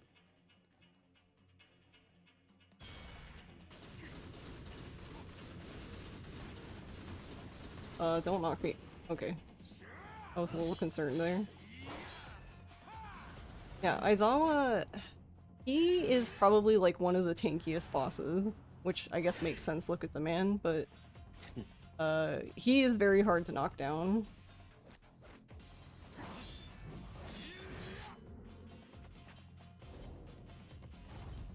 Which is dangerous because the longer it takes to knock an enemy down, the more chances you have of getting knocked down.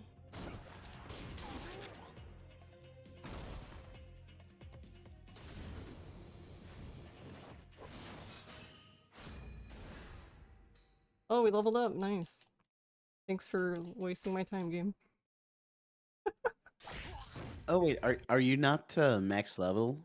No, not like Your the level, but I have all of the skills I need. So in this game, the levels just give you the orbs to put in the sphere grid, but after a while, you don't like there's all the skills I have left are like heat moves that I never use. So I usually kind of what I do, which I haven't been doing recently, but I usually save the file each time and then like I've just been leveling up as I do runs. Oh, Since okay. it's not like super important. Because I guess this would make it the only Yakuza game where you actively want to avoid leveling up other than Dead Souls. Yeah. Not as bad as Dead Souls, but yeah, still not good. Hmm. Actually, I think I leveled up the other night. I think it was the same, because this is the same file and I didn't save it, but it was the same level up, but it happened like during like fight, so it was like mid-battle, so I didn't get that screen. Right. But yeah, apparently, just like Dead Souls, you can do it mid-battle and you can also do it in the result screen. And one of those is way better than the other. I mean, this is basically Dead Souls because you don't want to level up and you have guns. It's true. By the way, I believe I mentioned this during the Zero run, but our friend Garlic here is going to be running Dead Souls in Fright Fatales later this month. And Panda is also going to be on that marathon running Fell Frame 2, and another friend of ours, another Yakuza speedrunner, Dubiasu, is going to be running Alan Wake 2. So, very, very good lineup for Fright Fatales. Yeah. I'm excited because it's New Game Plus as well. Mm.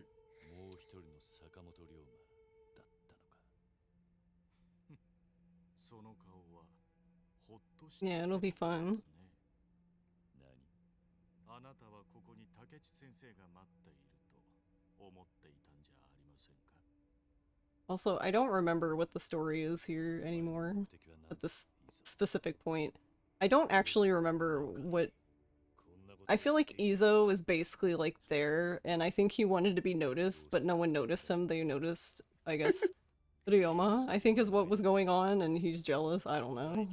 Who even knows Isn't it now? something with Izo is there to... Is he there to assassinate Kondo, maybe? And Ryona's trying to stop I him? think so. Well, because I think he does end up succeeding. That's what happens. That's what we go to check on him, and he's already been got, Oh, basically. okay. Yeah, when you go to check on him before this scene, he is basically bleeding out and tells you to like leave. Like it's too late for me. Like, Oh, right, yeah. こんな計画を仕掛けたと。そう思ってるということですか。 yeah, because you have basically like the people who wanted a revolution, and then the people who just wanted things to remain the same. あなたは嘘をついている。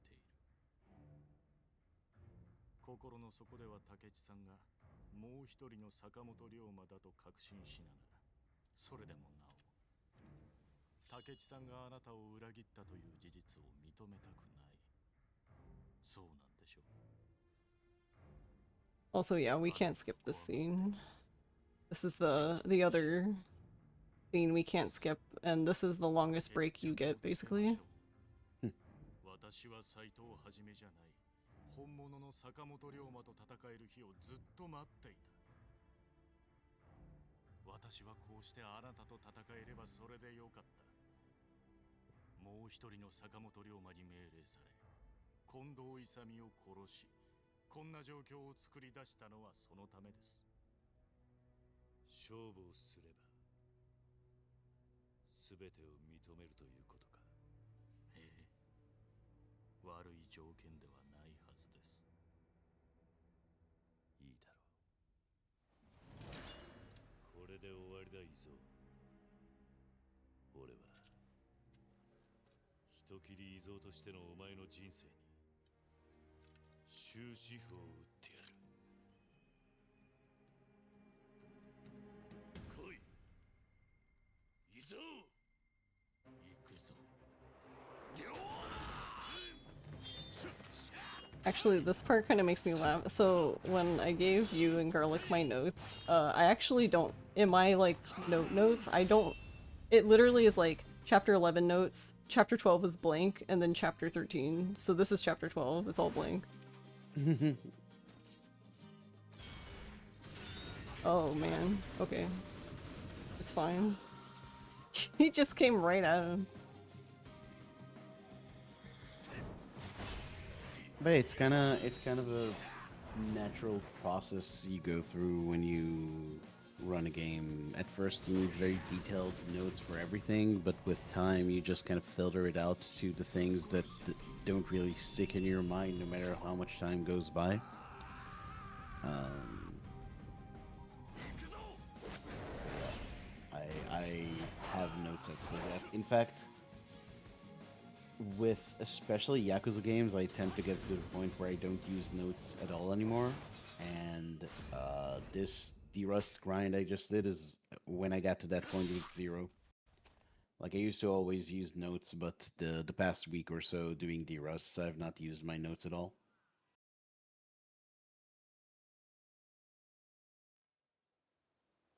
Yeah.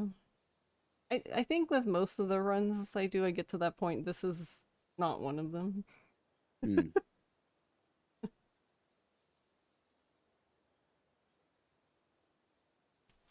I kind of would like, I want to try that one day, just doing one without it. I wonder how much of a disaster that would be.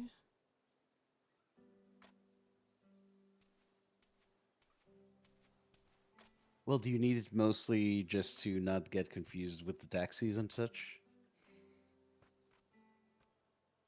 Yeah, and then like to know what part I'm on, basically. Hmm. Yeah, that makes sense.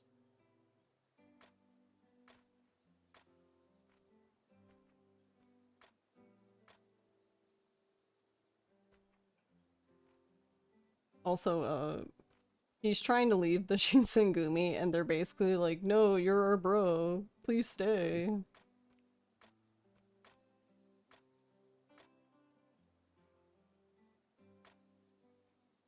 Which kind of, I don't know, hard for me to imagine Mine doing that at all, but I guess he's technically not Mine here. Yeah, I. This part is kind of cute. There's a lot of Yeah, and then there were 4. But yeah, they're not actually the last. We have 3 more, but obviously if it's not us, it's them, right? So we figured it out. But what were you gonna say, no? No, just that dialogue where they get Ryoma to stay. It's very nice. I don't remember it right now, but it's kind of a touching cutscene there.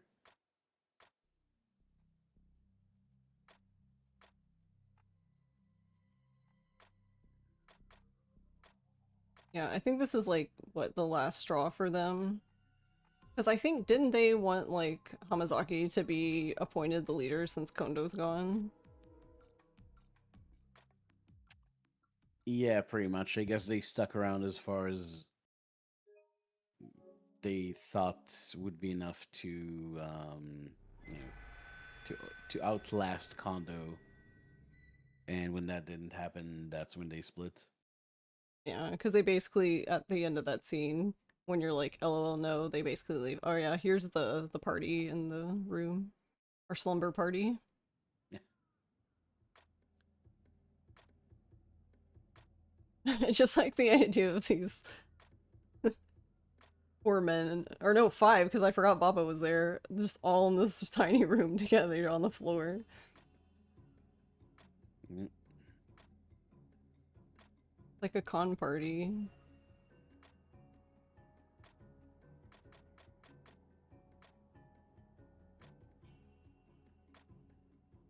So yeah, since before I was saying there was 4 and then 3, as you can see here, Baba is actually a double agent. He's actually on our side, but he's been like shadowing Hamazaki and Hayashi.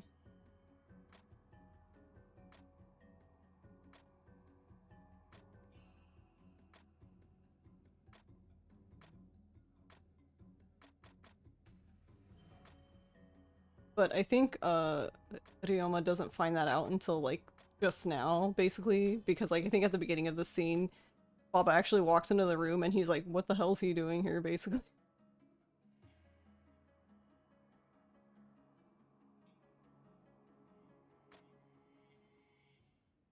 And then if there wasn't enough people in here,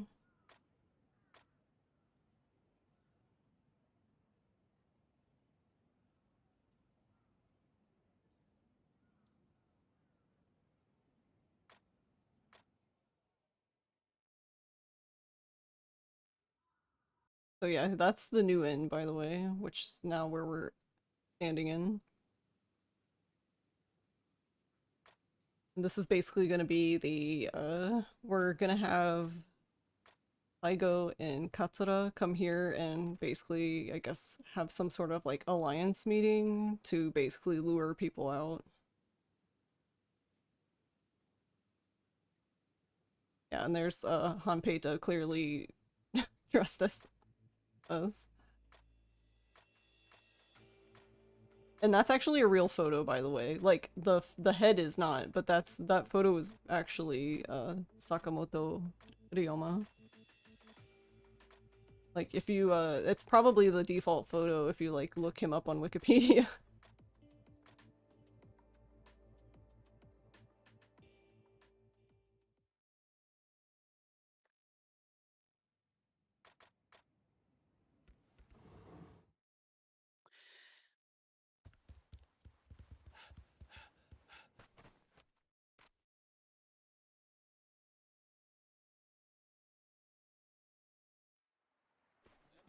Alright, so this is chapter 13. So basically, we've had 13 chapters, and this is the first time we're going back to the Another Life thing. Just basically say bye to Haruka, but then we just turn around and leave.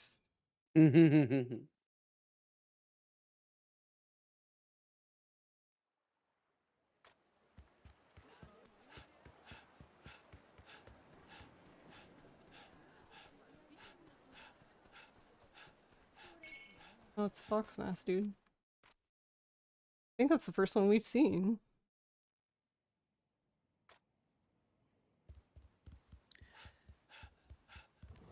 Yeah, and those are very, very cool. I don't know. I thought they were a nice touch in this game. Yeah, I like them. Yeah, you also hire them basically if you fight them, and they usually drop good stuff. But they're not like a... When you hire them though, they're not like a hire. They're like a special card that you can use to like level up your other units. Wait, I want to go this way. You can go either way, but there's a fight spawn on that side, so we're not gonna go that way. It's also... Okay, fine, we're going this way now. You can go this way, just be careful because there's a sub-story like right there. There's a boy who basically asks you to give him any leftover like junk you have. Oh, that is a sub story that I kept running into replaying both this game and the remake. Just Oh, every single time I forgot it's there. All right, Hayashi here is harassing Hana, so he must die. true. Yes.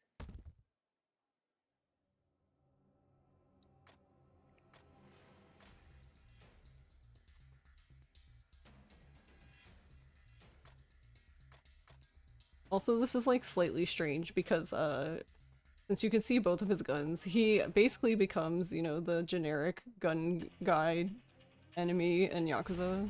The one that likes to roll around and do whatever he wants. Which can make this fight very frustrating, as you can see. Oh my god, yeah. Sometimes for this fight, it's actually better to lock on. So we were explaining earlier that like usually we're not locked on because you shoot slower, but it kind of helps him out to actually like hit the target. And you can usually, for enemies that are a pain like that, you can lock on. Once they're knocked down, you can just let go because at that point, basically free, I guess.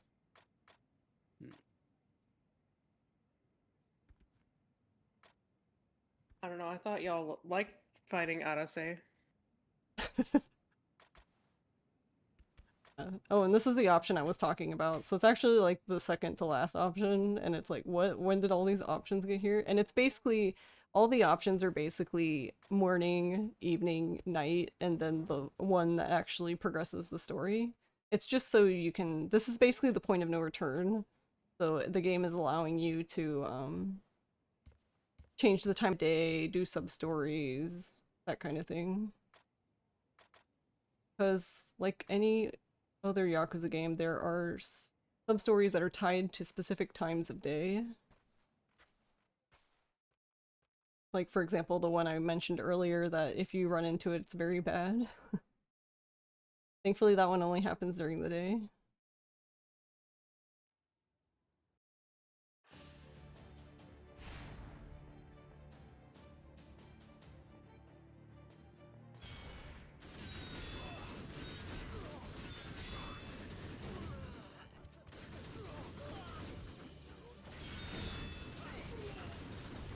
Oh, nice. Nice.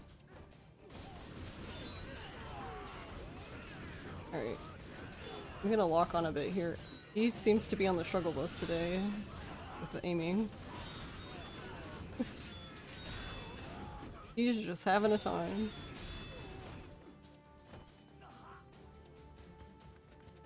Yeah, I think just a difficult time for aiming in general.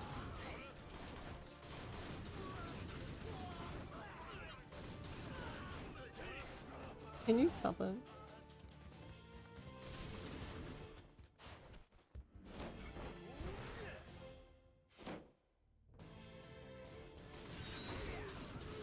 Oh yeah, and this one's also confusing because the way we need to go is actually going to be behind us, so right here.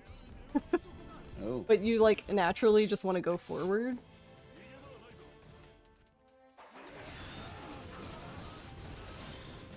Alright, I'm gonna lock on here too, because this is actually a fight that's really easy to just lose time in. I'm actually really surprised he didn't knock us over.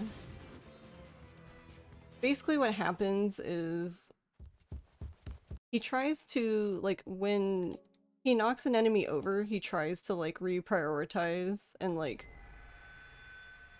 aim for someone who's standing.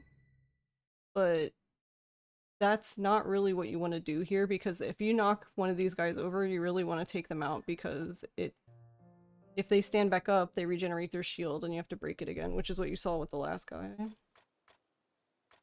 And he had, like, he actually had hyper armor too, which was him glowing red.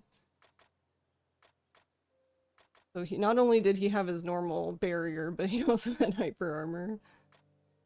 Which usually happens kind of like, you know, when enemies get enraged or whatever. Which actually is a good point I never thought of. I wonder if it's just that guy who does it or if they all do it. Because sometimes you can use that strategically, like you can kill the guy who becomes enraged first so that you don't have to deal with him. But I haven't really thought about that specifically in this game.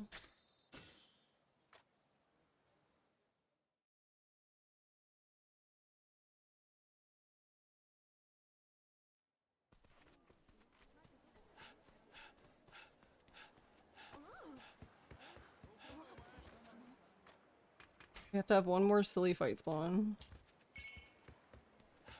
Also, there was a gold hood guy. Those are like the really good guys to have on your squad.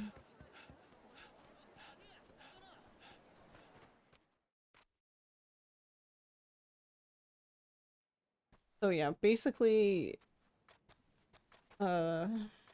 we are going on a date.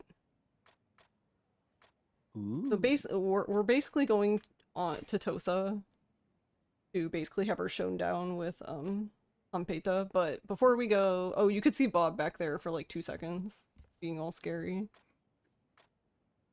But yeah, we're gonna go on a date with Oreo in case, kind of sad, but yeah, in case we don't come back. Then at least she has this one day. I was like, wow, thanks game.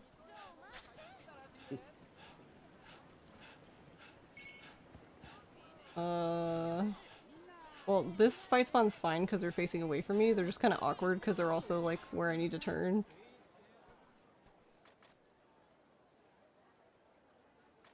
But yeah, in general, for Yakuza games, if a fight spawn's facing away from you, it's fine because they realize you're there so slowly. Like, you're basically past them and gone by the time they react.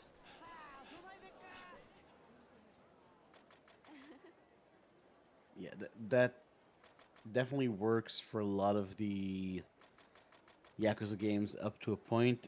Don't try that with Pirate Yakuza. Yeah, don't do that in that game. Pirate Yakuza, I don't remember if we've said it on this run or during the Zero run, but they're just super aggressive. Essentially, the moment they see you, if you're close enough, you immediately go into the fight. Yeah. It's very unfortunate. And you have, it's not the same as Pirate Yakuza, because the Pirate Yakuza is way worse with that, but you do have, fight spawns like this in here too. Like, that just, I don't know, it's like when an enemy sees you, they have like a timer, and there's some groups of that just, as soon as they see you, you're like, alright, fight now, and it's like, I just saw you, like, calm down. But I don't know if that's intentional or if the game just broke. Okay, cool. I was prepared to turn around if they tried to fight me, but they don't care. That works out for me.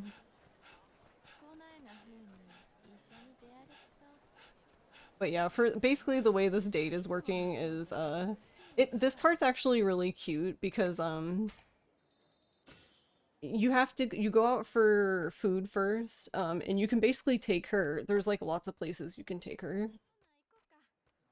I never really thought about it, but I don't actually know, but it would be kind of cute if the dialogue was a bit different depending on where you go, but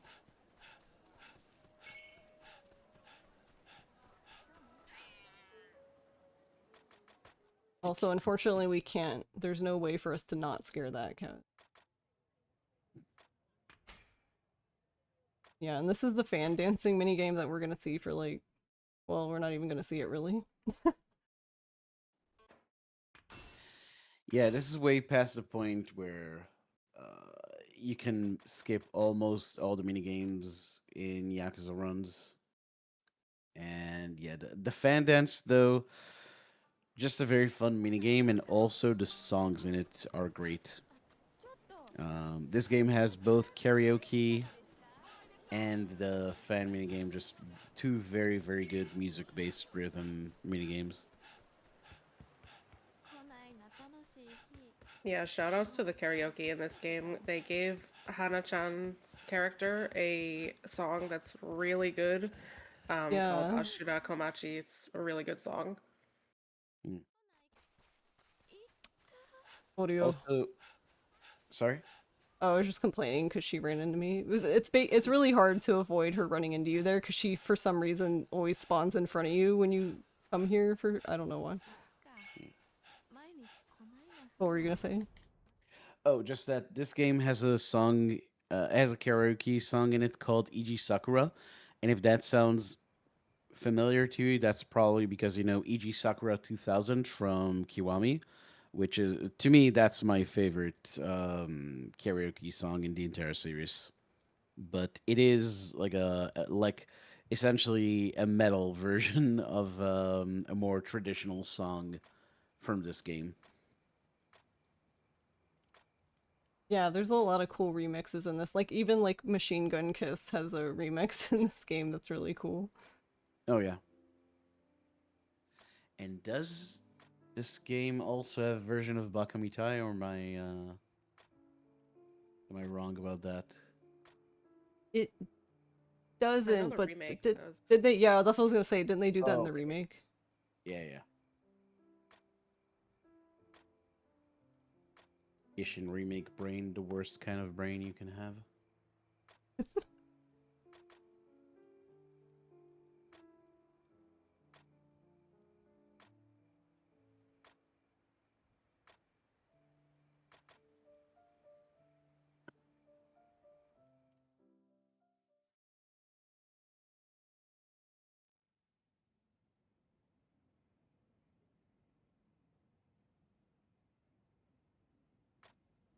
Yeah, this is it.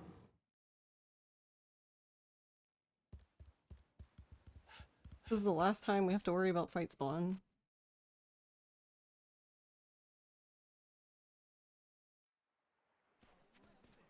Now that I've said that, and now there's no one.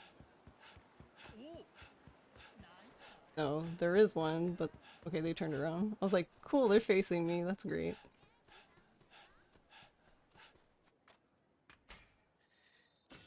It's always you spend so much time in these games keeping an eye out for fight spawns and worrying about how to deal with them if they show up, that when you get to that point, usually somewhere in the finale where they can't really be a problem anymore, it's just a huge relief.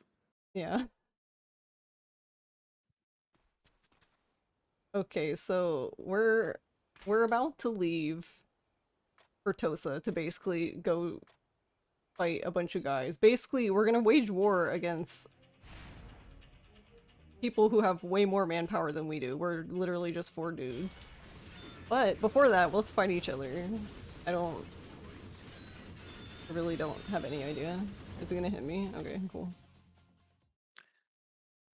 Let's train by putting 20,000 bullets in all of my comrades. It's just so goofy to me because I'm like, why are you guys making yourself exhausted before you have to actually fight? Yeah.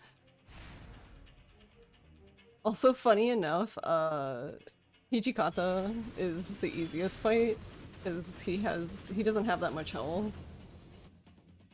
For some reason, Saejima and Majima's character have the same amount and he has less. I don't know why that is.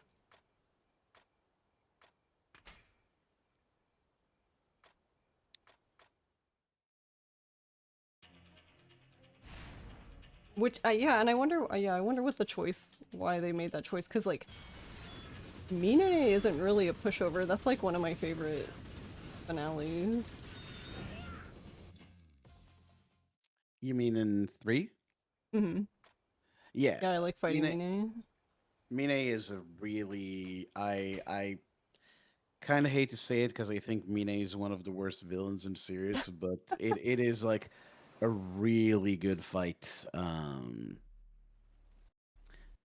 Like in the easy speedrun, you do just shoot him with the gun, but on higher difficulties where guns aren't really viable against bosses, it's a really good fight. Lots of tiger dropping on the legend run for Yakuza 3. Why are you so... Okita, you're literally standing beside him and you... Why?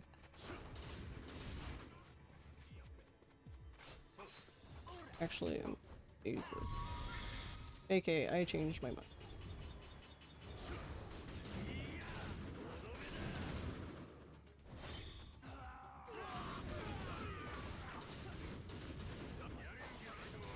Wait, this Oh, finale I thought they were is- actually gonna fight somebody on their own. Almost.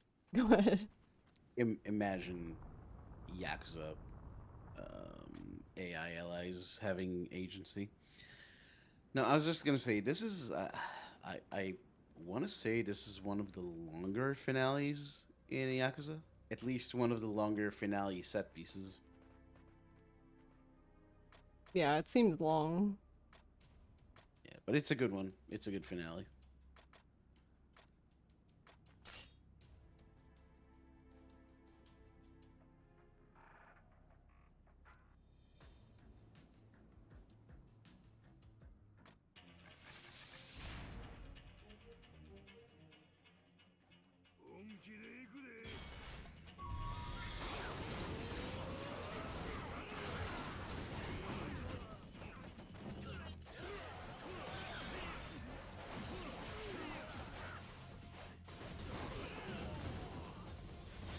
So if you notice there, so I was using Wild Dance, but Wild Dance does have a gun, but the gun for Wild Dance shoots very slowly, so it's just faster if you want to shoot someone from far away, suddenly to just change to the gun.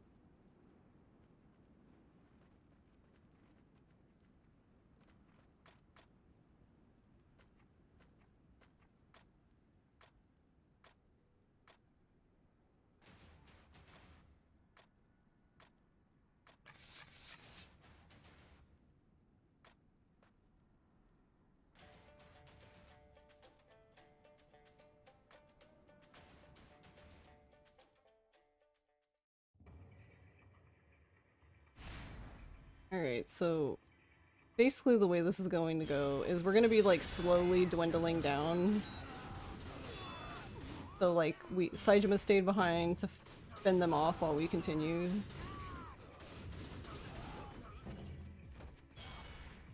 And then it'll be Mine, and then Majima, and then it'll just be ourselves, all by ourselves.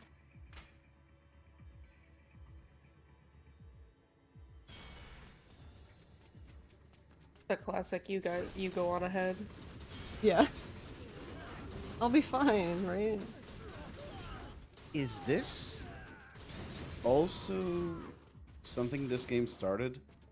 Where you go into the finale set piece with a bunch of dudes and like you lose them one by one like this? Actually, yeah, you might be right. Yeah, that's become kind of a staple of the series from this point onwards. You see this in a lot of these. Okita, subsequent you're games. confusing me. Why is he like spinning around me? Wait, just as a precaution, heat item, so I have full heat. That is important for this part. So there's a skip you can do in this fight, but you don't have a lot of time to do it.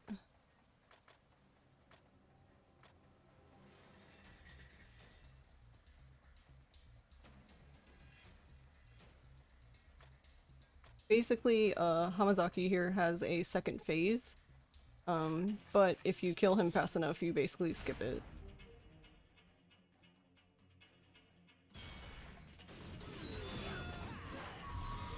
But it's yeah, you have to be very quick. So the reason why I did this is because I'm preventing him from going into it.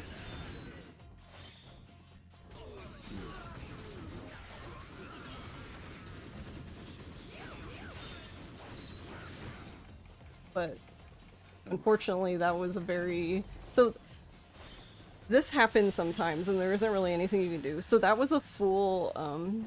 I explained this a little bit earlier, but that was a full... like, all the targets were on everyone. But sometimes, even then, the bosses can block still, and you just don't get, like... You just don't get the damage you need. Because that happens in, like, the very beginning, if you decide to use, like, the Wild Dance special move on Izo in that first fight, sometimes he'll literally block, like, you'll be spinning, you've killed all the ads, and he's still blocking every hit of the spin, and you've done no damage to him.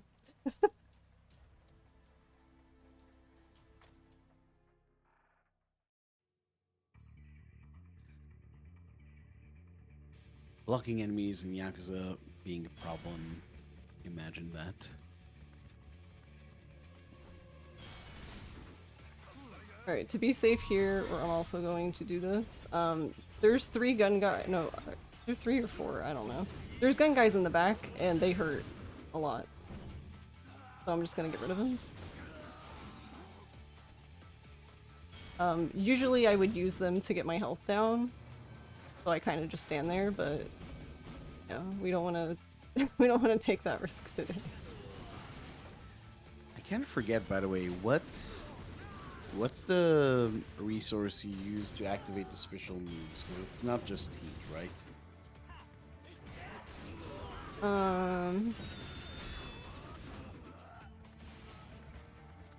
You mean like the one you hold down? Yeah.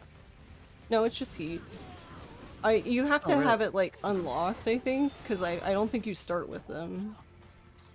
Oh, that sword went flying somewhere. Its people needed him.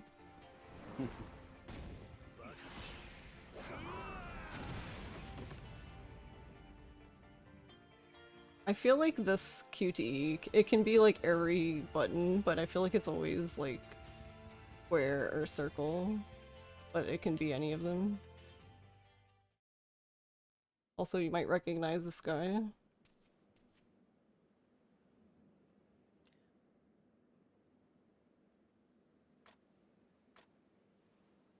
Oh yeah.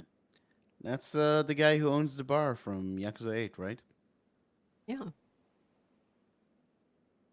Or, yeah, it's his brother, sure. Totally not him.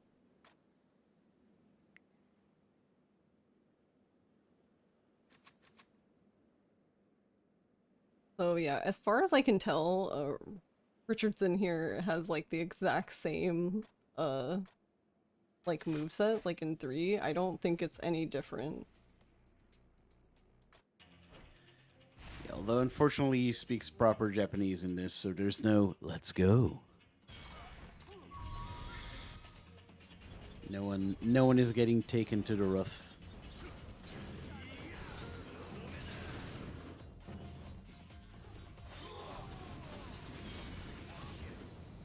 Right, nice.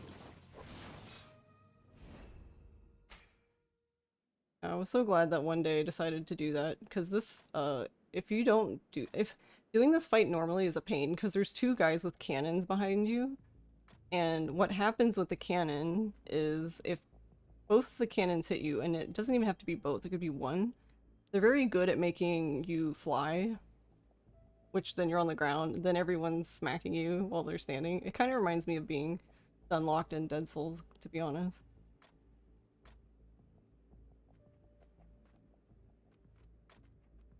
So yeah, it's just way faster. There's so many ads in this fight, and they're not only in front of you, but behind you.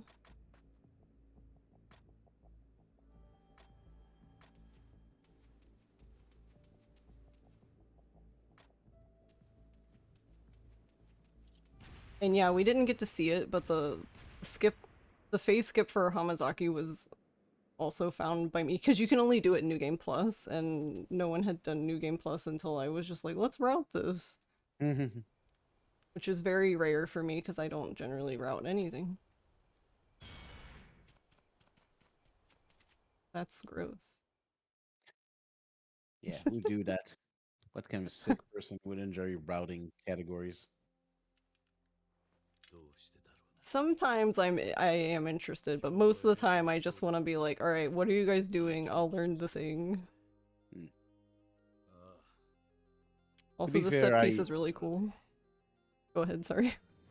I was just gonna say, to be fair, I used to be that way myself, but kind of just got into it with time. But yeah, this is a very cool. This is a very cool set piece and a very cool final fight.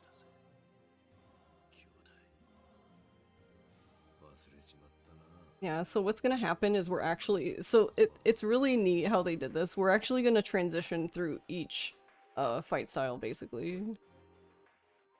The only thing, I guess the only one we don't technically use though is we don't fist fight, which is unfortunate because that would be kind of funny. Imagine this tiger dropping this man repeatedly. You know, I wonder what that does to him. I've never tried that. Because Tiger Drop's not like...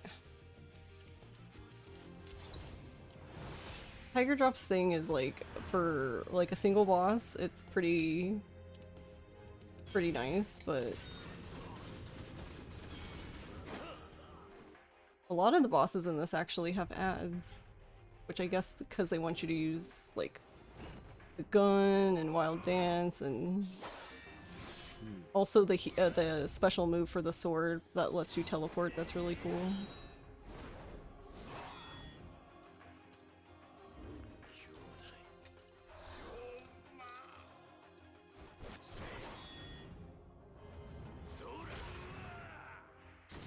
So yeah, that was sword.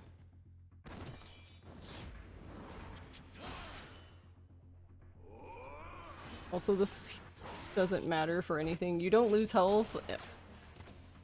I don't even know if, I don't even think you get heat from it. I really don't know what it's for. Though I don't know, maybe you do.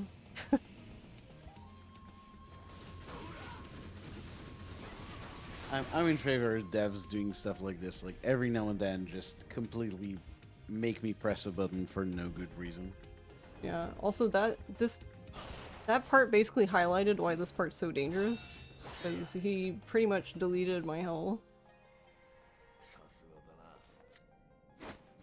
Also, yeah, this is the part I always laugh at. He throws his gun away, and we have our sword out, but there's a problem with that.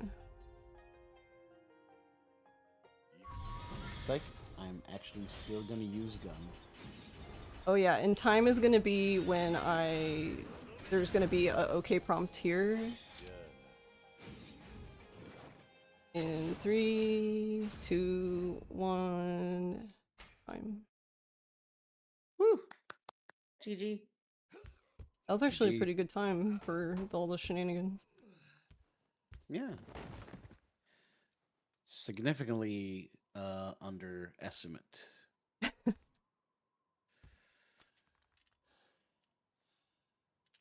Good, that means these good people can go to bed.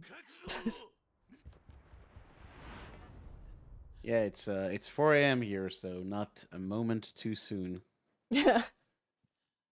But yeah, thanks for watching, everyone. That was Ryu ga Gotoku Ishin, or Lad Ishin, or Yakuza Ishin, or Restoration Ishin, whatever you want to call it. Like a restoration, Yakuza. Yakuza. But yeah, I totally recommend playing this game. If you can, honestly, this is on PS3 and PS4, the original. And honestly, the PS3 version is fine because I originally played on the PS3 version because I didn't know about the PS4 version. But yeah, either of them are fine, and the PS3 one's probably cheaper too. So but yeah, I definitely recommend playing. And honestly, even checking out, I even recommend checking out the remake just so like if you just want to enjoy the story easily. But yeah, this is one of my favorite Yakuza games. I have a soft spot for the weird spin-offs in the series, so thank you for watching. I hope you enjoyed it. Do you guys have anything to add? Oh no, and Garlic? Yeah, don't play the remake. Play this with the KH subs translation like I had to suffer through. No, if you want a more digestible way to enjoy the story, yeah, the remake is fine. I'm not gonna say that the remake is a terrible game. It's just something I always I'm honestly kind of not glad about a lot of the changes they made and also how ugly they made it look. But I definitely, even if you play the remake first, I would really recommend trying at least to play this version as well, just to appreciate all the great things that it does.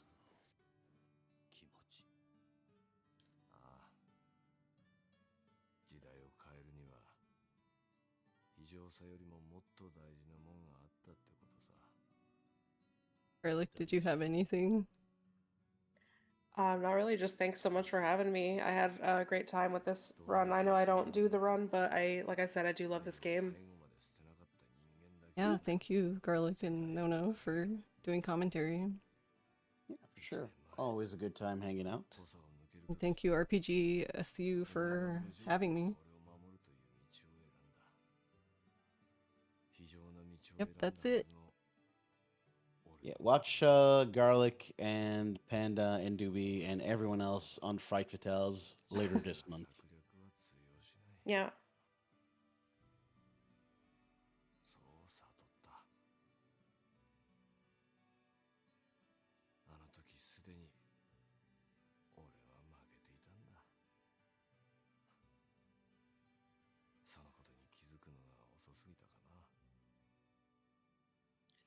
Okay, seems we're good. Okay. So, yeah, good time, everyone. I am going to absolutely crash into my bed face first now. But yeah, been a great day, been a lot of fun, and I will be in touch with you tomorrow. Good night. Bye bye. Love you. Bye-bye.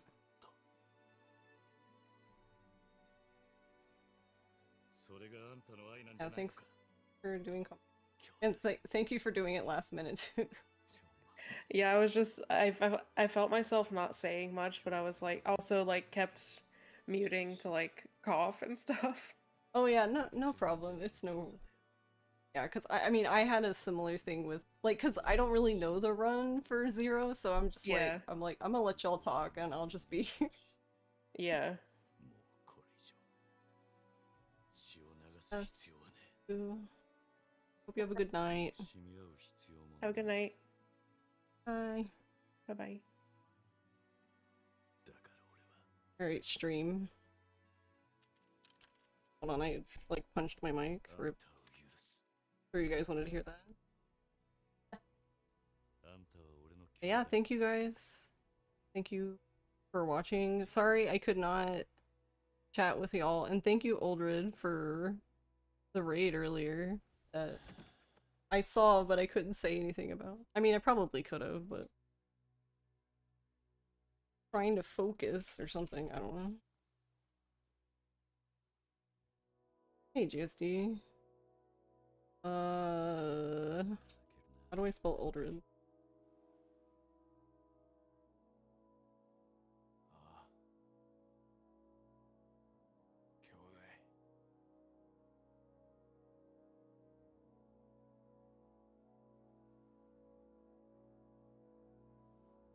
Yeah, thank you guys. Thank you, Garlic, Nappa, and Conan, and Val, and Spin, and Older Bill, and Ito.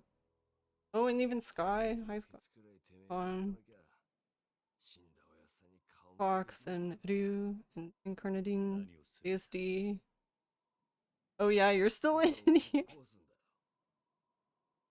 この巨大な武器と化した土佐を山内陽道の手に渡す前にな。どういうことなんだ。俺はお前が新選組に入った頃から陽道に使われるようになっていた。あの男は俺や幕府の勝麟太郎を使い。 Also, yeah, that was really funny when I thought I turned the ads off and then didn't turn them on. You did. You pinned the link. Rip everybody.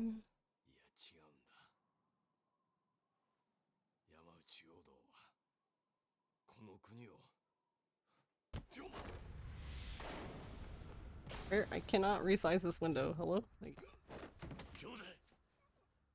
goofy. Alright, I guess we should raid somebody.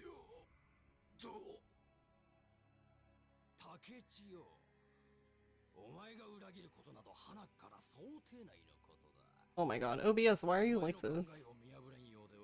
OBS went to my other monitor again.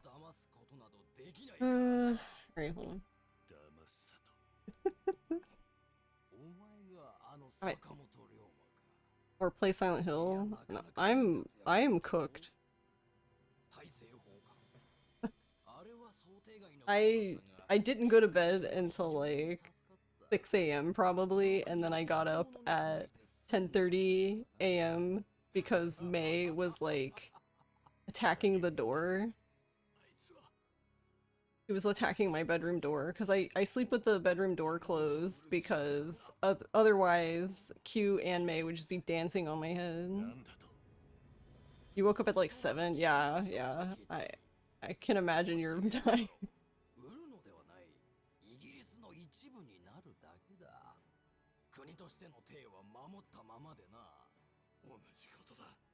Yeah, and we had to like God, right before the run, I asked Ross to move the pet gate that's in the hallway. We moved it to a different spot so that Q can still get into her room with the gate closed, and then like the gate broke, so Ross was fixing the gate. And he pretty much finished like when I was being pinged to go into the setup channel. Thank you for the hydrate.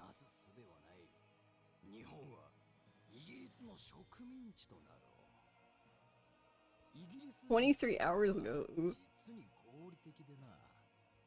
Your cat sleeps above on your heads. Yeah, like, I wouldn't even mind that if they laid down. That's the thing though, is like, I don't know, Q is just a very active cat. So she'll sleep for like a few hours and then she just like goes crazy and then she'll sleep again. May is more of a typical cat of like, I'm gonna sleep all the time and then I'll zoom for a little bit, but mostly I'll sleep.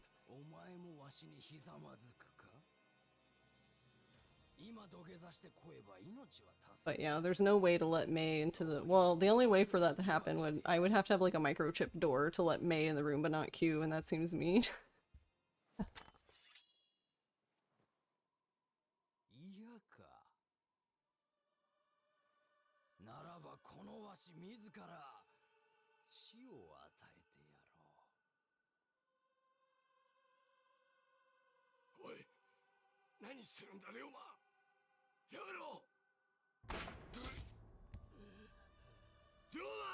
Jake sleeps all the fucking day and then screams at you.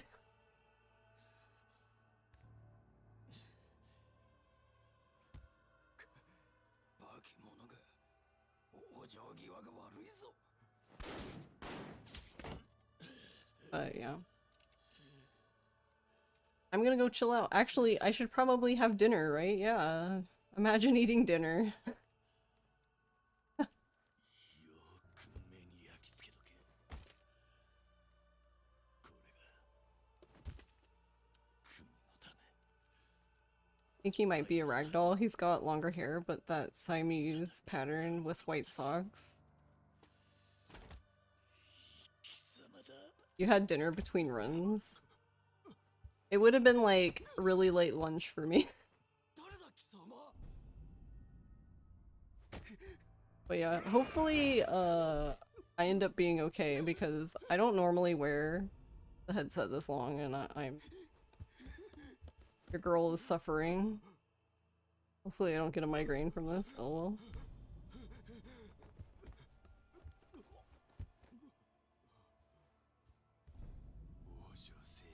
Pumpkin roll cake, that sounds good.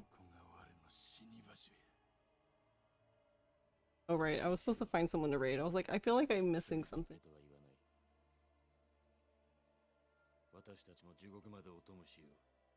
Who is on the internet? 助けてくれ。君にはこの土佐いや四国全土果たえよ。だから見逃してくれ。龍馬。わしの話はよく聞くんだ。坂本。坂本龍馬。誰だそれは。そんな名前。 I have no idea what this game is, but let's raid Risu, because I never get to raid Risu, because Risu usually starts stream and ends stream. Start stream before me and end stream before me, I think. Oh, unless she's ending. 誰がてめえにこの国のケツ拭いてくれって頼んだ。この国の道を決めんのはお前でも俺でもね。ここにいる誰でもな。話にならない。何悠長なことを言っているんだ。今目の前にイギリスの艦隊が迫っているんだぞ。奴らとまともに戦って勝てるとでも思っているのか。さあな。そんなことは知ったこっちゃね。 Okay, I think we're still streaming. We're just making sure. That's always fun. When you go to raid someone and it's like, bye. Like, oh, okay.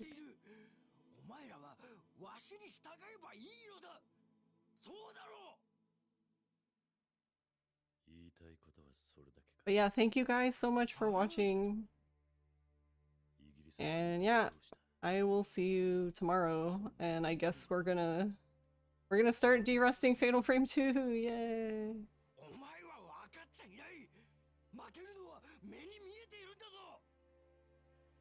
Yeah, night night everyone. I'll see you then.